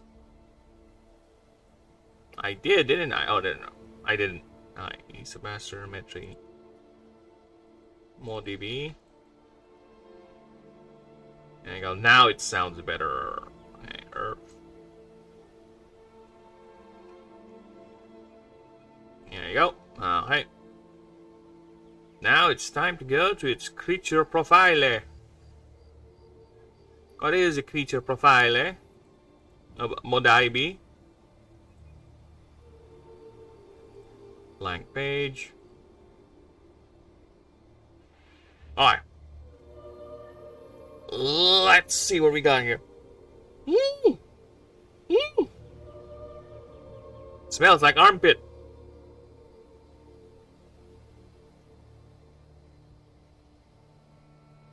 Alright, let's see.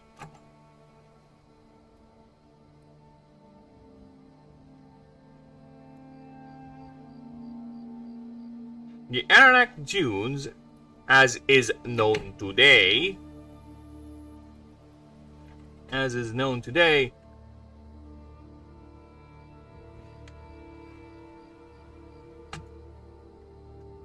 is a country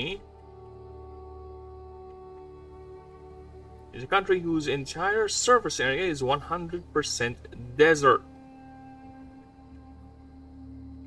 with some scattered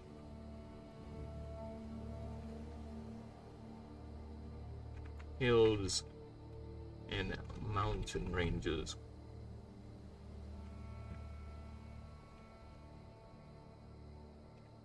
Scattered hills,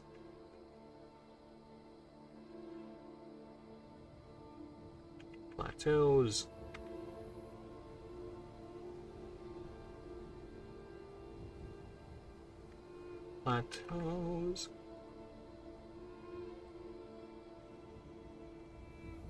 canyons, and mountains. Like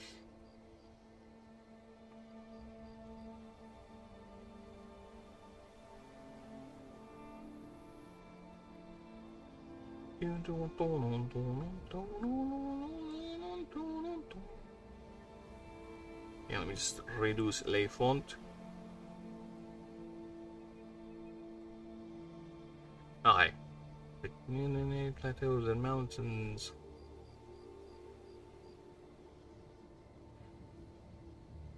Like D.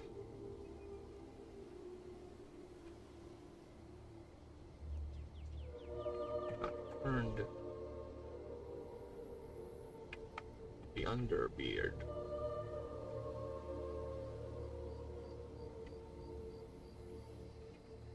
Like the underbeard mountain range.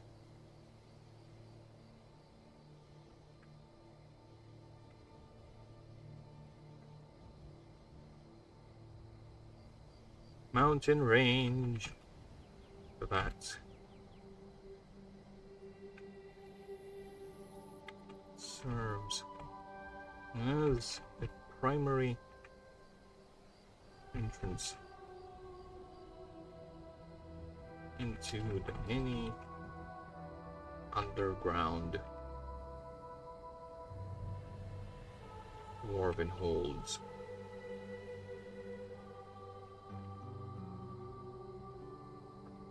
Which is where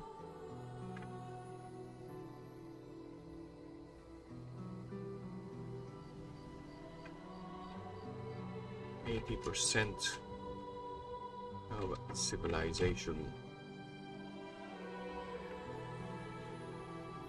resides.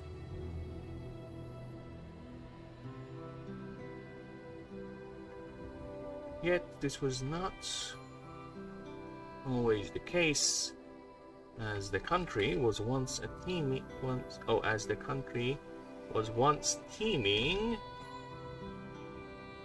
with rich rainforests, rivers, and grasslands. It was. Love the bananas, huh? I am hungry for bananas. It was the discovery of a rare earth element known as Kanchiane, a hyperdense metal, highly sensitive to mana.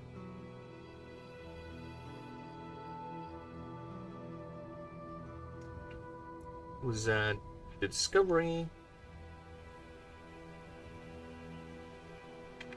that sealed the region, the country's fate, which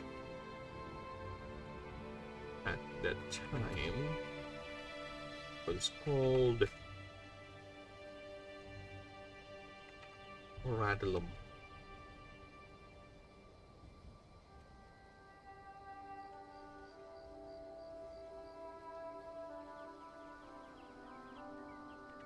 This was the seat of Horadses, of the god of industries,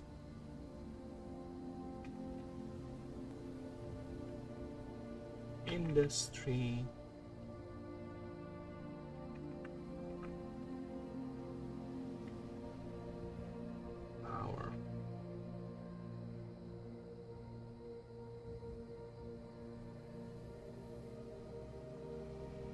Believed to be the primary component in many of the ancients.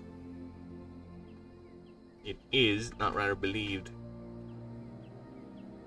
this material is the primary component in many of the ancients' advanced biomechanical technologies. Its discovery triggered extensive strip mining and rapid industrialization. There you go. Yet the death knell was during the Great Schism, when the god of opportunity and the god of leadership took control of the region from Horadses. Yet they did not anticipate the willingness of the god of industry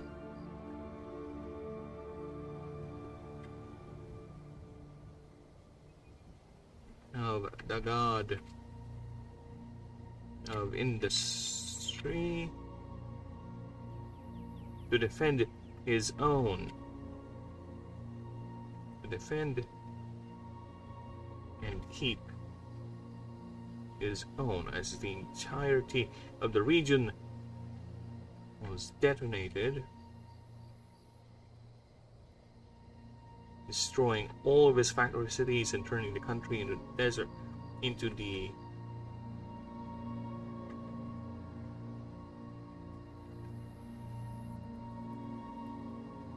all of his factory cities at once.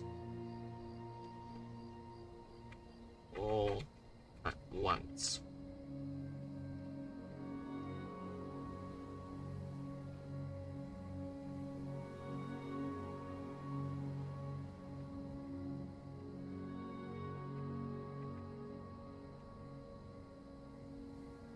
This act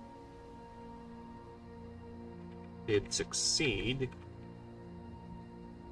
in wiping out his opposition.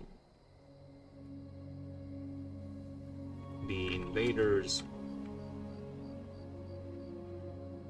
wiping out the invaders. However, it turned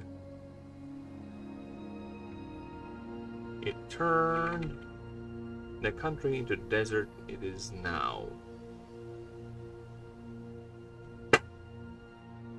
Scattered hills, canyons, ruins,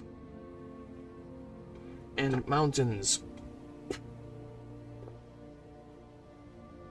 Now, yet while many succumbed and faded to extinction, the Modibi remained and adapted to this new environment, where they once used wood. They learned how to mold stone into their tools, where once they used the moisture and shelter of hollow tree trunks to grow their food. They learned to subsist on this. They learned to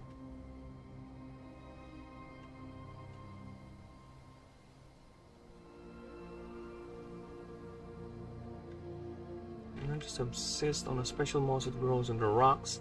They now wield and carry. They now wield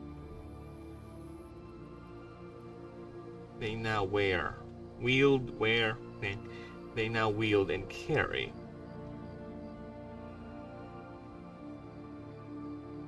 their own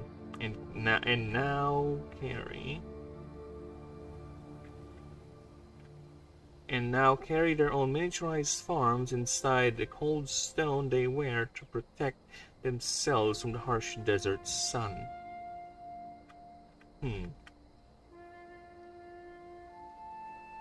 Yet they did not lose their... No,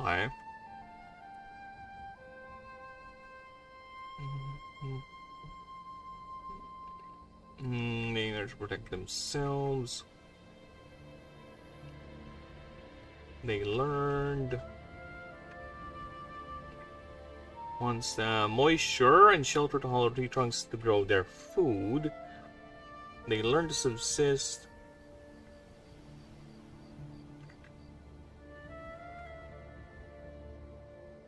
All this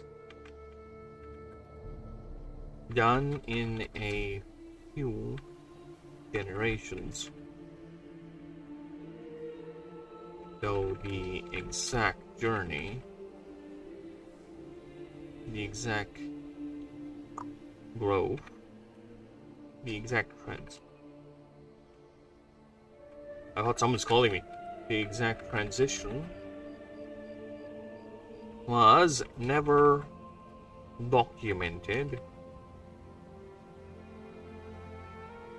as scientific expansion and studies were consumed by the chaos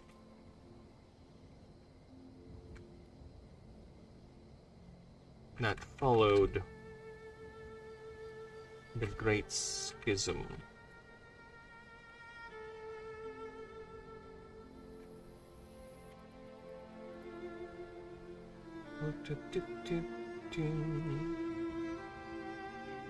Yet they did not lose this. Yet one thing is apparent. One thing is clearly apparent.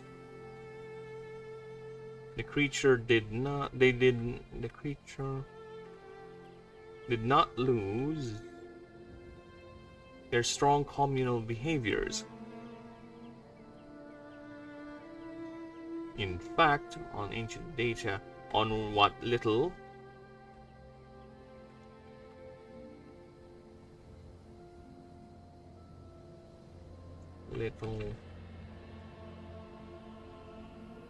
ancient data recovered from the ruins of the dunes, this bond is now even stronger, is ever stronger than the prior.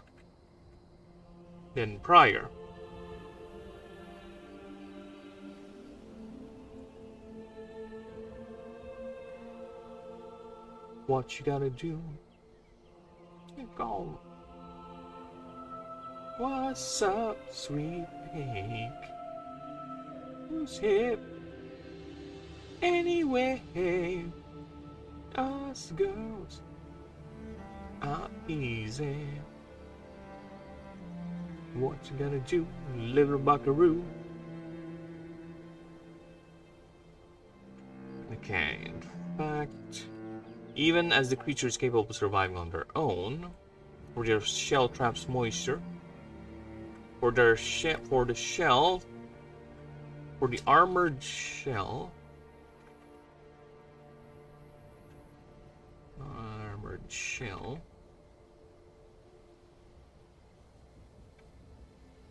dubbed as the skin of Halud, traps moisture inside, both keeping the modlist and the moss wet and cool.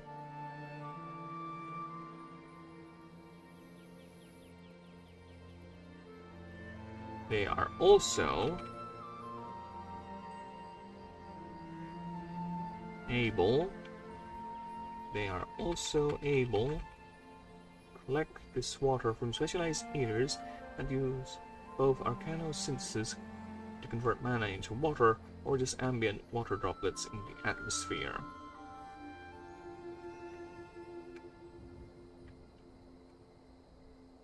Alright.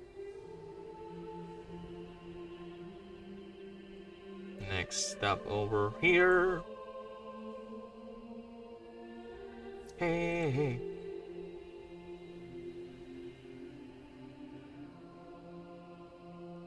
They transfer this. They transfer this water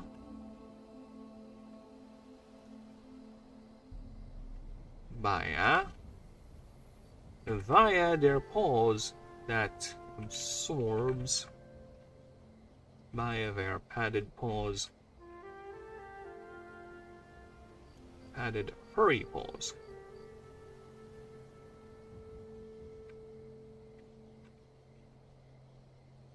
That absorbs the water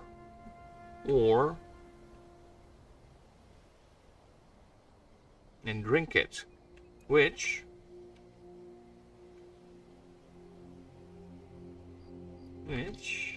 as they perspire, the sweat is then processed by the moss.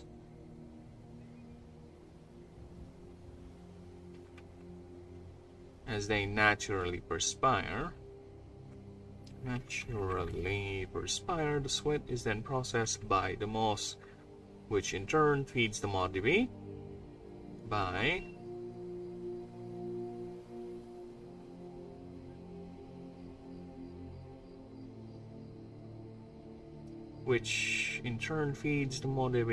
who just happily licks the moss from the interlocking armor plates, which can be easily detached and reinserted back into their armor.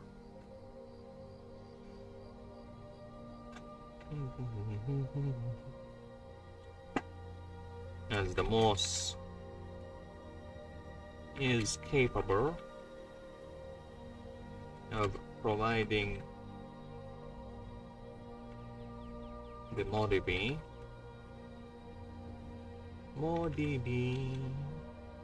a high energy diet and grows quickly enough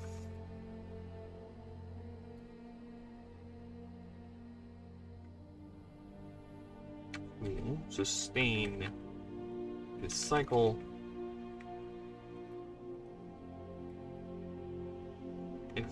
efficiently, indefinitely, assuming, of course, there is enough water to fuel the process. The process in the first place. Knows where I've been. Now. The skids of lava, candle in the wind. Their communities, a single community, can be up to 10 to 15 individuals, where breeding pairs are dependent on the yield of the crop. They feed each other, watch over each other, and help each other find moisture-rich locations.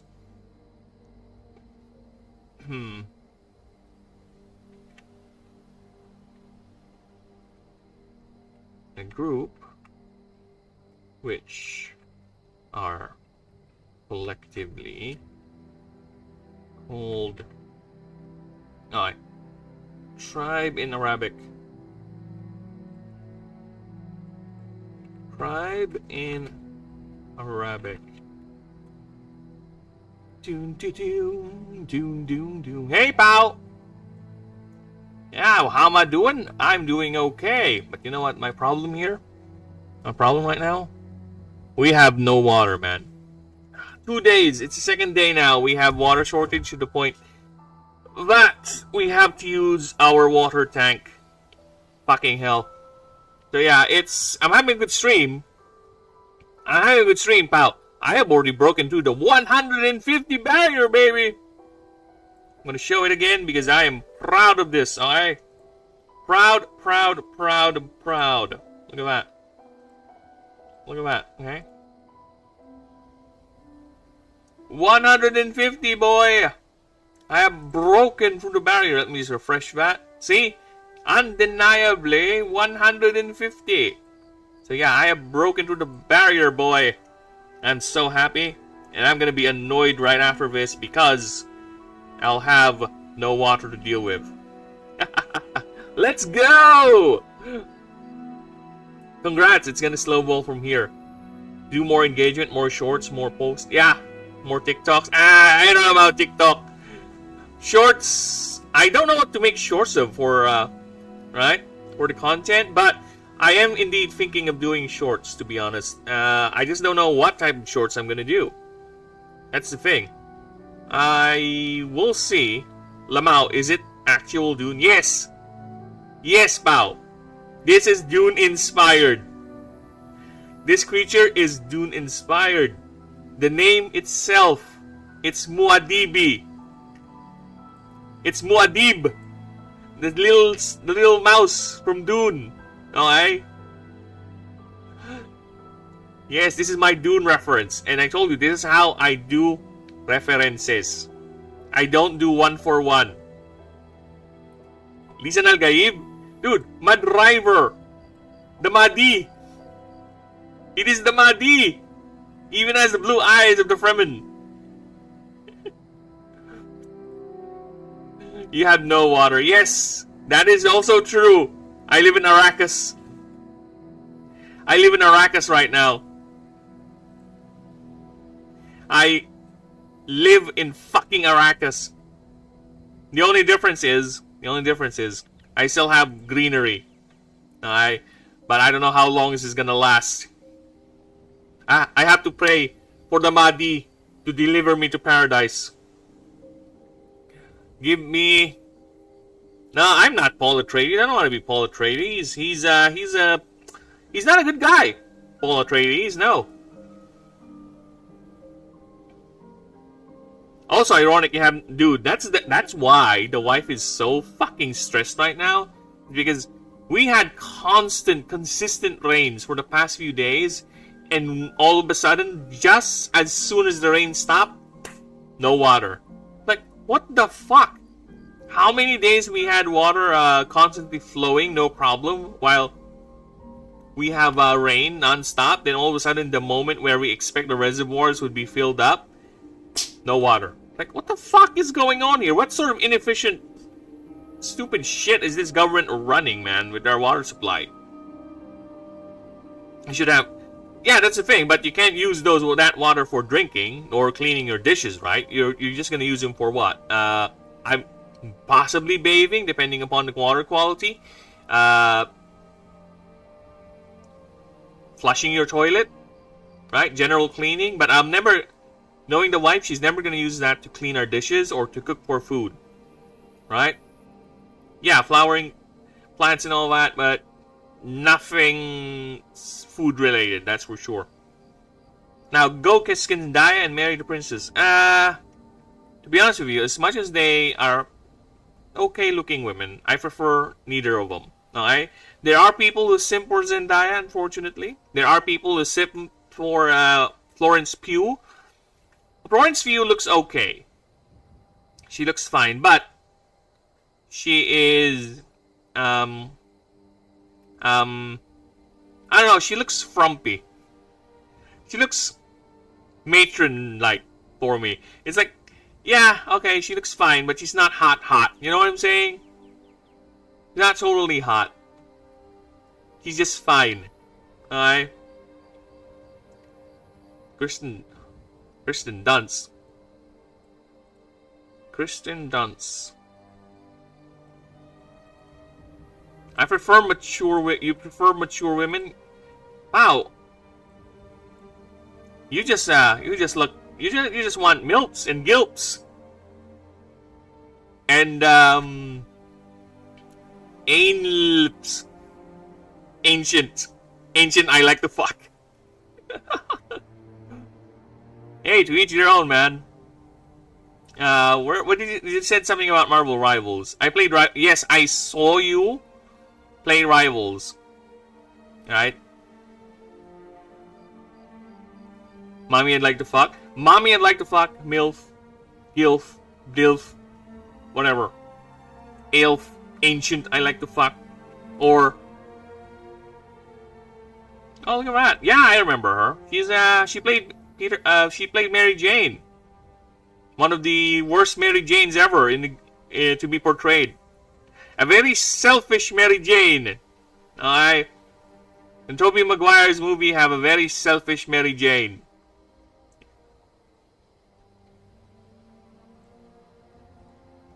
Hello, Stephen. Welcome back. At the poetic tail end of it, too. She aged gracefully, though. But yes, she is a terrible Mary Jane. Yeah, I know, right? Yes, she did age gracefully, and that's a very rare thing, especially in Hollywood. A lot of actresses, when they age, they get insecure about how they look, and they would just bombard their bodies with all sorts of plastic surgery, and they would end up like weird amalgamations of not moving, stiff lips, cheekbones that are the size of mountains. You know, eyes that never seem to blink anymore. Barely emotable faces. And there's a lot of them. Peter should date a superhero. Which superhero? Black Cat? Black Cat is a villain, but, you know, she is a super. But you can't fault a man for liking a redhead. I won't. Certainly won't. Yeah, I saw you were playing Rivals earlier too, pal. I was like, he's playing Rivals again. So you were trying out Blade? How was it? Is he really broken, or are you just getting bad matchups? Or, here's a funny thing. Maybe if I go back to Rivals, I will dominate. You know why? Because a lot of good people who play the game have already moved on. To be fair, I am a noob too at this point. Okay. Which are collectively called... what's the thing? Where's the... Kabais.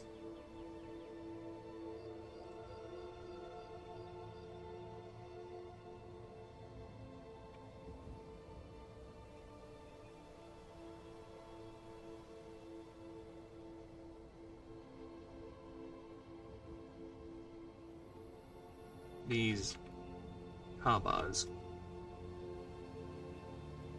would feed each other, watch over each other, and help each other.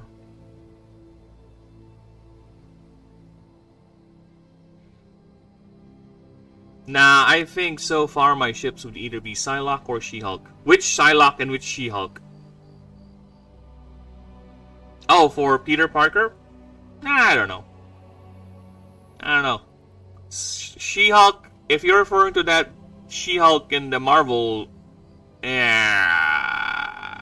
no. Psylocke, yeah, I see that. Because she does have, or rather Peter does have, a Japanese descendant. Right? Penny Parker. So who knows? Who knows? Peter Parker might have gotten nasty with Psylocke and gotten himself a Japanese little chicky chick. I do like trying new stuff. I like Groot and Rocket, that's it. But anyway, it was deleted by Blade so many times. I was deleted by Blade so many times. Well, sorry about that. By the way, check your DMs. Which me?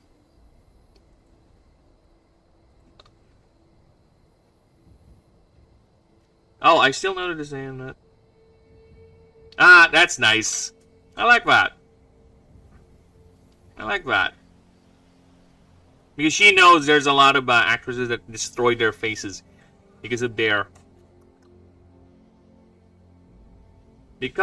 their insecurities with as they age up. But Spidey and Psylocke would go so hard. Yes, they would. Wait a minute.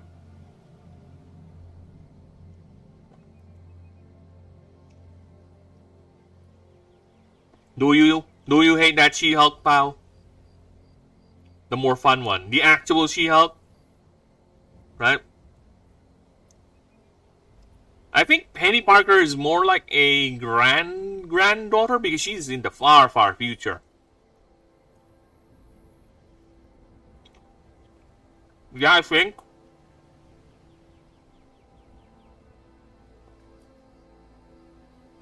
So I'm just eating some fried banana the wife gave me. This is my lunch. This is my breakfast, rather.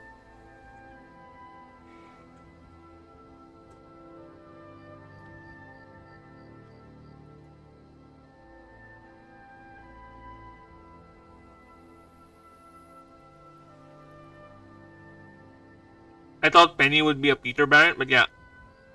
Yeah, but if I recall Marvel Rivals lore, and I think this was her lore too. Remember Tony Stark has a reaction to Penny dialogue, right? Parker Industries, right? And she was like, no, not that Peter. Or something in regards to her defending Peter Parker. But because Tony's gonna be like, what? A company? Wait, he never went to college. Something like that. And she's gonna go ahead and rebut that comment. I forgot the exact line.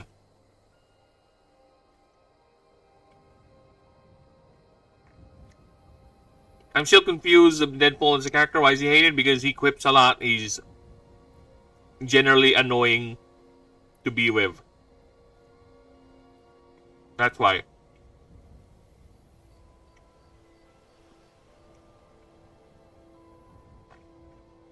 Especially nowadays, how he's portrayed. He's just too quippy and too self-aware.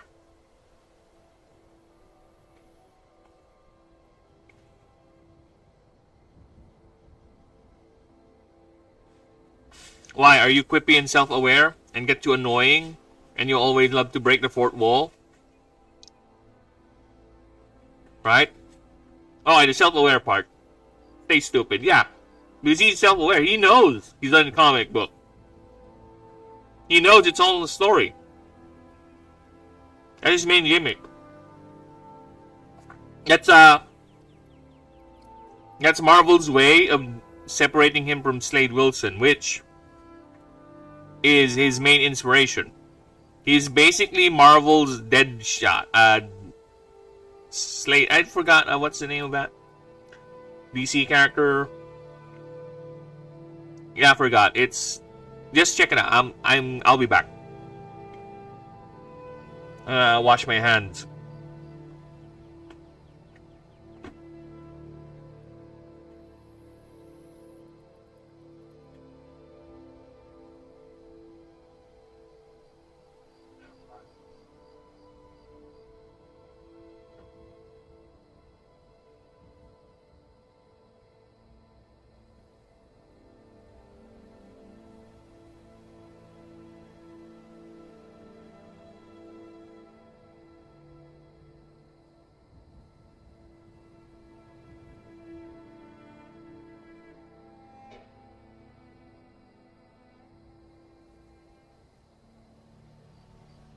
Deathstroke.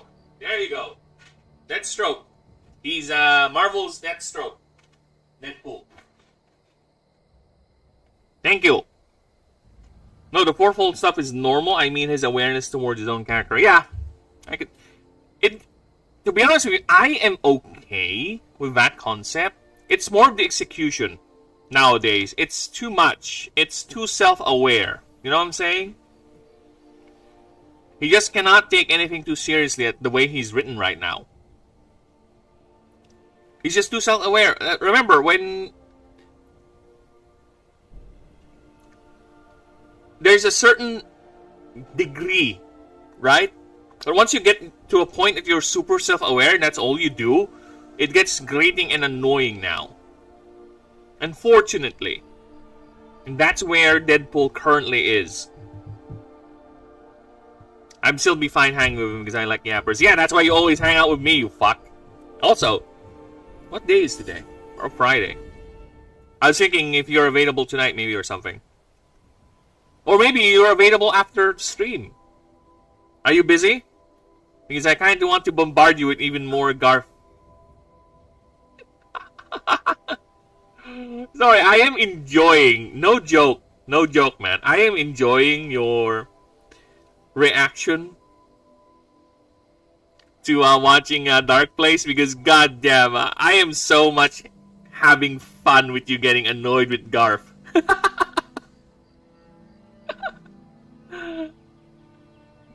I hate you. Hey, that means the writing of that show is so good. That show's writing and acting is so good that you're getting annoyed by how pretentious he is.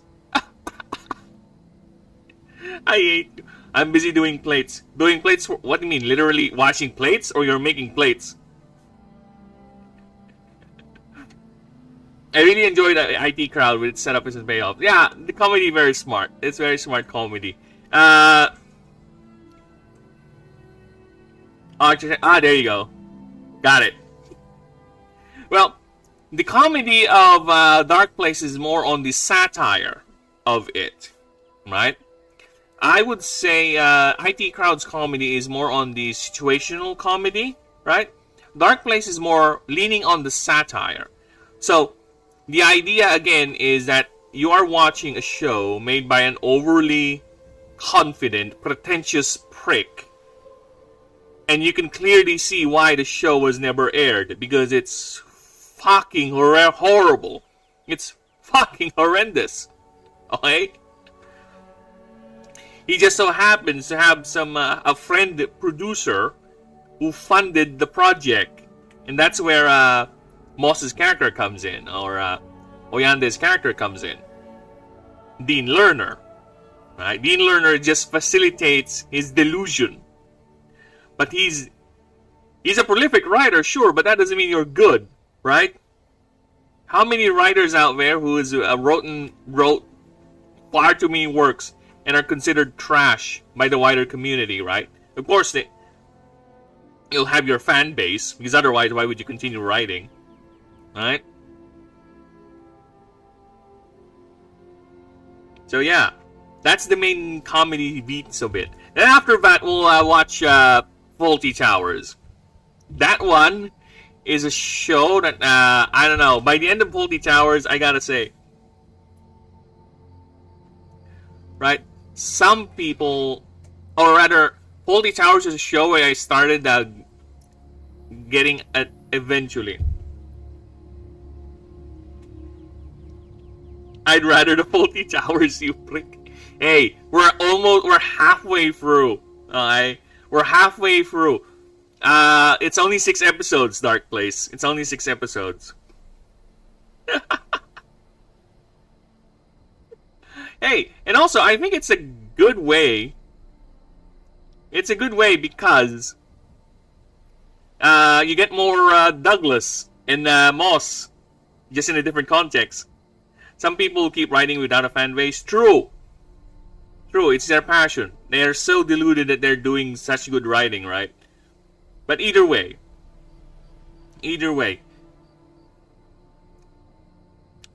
being prolific does not mean you're good. Alright? Watch each other and they're young. Watch each other. Bless you. And help each other find moisture-rich locations. Okay, I'm gonna go now. No problem, pal. You go ahead and enjoy. Ay, bless you daw, sabi ni Paolo. Thank you. Alright, pal. You enjoy making those plates. I am almost done here too anyway. Just finishing off the titles. Alright. The titles, the wordings. And I'm gonna call it a day. I'm gonna finish off with Modibi. They are skittish and only fight when needed, or when another family encroaches upon another's territory. In extreme cases of scarcity, some families are observed to perform... Only skittish and only fight when needed, or when...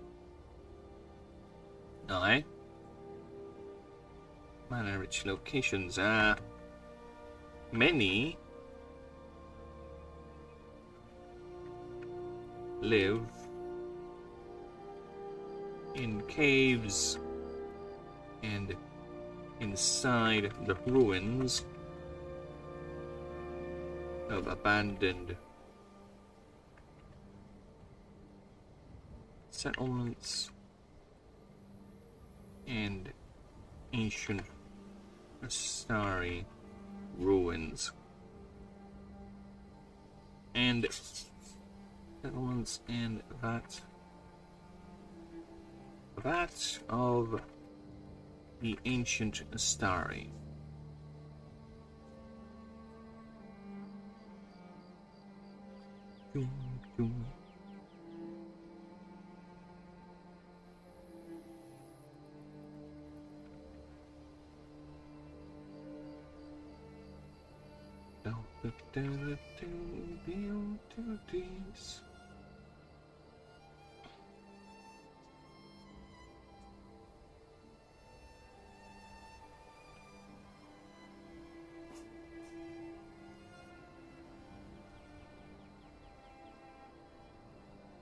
Zelendis.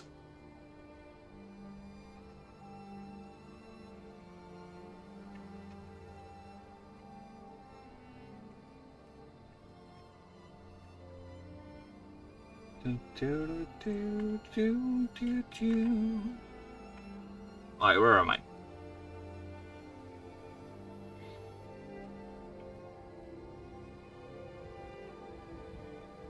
They have a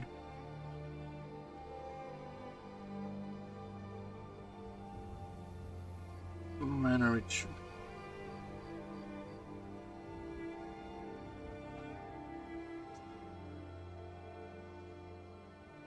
Okay. The creature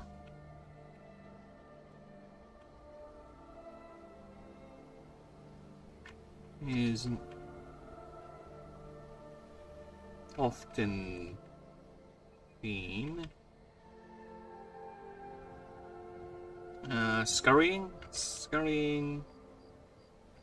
scurrying about the dunes, hopping, darting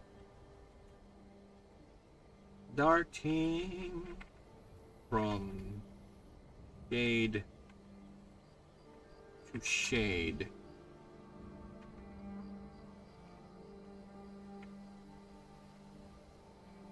In search for these locations. In search for more water, or just patrolling their perimeter.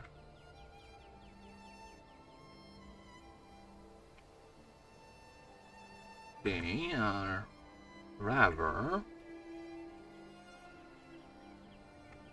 skittish creature, skittish and very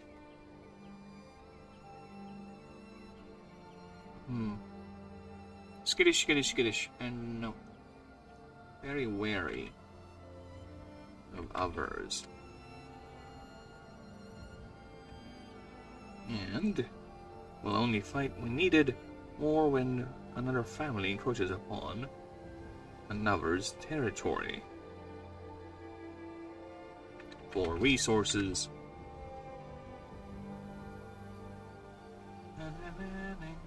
are always scarce, even with all their adaptations.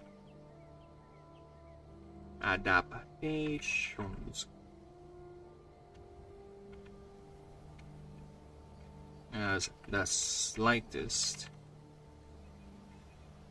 drop in moisture might cause grave consequences.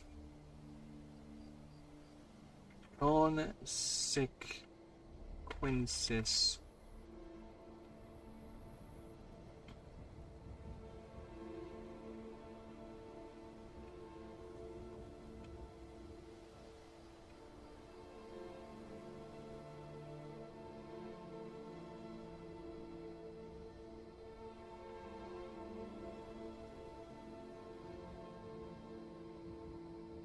And even more desperate measures.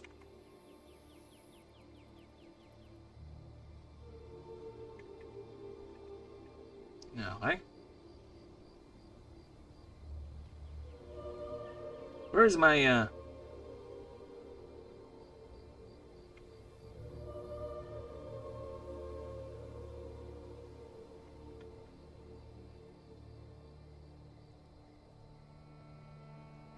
Yes po! Wait lang.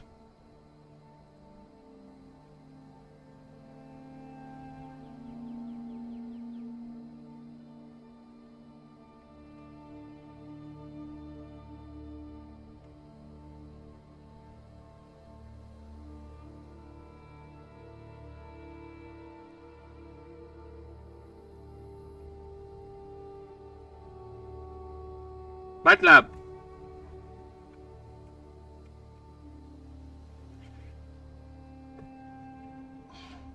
Bị đây là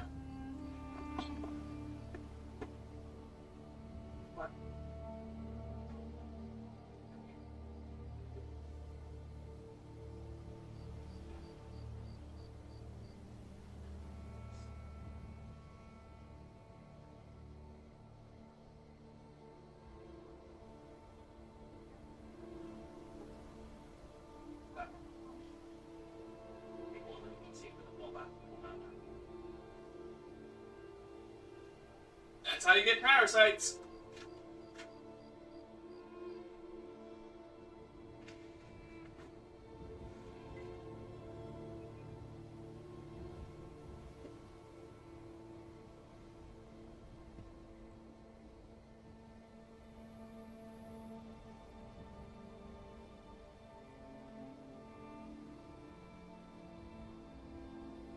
No, where am I? Where am I? Who am I? Ah!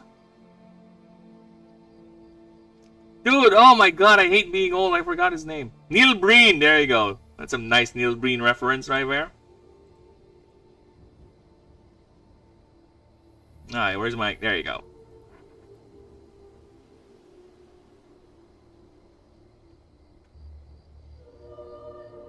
As... in very extreme cases of scarcity, some families...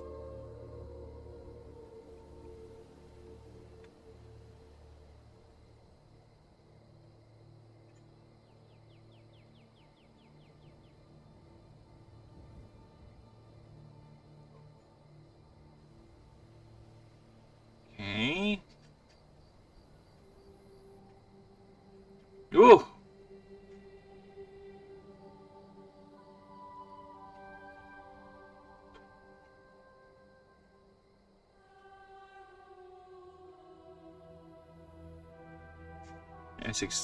As very extreme cases of scarcity can lead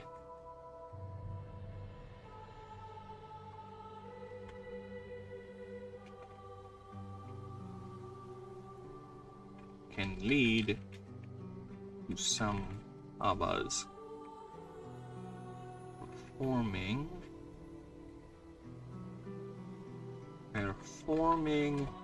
what biologists call a rite of ritualistic culling, where several older members would shed their armor to give what little crop they have left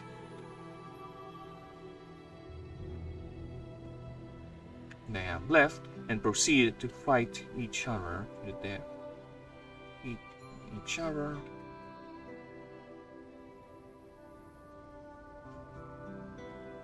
I don't know why that one is.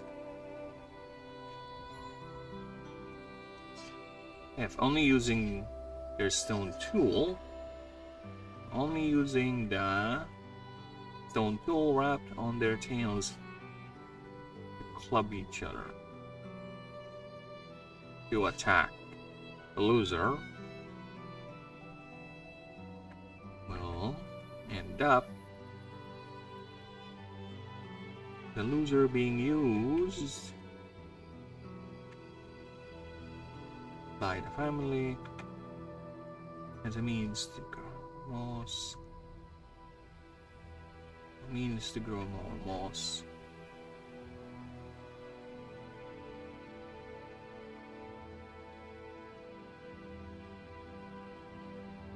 These kabbas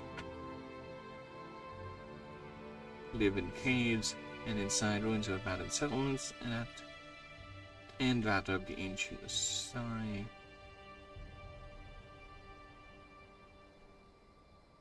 Many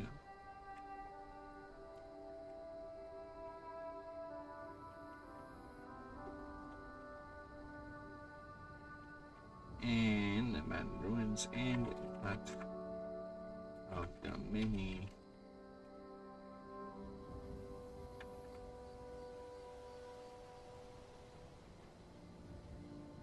ruins. Many structures out of the ancient story. Many of these locations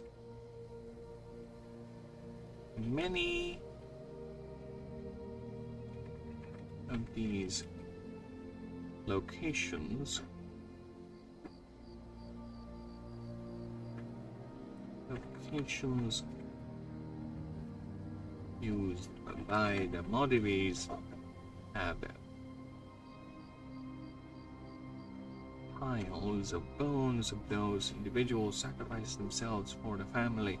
They are arranged in some form, and even a form of rudimentary reverence is displayed.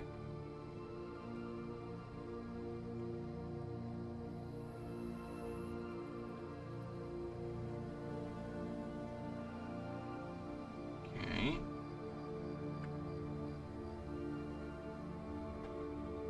These bones are highly mana sensitive and is prized for and is highly prized outside by many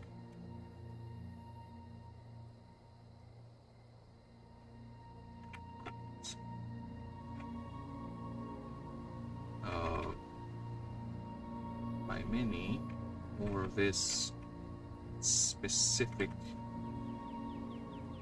quality.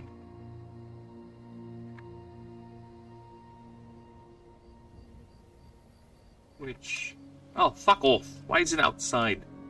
Why did you... which has caused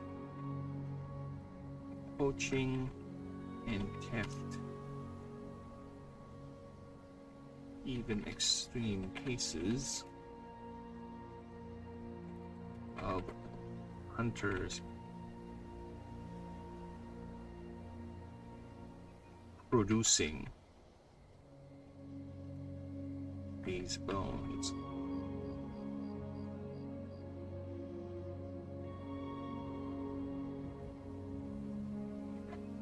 From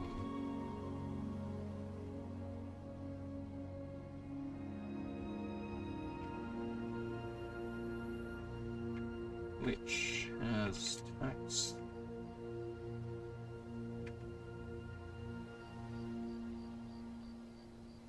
which has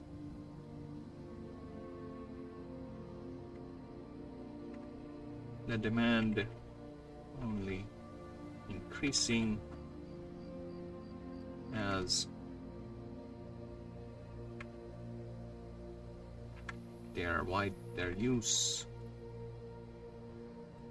becomes more widespread,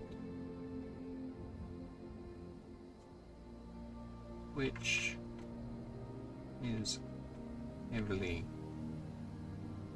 taxing locals and especially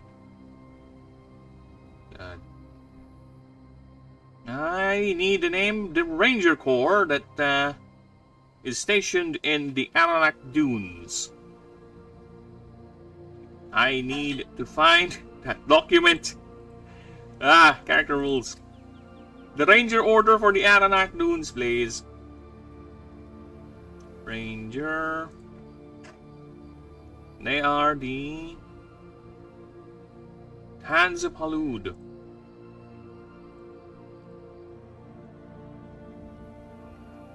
Local Ranger order.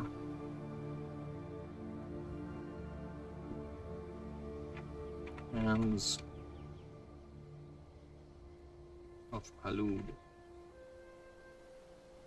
There you go. Nice.